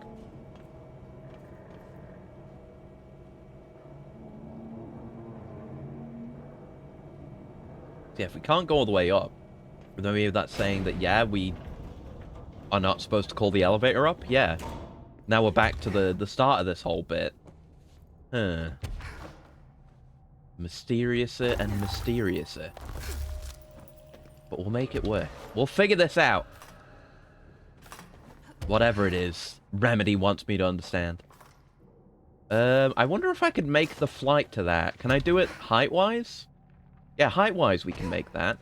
And then we leveled up levitation all the way. And we can also just do this. I think even... Oh, just barely we made that. Okay, so we should be able to go higher from here. So that's a nice little skip. Speedrunners, take note. Okay. Yeah, there's this bit. Just want to get as high as we can. It's been a whole ordeal climbing this goddamn tower. Yeah, now we're here to where we were. There's no higher way to go. So we have to do something here. I don't see any way in which we could gain access to this thing. Because when we hit the switch and we call the elevator up, it only opens up the door once it's clear. Hold on. I'm gonna Google it. It's time to Google. Remedy's defeated me here. Control, foundation, elevator. Yeah, elevator hiss nodes. Other people are having the same issue, of course. Never mind, I used my brain. How'd you do it? Use the push move on it through the elevator cage. What? Huh? You can do that? Yeah, someone was saying in response to that. It's annoying that that works, but shooting doesn't. So we... Push move? What do you mean push move, though? What? That works? What the fuck? That's a gigantic bunch of bullshit. So I shot it from that side, didn't I? I'm fairly sure I did. Try that. That's not a good one. That's not a good one. That's a failure on Remedy's part. Which is I love Remedy. And yeah, now I have this useless power node that doesn't work. God damn it. A reminder of my failure. Okay, so can we go higher now? What did this do for us? Oh! So I guess elevator machine room is where we are. So, upper warehouse? Hope we go up? Yeah! We're going to the top floor. We're gonna end up back in the oldest house proper soon enough. Oh! Oh! Are those nodes I'm supposed to take out? I think they might be. Gotta have quick reactions. Maybe? Hold on. I think that's what the person that I saw was originally asking about. They're just atmospheric. Oh, edit, they're not. Hold on. Let's see. Try to melee. Get something at the top that I believe ties into a later puzzle. Okay, we want to melee those. Okay, back down we go then. I will not shy away from a side puzzle. And have a good sleep, assassin. Thank you for hanging out. Yeah, at least we can just take the elevator up and down, no problem. We gotta react fast if we want to melee. What is it to melee again? It's V, right? Yeah, V. I don't know if I set another button for it. But whatever, V. What? They never even showed up. Let me get this thing out of the way. Is it only when going up? I wouldn't be surprised by that. That's a very controlled thing. I saw no red glow. Ooh. So it's like left, front, pressing the wrong button, right, pressing the wrong button again, back. I think we got the back one. But yeah, the order is left, front, right, back when we're facing what I would consider to be forward. And I think I got that fourth one. I saw a bit of the puffing cloud of whatever. Hiss, resonance, energy, or something. Yeah, it's just pitch black on the way back there. Very odd. I've forgotten what the order was. Like left, front, right, back, I want to say. And it's not Q, it's V. Ah, I missed it. Okay, front. Got it. Right. I think I missed it. Got that. And back. Oh, I have to do them all in one go, I think. Ah, fuck me. This is hard. I've wasted so much time on dumbass puzzles today. That's the way she goes. I gotta do it. What if we get something cool from it? I didn't get spoiled on... They were very, very coy with the spoilers, which is good. But they just said you need to hit them for a thing later. Or, you know, an optional thing. Maybe, I don't know if it's optional. I don't know. Anyway. So, this way is front, right? So left. I'm ready, I'm ready. Left. I missed it. Fuck. Right, at least we can practice. You gotta line up to it in the pitch black. Which is the annoying thing. I can't tell if I'm, like, in the middle of the room or not. And since they reset, I don't know. I mean, hopefully they will stop resetting once I've done it successfully. And that will be the indicator that I've done it. That would mean I'd have to go back down and then come back up again. Which would be a pain. Oh. Oh, I can stop the elevator midway. That's cool. Oh. Oh. Oh. Oh. Oh. Oh. Wait a minute. We can do it all in one go really easily, specifically because the elevator works that way. Uh-huh. So if I miss one, just go back down, and it'll still be there. Yeah, yeah, yeah, yeah, yeah. Hopefully I don't miss one. 2. Miss. Go down, go down. No. Yeah. Back down, till we get below it. Then back up. Okay, and... Okay. I'm just gonna... Oh! Oh! Hey! It spawned another Maneki Neko. Ah. Okay. Yes, I have been aware that there is a large-scale Maneki Neko puzzle, which we're absolutely gonna do. We got one. We didn't get to interact. Maybe I just missed it, and we didn't interact with the last one, but we got one. So they might be challenging to get. I know the reward for getting it is worth it. More of this again. And that. Ooh, wait. Polaris is telling me something. There's something back there. I guess we'll get around to the back of it. But we're really high. Oh, hey. Oh, this is why we were supposed to be going. I mean, I guess that makes sense. It wouldn't be that much effort for like nothing plot important.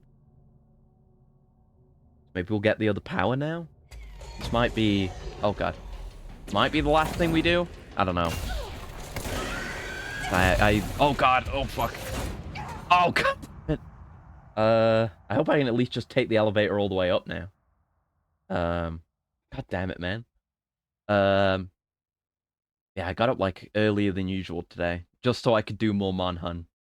I could work that out better, so I have more time, but more energy also. But it was worth it. It was worth it.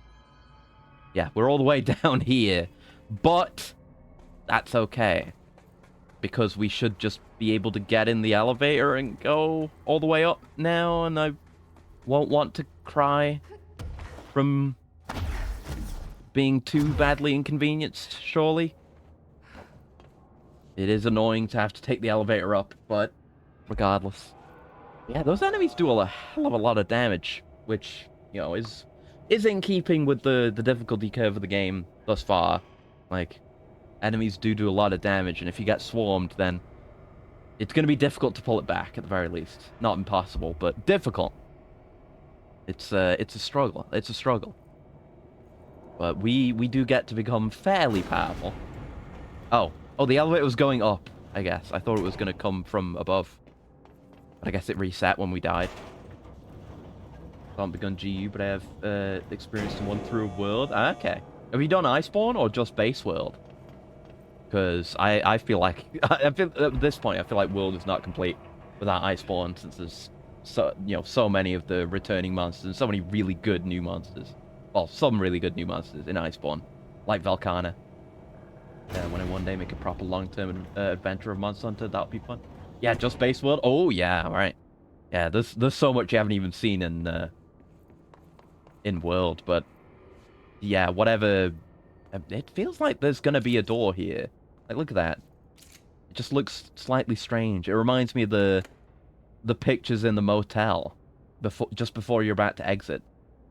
It looks just like that. I bet that's what it's gonna be. It's gonna open up to that. But yeah, I hope you have a good time with GU, because World, World was like, it's very accessible for new players, whereas GU is very much just in the style of classic Monster Hunter. It's like, Rise also takes a lot from GU and is in ways different to World, in ways that make it more like classic Monhan. But right, I know you're coming this time. Get fucking spiked. That's one of the fuckers. The invisible fuckers as well. So, good to get them taken care of. Hey, there was... maybe that was him, or... I don't know if there was a different one or what. Right, come over here. Come get spiked. Missed one. That's fine. Can't aim my shots. I was trying to dash away. Right, you. Hey. Stop that. You fucking orb. Get a bit closer to the spikes, why don't you? You know you want to step on them. Ooh, you want to step on the spikes. Ooh. Didn't want to step on the spikes. Oh, there you are. There you go. Reinstalled GU just this morning? Hell yeah. Yeah, 1 is weird. Like when I saw the 1 stream. I don't know if I played the US version. I might have. I don't know.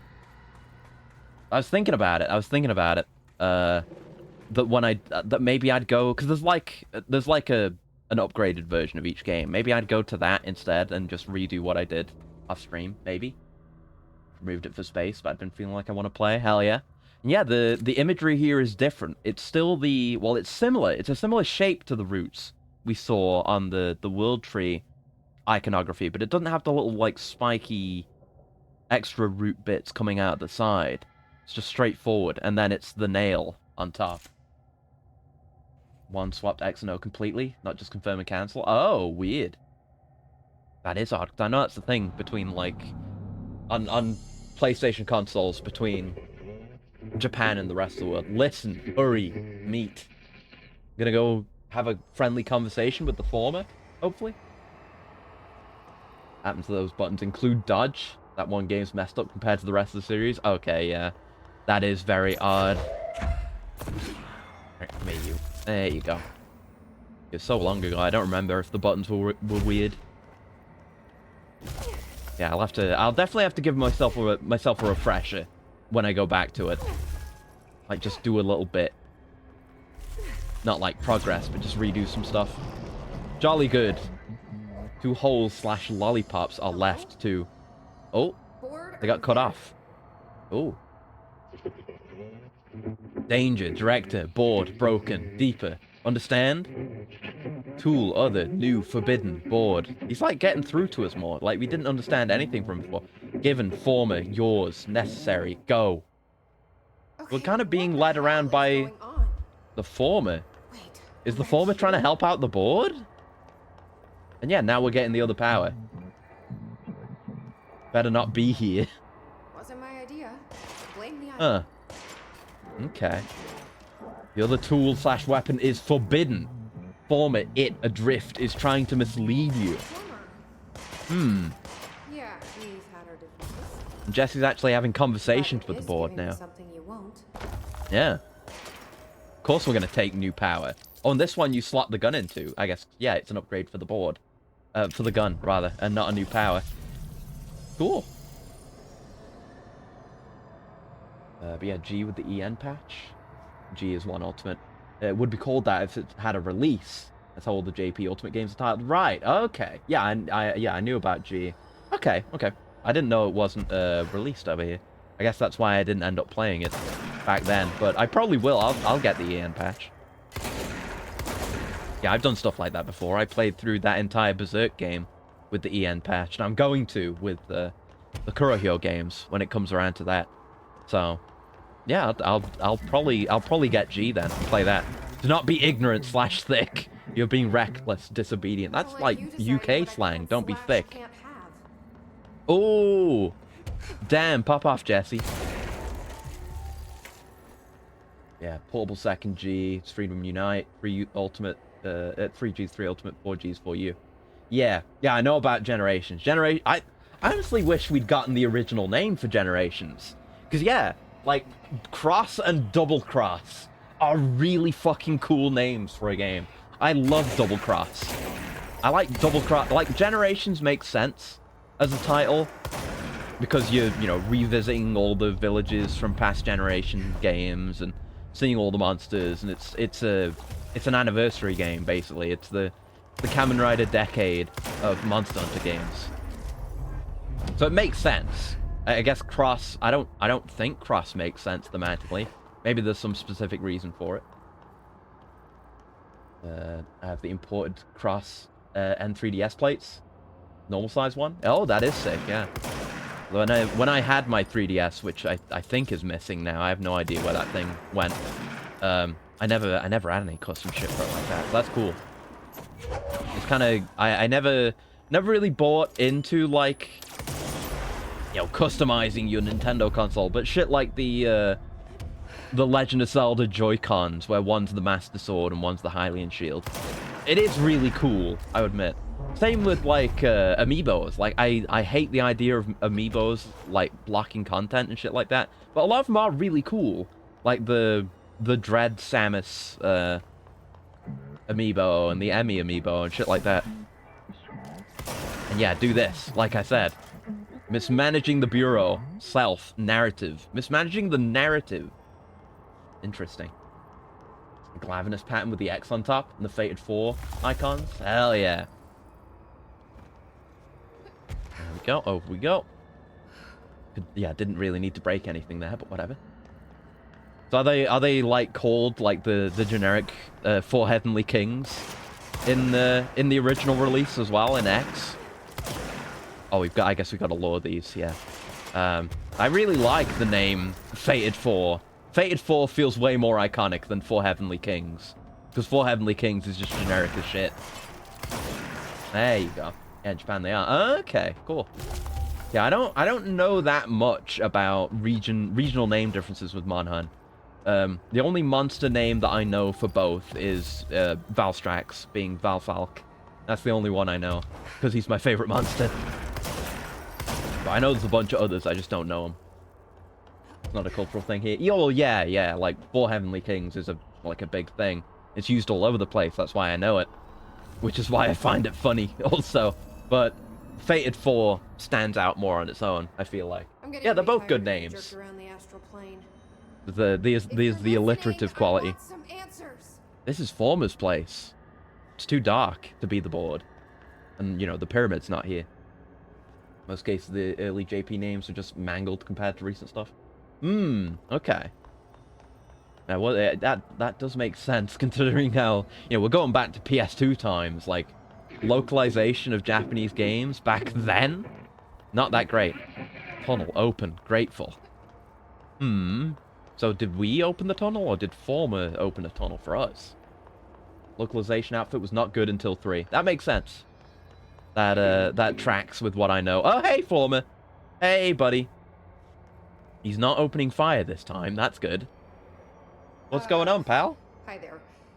It was nice of you to give me something the board wouldn't. Yeah, we're getting along with Former now. What are you getting out of it? Void, nothing, egress, escaping So from I'm just nothingness? supposed to believe you're a particularly charitable, Or nothing? No, just nothing.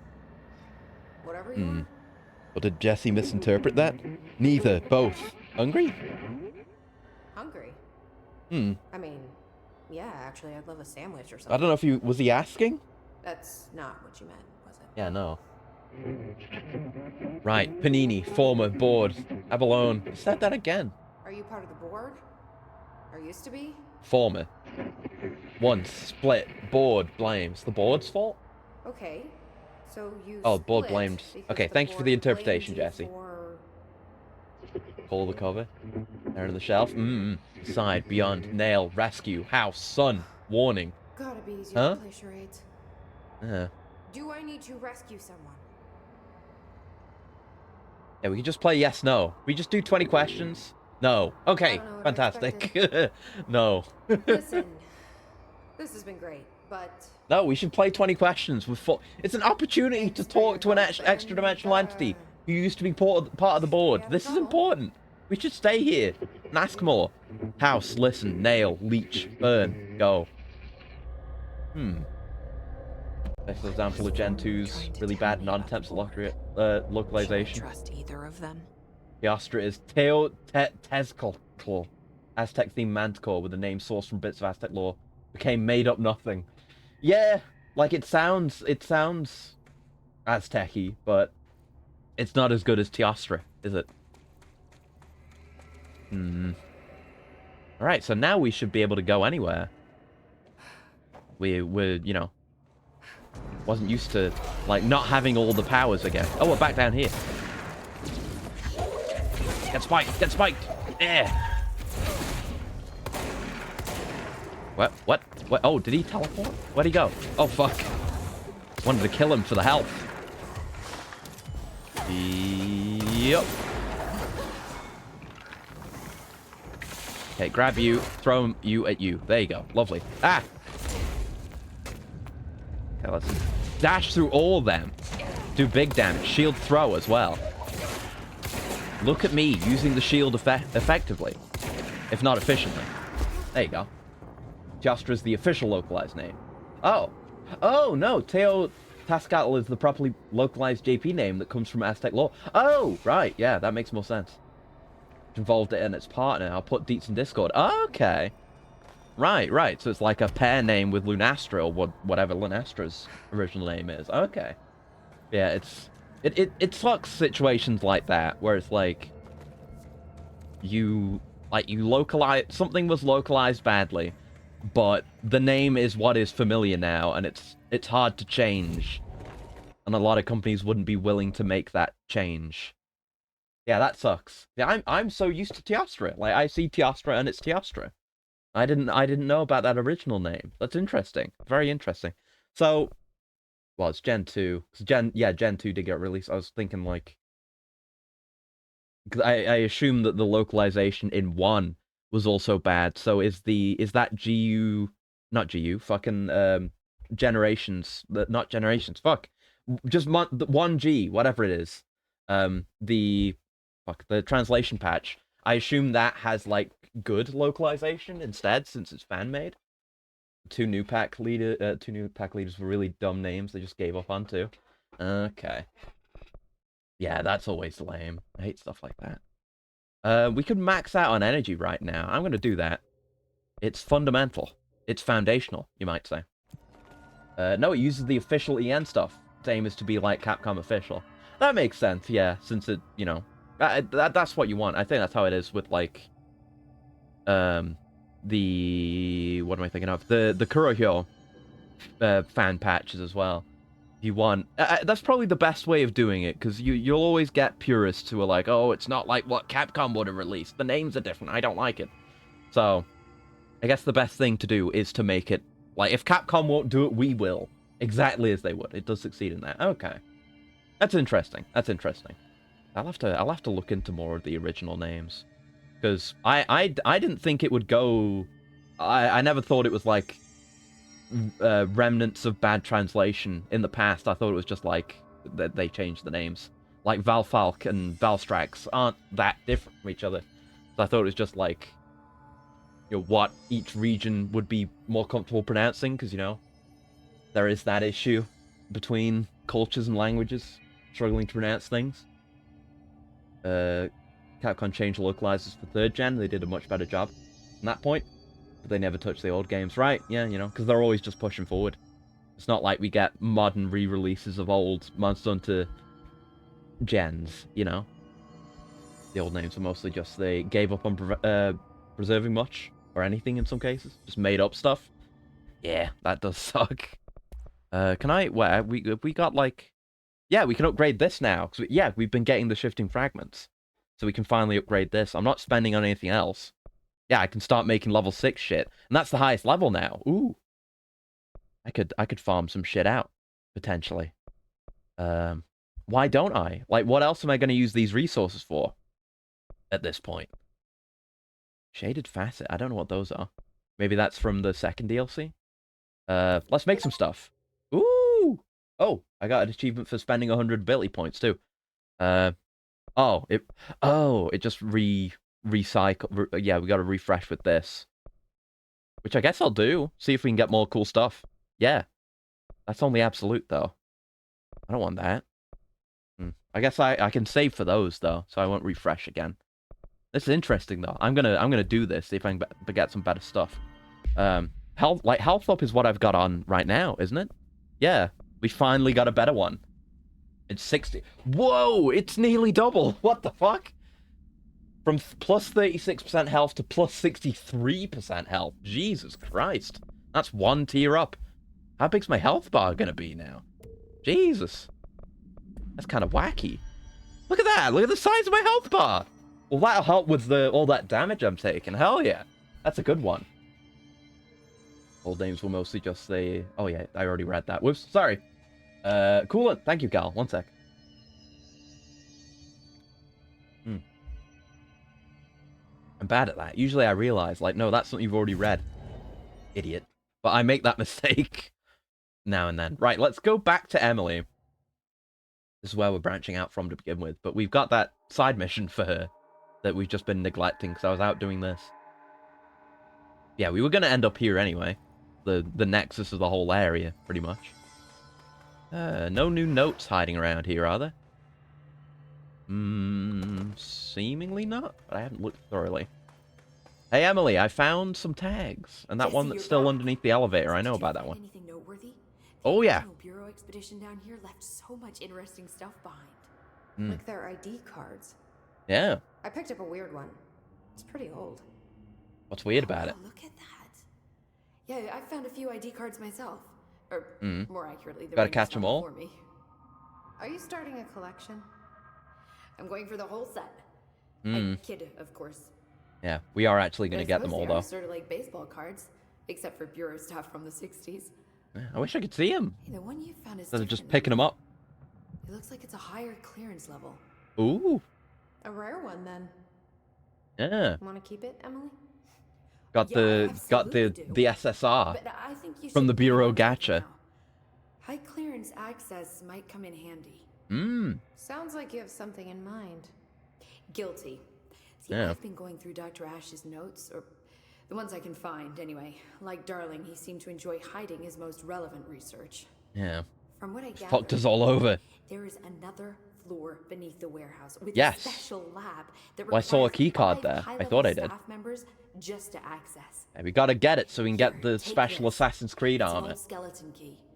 Something else the Rangers found. I don't think we actually get an outfit from it. I It'd give be them cool if we did. $5 Then for it just every would be useful Assassin's trinket they Creed. bring me. I'm gonna assume this key is my ticket to that lower Yeah. floor. Okay, now we can get down there. And that super secret lab. you Secret mentioned. lab. Bingo bango, as Dr. Darling used to say. Well, keep your eyes peeled for more ID cards around the warehouse. If Yeah. Ash's notes are reliable. We got and 2, I'm didn't sure we? they are. So there's the one down 5 there, is and then the we're magic missing another number. 2. Huh. Okay. I mean, I assume... Yeah, like, they're not going to be marked, because they don't really do that. It'll just say, yeah, they're in the warehouse. We can at least go to the bottom floor and see that one, and see if we get any leads on another one. But I thought we explored this area pretty thoroughly. So I don't know where the other 2 would be. There might be one I need to look up. I hope not. So what was it like? Can we... There was... I'm trying to remember what. There was a door. Can we open this door? Yeah, we can open this door now. There you go. Secret lab. ID. Another ID card. Oh, paper on a string For ID. a cartographer. Oh. I assume they wouldn't just all be down here. That'd be too easy. So where would the rest be? Kind of want to do that now. There's enemies outside. I'm gonna look it up. I'm gonna look up where they are. Control. Spell it right. Foundation. ID cards. Where are they? Where are they? Oh, they need... Oh, okay. There's the locations. Let's see. I'll just have chat minimized for a second while I look at this. On a bunk bed in the yellow building further from the warehouse control point. We might have gotten that one. A table in the yellow building at the top of the ramp near the control point. Number 2 on a piece of scaffolding around the corner. Okay, let's start from 1. Let's start from 1 here. Bunk bed and the yellow building furthest from the warehouse control point. So that would be this one. We may have gotten this one. That's a bunk bed. We may have gotten that one. There's no screenshots included with this guide I'm looking at. On a table in the yellow building at the top of the rank near the control point. So I feel like that one we got, right? That was the one. Maybe?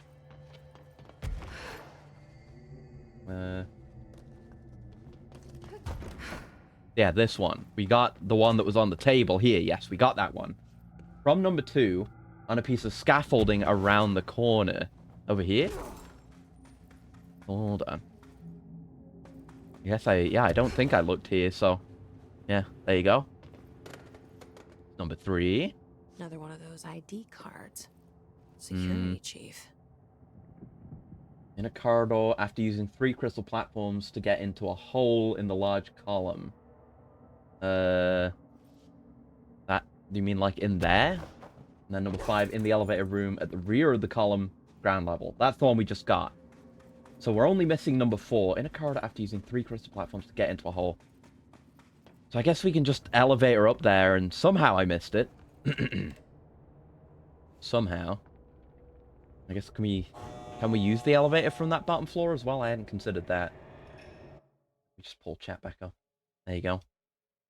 After using 3 crystal platforms. We used crystal platforms up here. So I think I guess we'll go up to level 4, because that's when we started jumping around from the outside. And just look for a spot where we had to use 3. And then it'll be inside here. How long do you take an elevator? We gotta install faster elevators down here. God damn. Please. Hello, Crispy. Hello. We're, well, I think we're just gonna do this one more thing before we're done. Yeah.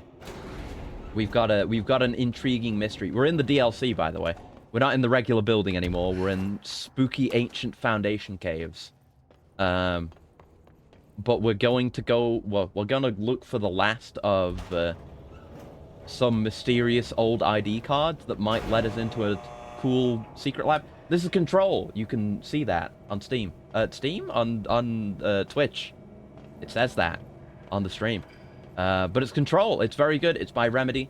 It's set in the same universe as Alan Wake and is important to Alan Wake, and Alan Wake is important to this. You know, there's you know, it's questionable with Quantum Break, because Quantum Break references Alan Wake and stuff like that, but it doesn't go much further beyond that.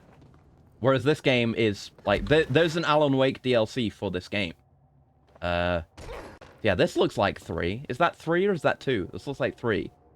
Hold on, let me look at the thing again. Last key. After using 3 crystal platforms to get into a hole in the large column. Presumably, they mean the warehouse when they say large column. But I don't know.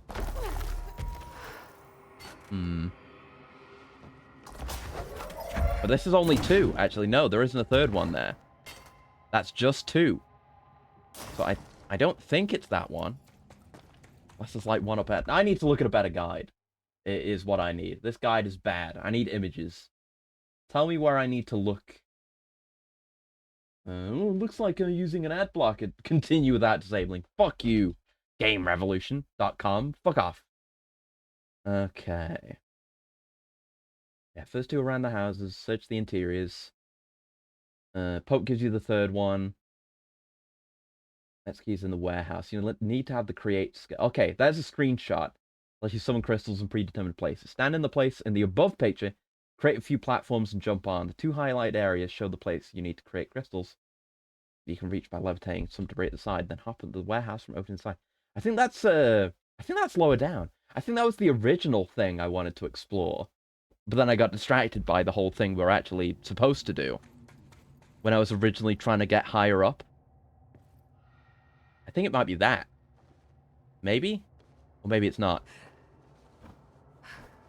Yeah, there's 3 crystals there, but I was able to just jump down to it, I think. Yeah, we've not been in here. Aha! And there's notes. Meteor Hill summary, yes. More about the symbiote, please. Yeah, document's been edited to meet current administrative standards. This paradimensional occurrence, that's what they used to call AWEs, I guess, consisted of 3 sequential sinkholes induced by subterranean implosions, revealing foreign material of magmatic qualities. Oh! It's like lava symbiote, then. Or just lava. A local chapter of the Youth Science League were participating in an archaeological dig on the hill when the event occurred. Many boys were injured in the resulting collapse. Some touched the magma directly. Ooh, that's bad. Bureau agents arrived at the scene 7 days after the incident. Oh, no! Oh, fuck. 50's Bureau was not ahead of the game. Oh, no. 7 days! Our aim was to ensure all remnants of the material were rendered inoffensive, but the magma descended too deeply into the earth to retrieve.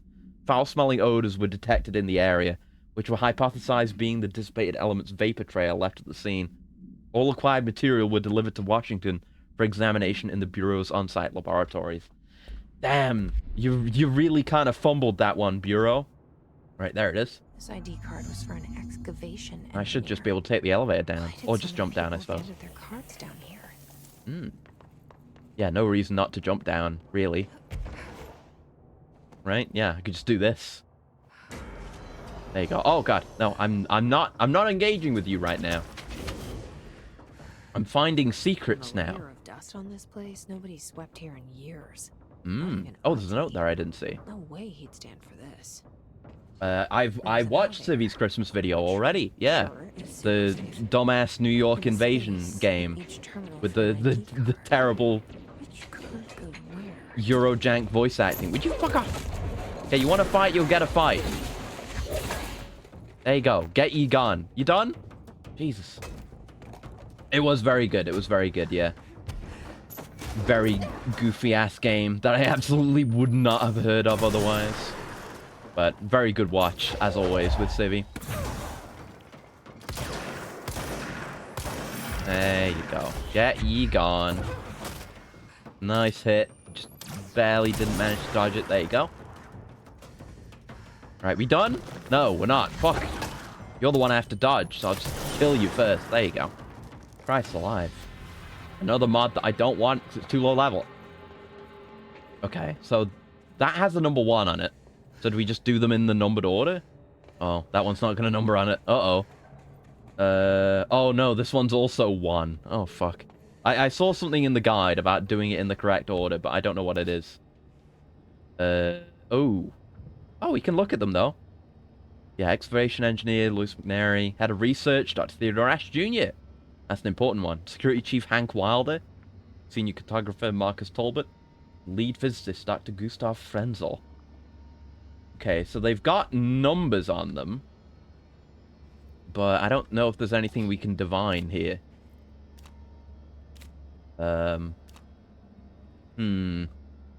Is there anything about the surroundings that might tell you? That doesn't help. Do we need to figure out, like, I assume like these are their workstations? So this could be the excavation engineer? And there's this note that I didn't read still. Ash, request denied. Dr. Ash, as Chief Excavation Officer, it's my job to support the research team, so that's almost certainly this guy's desk. So I got you your machine for that ridiculous sand research project. However, it's also my responsibility to ensure the safety of my crew. Do you know how many trips it took to get an entire bulldozer down here, piece by piece? And do you know how many of my guys we lost in those trips? Here's a hint. It's too fucking many. Which brings me to my point. I'm writing you today because of this request form that just landed on my desk. Apparently you want a lightweight 1 or 2 man military-grade helicopter for the purpose of surveying the vast expanse of columns by air. I bet you didn't even stop to wonder how much time, money, effort, and blood this toy would cost us. Well, no, sir. I'm sorry. But I'll not subject my men to another month of marching through that death trap upstairs. For Christ's sake, these people have families. Not that they ever get to see them anymore. Request denied. Hell yeah. Good shit, McNary. What a cool guy. Yeah, this is definitely his desk. They got like the mining trowels and pickaxes and lamps and that, and then that note. So this is our boy Louis McNary. An excavation engineer. Yes. I wonder which console was theirs. So this must be the cartographer, because it's covered in maps. Yeah. Here we go. Senior cartographer. Yeah, I've got a brain. I can be smart sometimes. So this must be the security chief, because gun, surveillance, target, emergency supply, smokes. Yeah, this is our boy Hank. There you go. Then Physicist would probably have instruments or something. yeah. Physics. Yeah.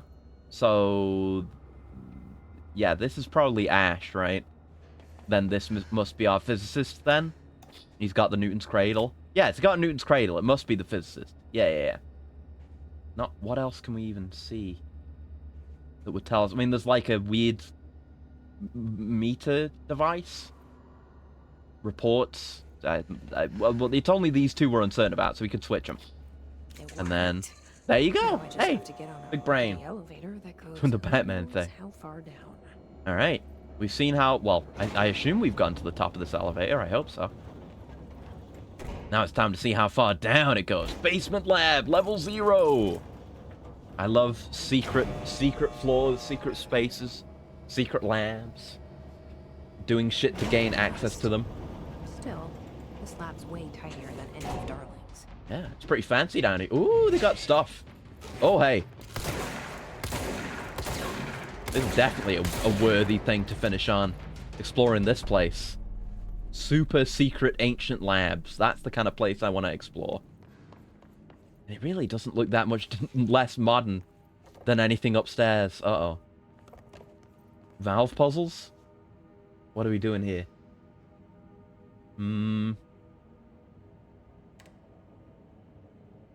Okay. Presumably that did something. I don't know what I'm supposed to be doing yet, but whatever. Yeah, I mean, it could be just them reusing assets, especially with the crates and stuff and everything in here. But I don't know. The place is that anachronistic, so maybe it did look like this. I mean, I guess it depends when the last time they were down here was. Late 50s, early 60s. Ah, this is astral plane material. Yeah. It's got kind of like the... I don't know how you describe it. Kind of like an oil spill. Kind of like it's inlaid with some metal. It's odd, but I like it. So is there anything here? Have I looked here? I think I have. Okay. Good. Okay, just a door then. And nothing there? Yeah, just the door. Why would they need such a heavy door down here? What were they storing? What kind of gun is that? It's the service weapon. You should really play this game. There's a lot to explain. Basically, to make it as short as I can, there are extra-dimensional entities. We're in the Federal Bureau of Control. We're in the very lowest part. This is the first DLC of this game. But it's a secret government agency. It's the SCP Foundation, basically. That's the fastest way I can explain that. And the director of the Bureau is determined by who is willing to wield this gun, the service weapon, which didn't used to be a gun. Because the oldest house, the place we're in, is very old. I know nothing about this game. You should play it. If you like Remedy at all, even if you don't, you may learn to love Remedy. But if you're interested in Alan Wake and you like Alan Wake, this game takes place between Alan Wake 1 and 2. It mentions Alan Wake specifically because it's like an SCP Foundation kind of place. They know about all the shit that happened in Bright Falls. It's all documented. They have, like, contained objects from Bright Falls here. And, like I say, the second DLC that's after this one has Alan Wake in it. I mean, the base game has a brief cameo from it. But specifically has Alan Wake as a character that you're dealing with. Because it's called... It's more about him and how he's doing at this point in time. But yeah, I have the service weapon because we came, a lot of shit happened with our main character that I won't get into. But we have the service weapon, which is a weird extra-dimensional object of power. And the whole... Oh my god, it's firing a laser beam! Processor designer Gibbs. Oh fuck. Wait, that's the guy! That's the guy who was writing all those notes before. The guy who was stuck in the other place, in processors. who said, fuck you, write that in your report, whatever he said. It's him. Holy shit. I didn't think he'd be down here. Still. Yeah, I highly recommend this game. It's very good. It's peak. It's one of my favorite games. Poor guy. I mean, how did he end up getting past the elevator? That's what I want to know. Where's his shortcut? Why couldn't I use that shortcut? At least he's not turning invisible, but it's neat. He's a unique enemy. I mean, he doesn't look unique because he looks like one of the invisible guys, but he's got a unique attack. Which is more I can say for a lot of the bosses in this game. Ah! Okay, he does do that still, but... Fuck you. I haven't done a multi-throw all stream. There you go. Fuck off. That nearly got me killed, but it worked out. Poor guy. So yeah, I guess he did get hissed rather than killed. Because presumably the hiss can't... I mean, I don't know if they can. But we don't have any proof that the hiss can reanimate dead bodies. So he's probably alive. Like a nail. It does. Mini. Tiny nail. What's the deal with it? A document. Ooh, Dot Trash's notes. Code? Oh, I was going to say, why can't I read it? But there you go. I should take this back to Emily and tell her I got into Ash's secret lab. Yeah, what is with this place? Northmore, final warning. From the desk of Director Northmore to Dr. Theodore Ash Jr. As Director of the Federal Bureau of Control and chosen representative / liaison / benefactor of the greater authority of the board. Ooh, that's an interesting line. The fact that he does the exact same thing that the board does, of selecting multiple different words. I wonder if that's the board's influence on him, because he basically sees the board as gods, from what we've seen. But I had my theory way early on that maybe dead directors end up being part of the board, but I'm not so sure about that now. I feel like that's... Yeah, I was thinking maybe the board is like that because of Northmore, but no, I think it's more like Northmore is like that because of the board, probably. I demand your immediate withdrawal from the Foundation. Prior memos issued broadly to Foundation staff called for swift reassignment of all personnel to the upper levels of the House. All staff complied except you. This demonstrates a lack of respect for my office and the board itself. Despite the SCP comparable charm, a lot more cohesive and full direction since it's not scattered creators contributing. Yeah, it's a cohesive narrative heavily inspired by SCP, which is part of what makes it absolutely fantastic. Only $10. Get it! Get it! Now's the best time. Get that extra Alan Wake context. Enjoy the game. Enjoy the references to this that are in Alan Wake 2, if you play that. I happen to know that those exist. Don't need to play Alan... You don't need to, no. I would recommend playing Alan Wake, because it's really good. And you can probably get it really cheap as well. I would recommend getting it, because it's another Remedy game and it's really good. But, well... I would recommend playing Alan Wake before playing the second DLC. Because like I say, the second DLC is specifically a sequel to Alan Wake. And a lead into Alan Wake 2 a little bit. But you don't need to. You could go look up like a lore summary of Alan Wake if you really wanted to just play this. But I recommend playing Alan Wake. It's really good. Or maybe, doing the rare self-plug, maybe you could go watch the VODs of my streams of Alan Wake, which are on YouTube. And you could do that on the side if you were interested in this game specifically. Just saying. Or you could play it, because it is really good. I also hadn't finished Alan Wake. I had played a bit of it back when it came out, but I didn't know there was even a connection to Alan Wake when I started playing this, and I still enjoyed it. So you can, yeah, it adds more, but it's a bonus, exactly. It's primarily referential until the second DLC, where it specifically ties in. But, do as you see fit. Regardless, play this. If you play this and then go back to Alan Wake, that's fine too. Whatever you want to do. Anyway, this is their house and we are their guests. I don't think that's true, Northmore. We should conduct ourselves accordingly. Normally, such insubordination would be grounds for dismissal, but out of respect for your late father, consider this instead my final warning. The board and Director Ash chose me as successor to the office, and no amount of petulance will change that. Indeed, your actions seem to suggest you know better than myself, and by extension better than the board. Permit me to assure you that this is not possible. He's a bastard, but I love the way he writes, Northmore. Permit me to assure you that that is not fucking true. That's good. Sincerely, directed Broderick Northmore. Oh, that's great. Oh, secret yellow box. There you go. But yeah, that's the thing with Remedy's games in general. Like, the more of them you've played, even ones that aren't in the same setting, the more of them you've played, the more you'll appreciate subsequent ones. Because, like, oh god, I just fucking remembered as well, shit. Yeah, I appreciate James McCaffrey being, why have I gone all the way up? Fuck. Yeah, I appreciate James McCaffrey being, being a voice in this game. And I just realized James McCaffrey fucking died between streams. Fuck! I forgot about that until right now. It fucking sucks so much, man. I was actually fairly upset when I heard the news. Yeah, voice of Max Payne. It sucks. There's not much more to say about it. He's an amazing voice actor. It did so much good work with Remedy, especially. But oh well. Oh well. Oh well. We've still got a whole nother game. He's in Alan Wake too, so we'll get to enjoy him in that. But it's gonna be a bit sadder. But we get to celebrate the cool stuff he's done, and it's bigger again. The nail has grown. Oh, hello. Hey Emily, I did the thing. You want to read these notes? Ash's secret lab. Excellent. Mm. Please tell me everything. I Spare just no forgot about that details. until right now. Well, there was another cave.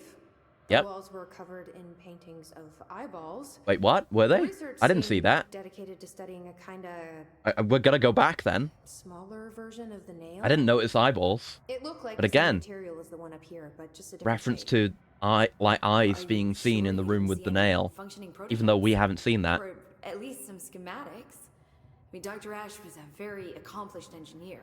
Yeah, he made the power core None. things. Sorry. What about the I did thing? find this handwritten Yeah, the note. note. Lip syncs are terrible. Yeah. The characters all look good. It's not the best lip sync, but it's not the most important Never meet thing. your heroes, right? Voice acting's good. So it looks like a transcribed conversation between Ash and someone. That was read mention eyeballs. Did it? Oh yeah, yeah. Oh, this Like is we've I think we've read This'll multiple take me things that days to mentioned parse. eyeballs Maybe weeks. or something with the Have you nail. ever thought But about we haven't taking seen a it. Vacation, Emily? They Are got you something wrong with kidding? their jaws. Yeah. This is my vacation, Jesse. Good for you, Emily. 3 ability points. More ability points. I won't worry about that right now. But okay, let me go back there, and then we'll finish for today. Hold on. I need... Well, okay. Now I can go look. Do I want shield strength? C? I could use C's more. Fuck it. Let's start upgrading C's. There you go. And the DLC sync's not the same as the main game. That wouldn't surprise me, yeah. It does look a little bit noticeably worse, so it could be that as well. Alright. Send me back. It reminds me actually, I saw a clip of like a tech demo they did for the Source engine, I think before Half-Life 2 came out, or around then, you know. And it's like a demo of just them doing stuff with G-Man. Hold on, let me do a multi-grab. There you go. Fuck are you? Yeah, it's just like a bust up profile of G-Man in Source Engine, showing how they have like, oh, so many muscles for character facial animation and showing emotions and stuff. It was cool to watch because I'd never seen it before, actually. There you go. Fuck you, buddy. Very ready to pack up. I have a source of spooks to share, which was inspired last night's cool dream. Oh, yeah. Oh, inventory's full. But hell yeah, always happy to see that kind of thing. And that's it's another one of these. I don't know if it's another one of these, or what I've got equipped. Wait, what is it again? Yeah, it's what I've got equipped. The evade ammo refund. So, but let me. How many tokens? I have 46 jukebox tokens now. I don't need that. I don't need these. Not that many, anyway. Yeah, let me just clear a couple of these. Don't want to focus too much on that right now. Okay. Down we go. Down we go. Dream had substantially different spooks from what I've seen in Lights Are Off. I've never heard that. No. Hold on. Let me look that up right now. Lights Are Off. Let's see. YouTube. No, I've not seen this channel before. All right, I will have a look at those. They've got an official game trailer. Huh. Yeah, I'll have a look at that. Thank you for the recommendation. Cool. Lot of spooky stuff to look at. Yeah, he is on YouTube. He's got like uploaded stuff there. But interesting. Not heard of that at all. Right, down we go. Just wanna see the eyes. I mean, maybe they're in the main cave and I just never noticed if I apparently am completely missing eyes in caves. If that's consistently a thing with me. I don't know. Where's the button? There's the button. There you go. Basement lab. But yeah, a few SCPs to reread. And read for the first time, potentially, as well. Right, cave with eyes. Show me. Oh yeah, there they are. They're faint, but they're there. Yeah, there's eyes all over the walls. Yeah, with them being that faint, they certainly could be in the crossroads where the nail is, but it's not much. So I wonder if Northmore made those. Not Northmore, fucking Ash. I wonder if Ash made those. They could be ancient, also. I don't know. Anyway, that's what we're gonna call it for today. I was already saying oh, you know, we'll wind down soon, and that was like an hour ago. Now it's been 5 hours. So yes, we'll call it there for now, rather. We'll be back again tomorrow with what am I doing? Oh yeah, hopefully finishing Bolt Gun. That should be fun. Doing episode 3 of Bolt Gun. We'll call it there for today. That's all for this week as well. So I guess we'll go. Oh, Sierra's on. We don't get to raid into Sierra too much. So, and they're playing Sonic Lost World, actually. Instagram, TikTok's the most frequently updated place. I'll have a look at that. I've opened the link. Thank you. But yes, let me hit the good old raid button before I start saying my 1 million trillion things. But I'll send you over there now to go say hello and enjoy some Sonics. But yes, until next time, I hope you have a very lovely morning, noon, afternoon, evening, night, whatever time of day it is, wherever you are. I'm probably going to play a bunch more Monster Hunter as well. But I'll see you around. Have a good one. Goodbye. Goodbye.